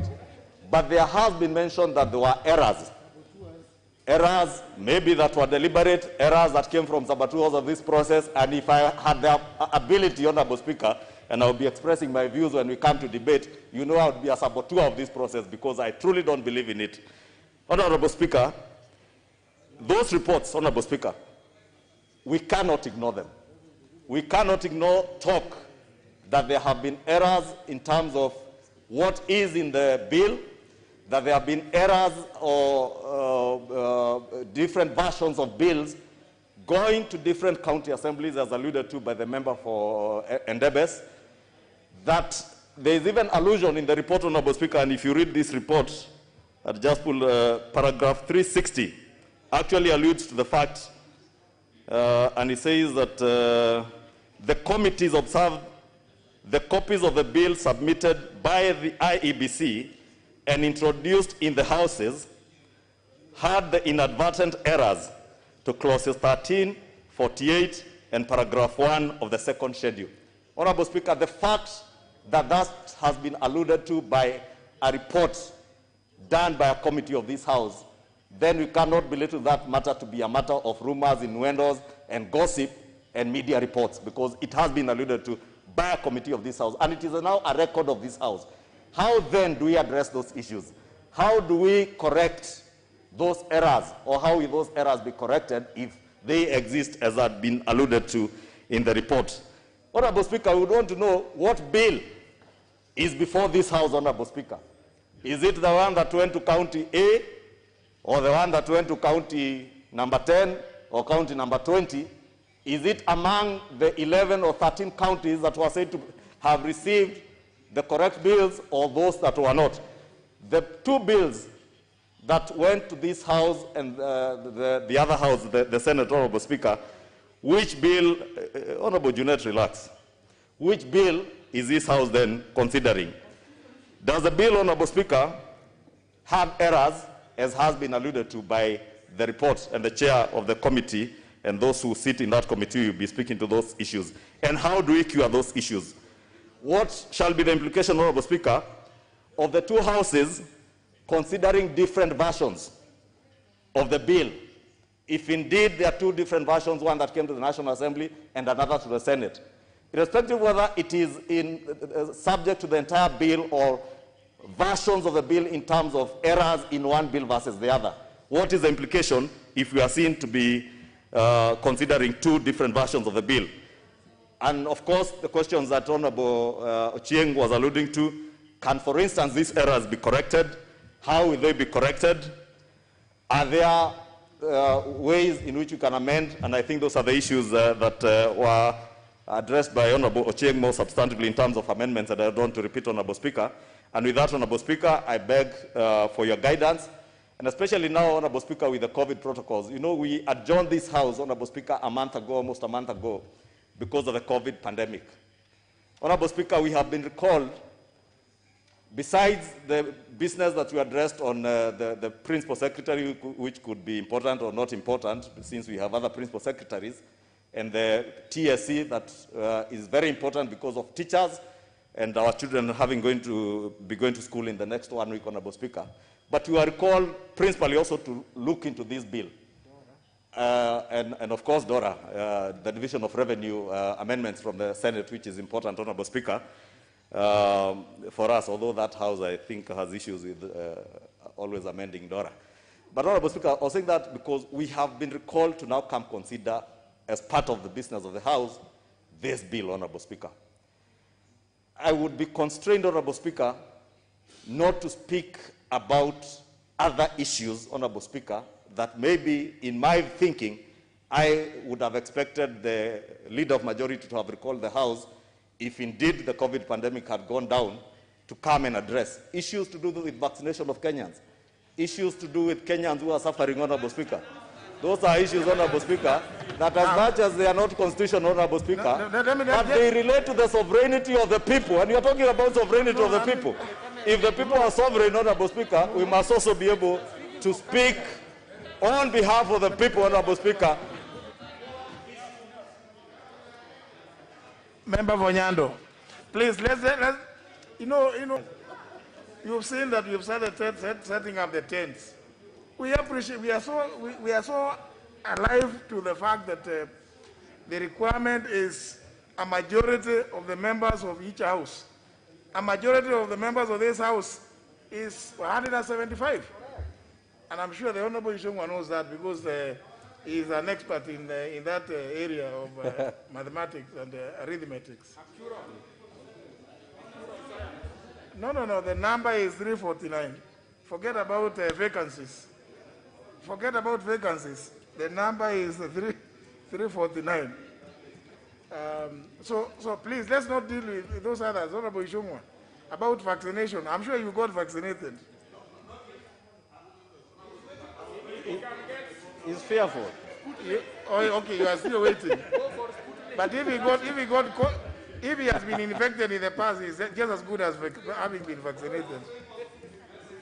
So please, so that we can clear quickly. But quite considerate in nature concerns. The Constitution in Article 95(2) gives this House the powers to deliberate on and resolve any matters of concern with our people. And, Honorable Speaker, one matter of fundamental concern to me is not about going into the body of the bill, but just about the typographical errors or making references to wrong articles and sub-articles of the Constitution, Honorable Speaker. I'm seeking a ruling from you because we also understand the limitation of this House as so far as getting into the body that may tinker with the will of the originators of the bill. And we are not the promoters, we are not the owners of this bill, and therefore we are gagged to that extent.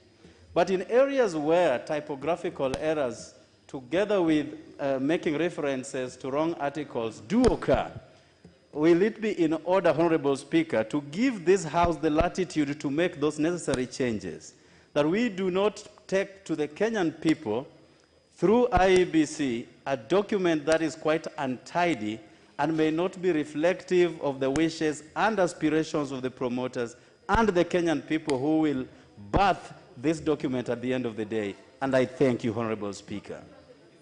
Member for Arienda. Thank you, Mr. Speaker.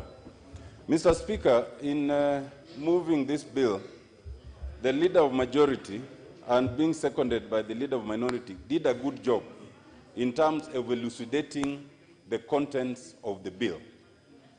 But for obvious reasons, they could not have gone to some of the issues that are being raised because they were not members of the committee. Mr. Speaker, most of these issues being raised were actually considered by the committee.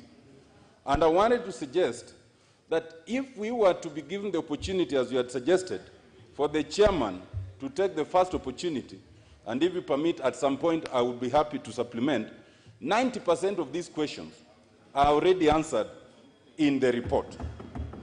And Mr. Speaker, I also wanted to suggest that because this is a constitutional amendment bill, virtually every provision is a constitutional issue. And therefore, the line between constitutional questions and substantive debate is very thin. And I was going to suggest, Mr. Speaker, therefore, that even although you have been invited to make a preliminary ruling on some of these things, I was going to invite you to defy your ruling so that as many things can be raised in the course of debate, because some of them will actually be answered in the course of that very debate, and it will make your work a lot easier. Thank you, Mr. Speaker.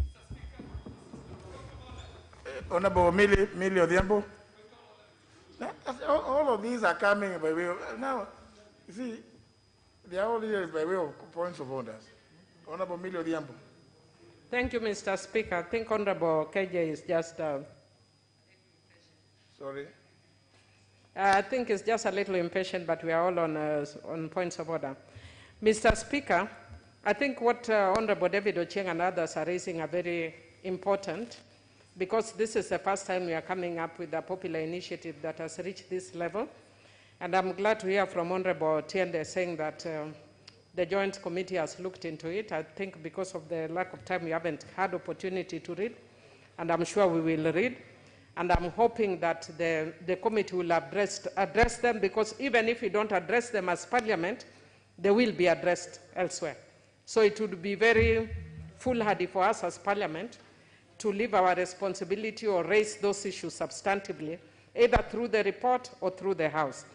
Mr. Speaker, based on what they've stated and giving cognizance of the fact that I've not yet had opportunity to read the report of the Joint Committee, I would seek forgiveness if I repeat some of the things they've raised, but which will be okay anyway if they've raised them. My first issue is, Mr. Speaker, everybody has agreed there's a popular initiative, and Article 257. Is there an executive initiative? That's something I would like the Speaker to respond to, whether there's an executive initiative, because there's been a reference to an executive initiative. Does the Constitution, not our conjecture, does the Constitution make reference to an executive initiative? Secondly, is there a ranking of rights by positions? For instance, do I have a greater right to life than a fishmonger in Rusinga Island? Is there a ranking of rights in the Constitution, against not by my subjective thoughts? Constitutionally, is there a ranking of rights? Does the President have a greater right to life than I do? Does some other citizen holding, either now or in the past, a senior political position have a higher ranking of rights than I do? Third, Mr. Speaker, on the issue of popular initiative, I would seek your guidance that if during public participation, people give different views, say during the period that they've gone around, the promoters have gone around seeking views, and we have 100 different views in regard to this, Mr. Speaker. Do we then take all their views and bring them to Parliament? Will there be a framing of 100 new questions?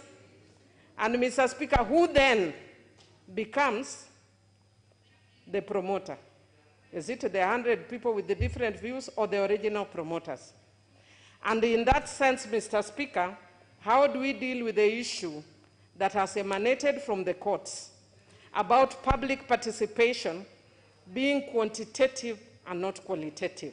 When does qualitative work and when does quantitative work, especially in regard to this issue?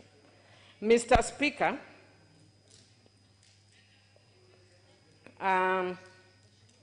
the other issue, just two more, Mr. Speaker. Can a constitutional provision that has been moved by Kenyans, that Kenyans have desired, in itself be considered unconstitutional? Mr. Speaker, I hope you're getting me. Absolutely. Yes. Can a constitutional provision moved by Kenyans on their own be considered unconstitutional? Are you saying, when you talk about being moved, are you suggesting, the question is, can a constitutional amendment or a proposal to amend a provision of the Constitution be unconstitutional? Mr. Speaker, that is actually, I can actually put it in 3 levels. One, can a proposed amendment be a constitutional? Absolutely. That's a different thing. But once it is passed, can a constitutional provision be considered unconstitutional? I'm not talking about where there is a clash. A substantive passing in the Constitution, can it be unconstitutional? Mr. Speaker, my other issue is, can Kenyans, somebody is asking that lawyers are asking very strange issues. The Speaker is a lawyer, he's understanding me. It's not a house of lawyers, but it's a house of passage of law, Mr. Speaker.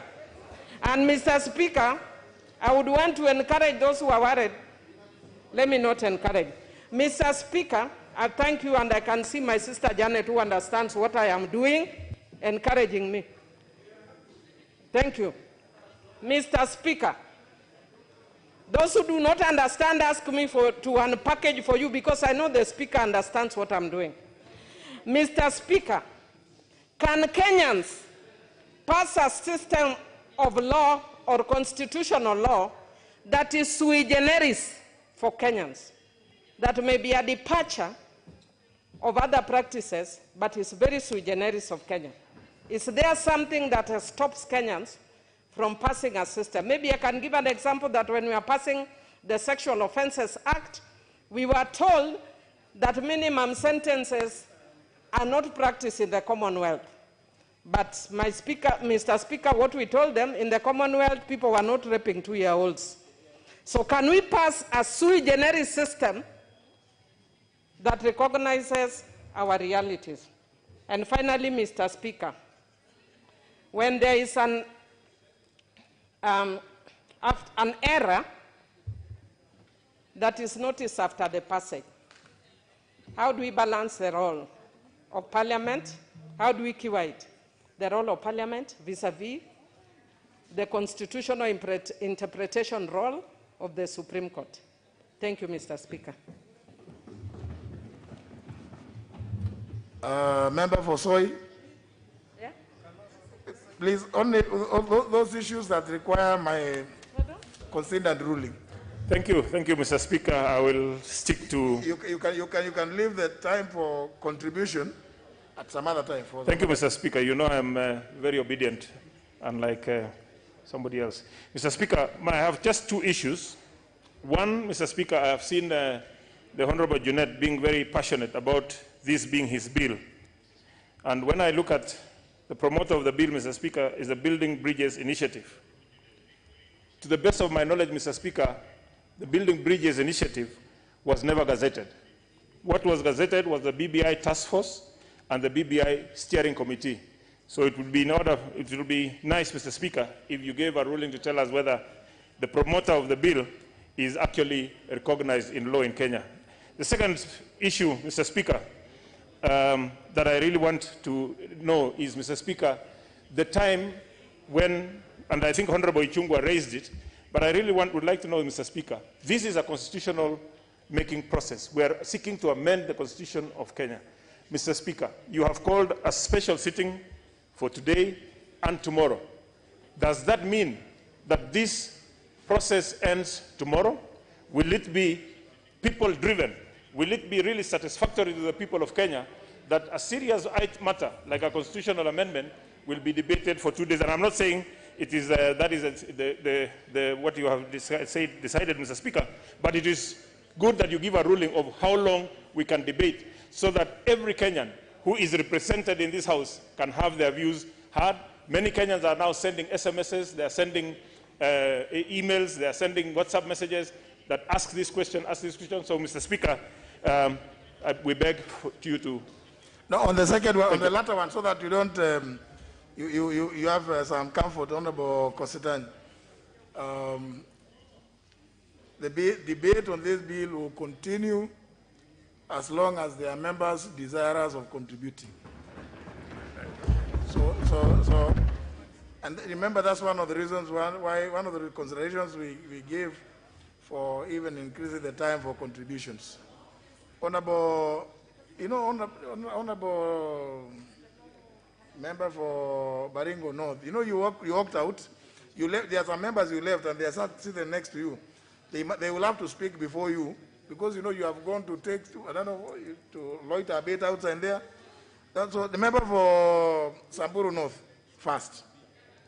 It's only fair when you have taken some time to go and walk a bit out there. And Thank you, Mr. Speaker. Thank you, Mr. Speaker. Yes. Mr. Speaker, I just wanted you to make a ruling on the issue of the delimitation of constituencies or electoral boundaries, because I don't know whether how did they... Please don't say something which has already been raised. But let me just finish. But he raised it. No, but there's something additional. There's something additional. It is addressing Article 89. And the Honorable Ngeno prosecuted that matter very well. But what is the other issue? Yeah, the other issue is, did they consider the other factors, the geographical and urban centers, community of interest, means of communication, and lastly, I want him to get you had your time, my friend. Please, protect me from okay. the speaker. Mr. Speaker is protecting from him. The other issue is that, in my own opinion, the review of the constitution or boundaries would have been done in 2024. Will it again happen that time? Honorable Sangok. Honorable Speaker, I really want to ask you and seek your guidance, Honorable Speaker, if indeed this particular bill is this House through the front door or the back door, Honorable Speaker, because in a popular initiative, Honorable Speaker, it is assumed that it is an initiative from the ordinary Kenyan citizen, from Wanjiku, Honorable Speaker. From all description, the Handshake Brothers, and even Junet, and even whoever is promoting this bill, is not Wanjiku, is not an ordinary Kenyan. They had an opportunity, Honorable Speaker, if it is my president and my party leader, he had a representative in this House in the name of the majority leader, that is Amos Kimunya. If now, it is now, Honorable Sankok. So, you know that issue is what has been raised. If you listen to what Honorable Millie Odhiambo was raising, she used a lot of English. Popular initiative, parliamentary initiative. Is there executive initiative? So the long and short, I'll be able to respond to that. It's straightforward. Please. Yes. Even you yes, sir, have a right actually, yes, to begin a popular initiative, not a parliamentary initiative. If I may say that pronto. Yes, you know, sir. If you decide to go out there and collect signatures from 1 million people, you have chosen not to use the institution where you work in. The parliamentary initiative. And nothing prevents you from doing that. So any Kenyans is an ordinary Kenyans, including the president, the right former Honorable Raila Odinga? Yeah. Okay, even the army are ordinary. Now I'm learning now today, so I'm learning. But I thought that from all description, they are not ordinary Kenyans. They had an opportunity. Mbadi is here to stand in for Raila Odinga. Thank you. Thank you for your guidance. Honorable Gekaria, now we want to finish this. Okay. Let's get that to you. Honorable Gekaria. Thank you, Honorable Speaker. Mine is actually it's only one issue. You know, when Honorable, is it Kabinga Wadhayo, when he was asking that question about a 176-page report that people had not read, I was the first person to dismiss him. But, Honorable Speaker, going by what has been said... No, sorry. No, you don't have to speak, Honorable Kabinga Washira. He made a mistake. It was Honorable Murugara. Yes, it is Murungara. I'm sorry. When Honorable Murungara rose and requested for time to be given, Honorable Speaker, in your ruling, can you give us also, you make a ruling as if a report is tabled in the morning of 200 pages. Should we debate it in the next 2 hours? Maybe you could be able to give us a ruling on that basis so that we also have time on when we should read or we should not read. Thank you, Honorable Speaker. Except that, of course, in the course of today, a report by the Budget and Appropriation Committee was tabled, and you, not me, dealt with it both in second reading, a committee of the whole House, third reading. So I don't know. You know, a report is a report. It doesn't matter whether it is 1,000 pages or 2 pages. It's a report. So, Honorable Gekaria, you know, because, you know, you can't eat your cake and have it. You passed the Division of Revenue bill this morning. And the report was tabled again this morning. So actually, you know, you just proved that you can do a lot of things. And that's why, you know, Honorable Lessonet, that way so that we can finish. Honorable members, I only have 10 minutes. Thank you, Mr. Speaker. Who is that? Mr. Speaker, I just want to invite your ruling that the 47 county assemblies are variously gone through different documents in terms of the errors which have been alluded to. And Mr. Speaker, whether we want to call them typographical errors, they have gone through assemblies similar to this assembly. The assembly in Kabarnet in Baringo County, Mr. Speaker, is as good assembly as this one, National Assembly of Kenya. Mr. Speaker, we have enough time, Mr. Speaker, which I want you to respond in your ruling, why we cannot send back the correct document, the corrected document, to those assemblies, Mr. Speaker, for processing. That is one, Mr. Speaker.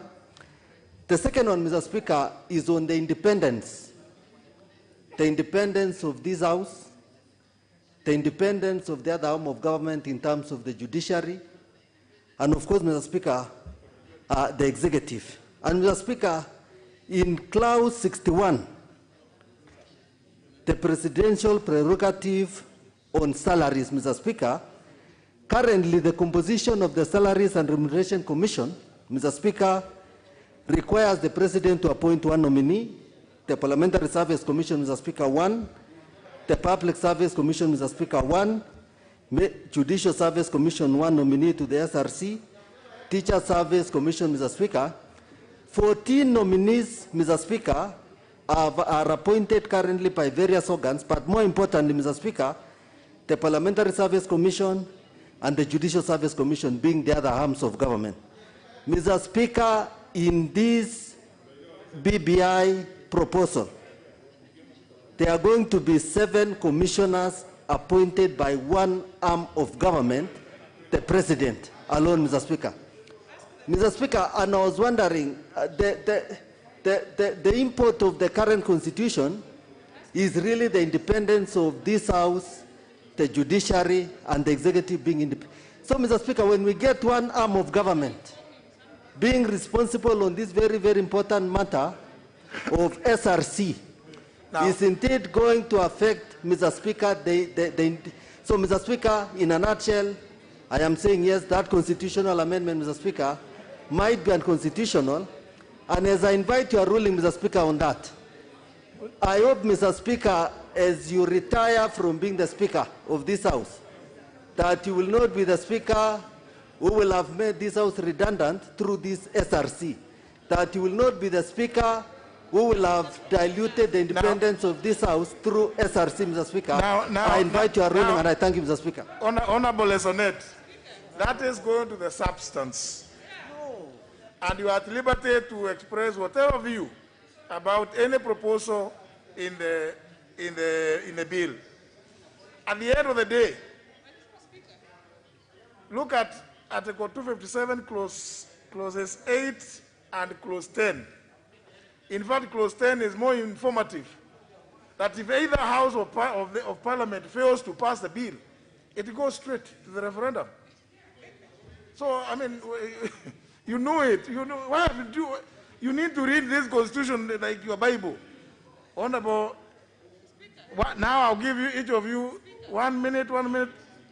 So, now, you know, we don't, honorable members, you know, the time, Honorable KJ, is it?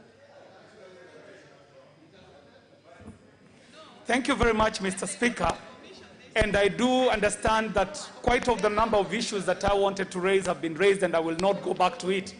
Mr. Speaker, mine is the most preliminary of the preliminary directions that I'm seeking, Mr. Speaker.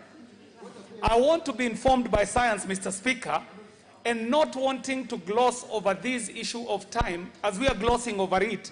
Because scientifically, Mr. Speaker, I do understand that an individual reading at a normal speed can only read 4 pages in 16 minutes, Mr. Speaker. The time that we received this report, Mr. Speaker, is this afternoon, Mr. Speaker. My understanding, and I know, Mr. Speaker, that you have already commented on this, but we are running into a problem like the county governments did by discussing and passing a... Honourable members, debate in the House is about the bill. You have been on recess for almost a month.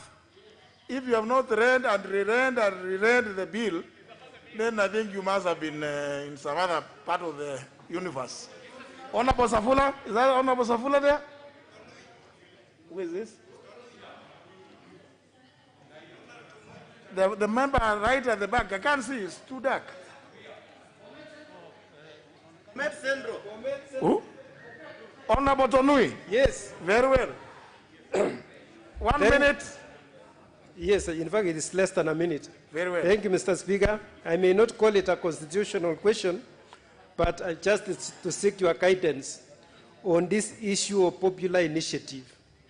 If some members of this House were part of that task force to collect views, will that really qualify to be called popular initiative? I would wish to get the direction. If some members of this House and the Senate, in fact, the Senator chaired the task force, does that make it popular initiative, or now that is a state or parliament initiated? Secondly, on the SRC, because these are the people who collected the views, we followed through the TV shows. I think it was covered by the TVs. And we never saw any contribution that the SRC... Honourable Kaluma, please. And time is... I thank you, Mr. Speaker. Mr. Speaker, most of these questions are indeed in the report. But, Mr. Speaker, I have 3 questions for directions. Number 1, whether a bill to amend the Constitution by popular initiative can be amended by the promoters through the mover before Parliament finally decides. It is important for me. Number 2, whether a bill to amend the Constitution by popular initiative can be amended by Parliament. And, Mr. Speaker, if so, to what extent? If you look at our schedule, for instance, we are referring to this act. Can we just let that pass or we say this Constitution? Lastly, Mr. Speaker, is the matter of how does Parliament or should Parliament treat a clearly unconstitutional provision proposed to amend the Constitution? And I'm only looking at the proposed clause 43, which I'm worried could be interfering with the security of tenure of judges or judicial independence. And I mean, if Parliament were to find that indeed this would be a problem, do we just leave it to the... Honourable Amunyinyi. Speaker, thank you. An amendment to the Constitution, Mr. Speaker, clearly under Article 255 makes provisions, and particularly it guides the process. And 256, Mr. Speaker, is also clear if the initiative is by Parliament. But I want to draw your attention, Mr. Speaker, to 257, particularly sub-articles 7, 8, 9, and 10.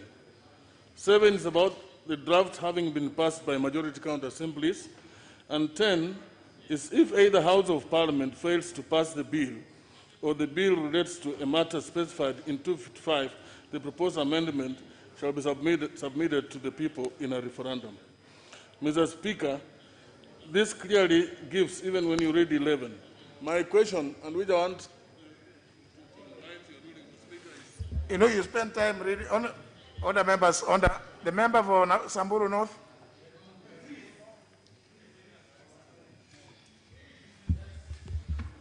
Honour members, just a minute, hold on. Honour members, you would agree that you've raised quite a number of issues, some of them which are quite light, some weighted that may require some considered ruling. But honour members, I gave this opportunity so that members, first of all, hear what are the issues members may have that may touch on the law, procedures, and the Constitution. I make this initial determination that the issues raised are not sufficient for me to order that debate on this bill stops. So debate on this bill will continue, will proceed tomorrow, and any other time, should there be members still desirous of contributing.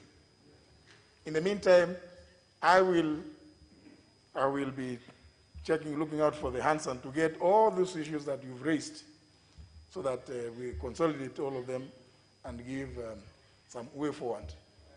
It doesn't matter whether it will be at the tail end of tomorrow or any other day, but it is important that at some point that we make some determination of the various issues that we've raised. So debate will continue. Those points notwithstanding, the misgivings or the anxieties notwithstanding, we will continue with the debate on the bill. Those of you that have read the bill will obviously be dealing with the bill. Those of you who have been reading Twitter will obviously be there, and WhatsApp, and all other, Instagram and others. The report, I'm sure, as you know, as we said earlier on, and it is following your own resolution, tomorrow, when we resume, the chairman of the committee will have the first chance, and I believe he will take us through not just the bill, but also the report which many of you have referred to. So that then debate after that will be accordingly informed. And both the chairman, the vice chair, and I think several of you who are members of that committee will be here to contribute. The Honorable Murugara, sorry, now you may have to burn the midnight oil, reading through the reports. The Honorable Gikaria, please, and the Honorable Kiaria, the member for the Great South, he's already gone. You see, this is a problem. He's a member of the committee, and he hasn't even read. You see, so honourable members, I believe, again, there will be sufficient time for us for all of you, those who have not read the report and who have not read the bill, please read it, so that tomorrow we give informed contributions. It doesn't matter what views one has, but please let them be also informed both by the bill and the report, so that we can accommodate one another in a manner that is decorous. So, honourable members, time now being 3 minutes after 7, the House stands adjourned until tomorrow morning, Thursday, 29th of April, 2021, at 10 a.m.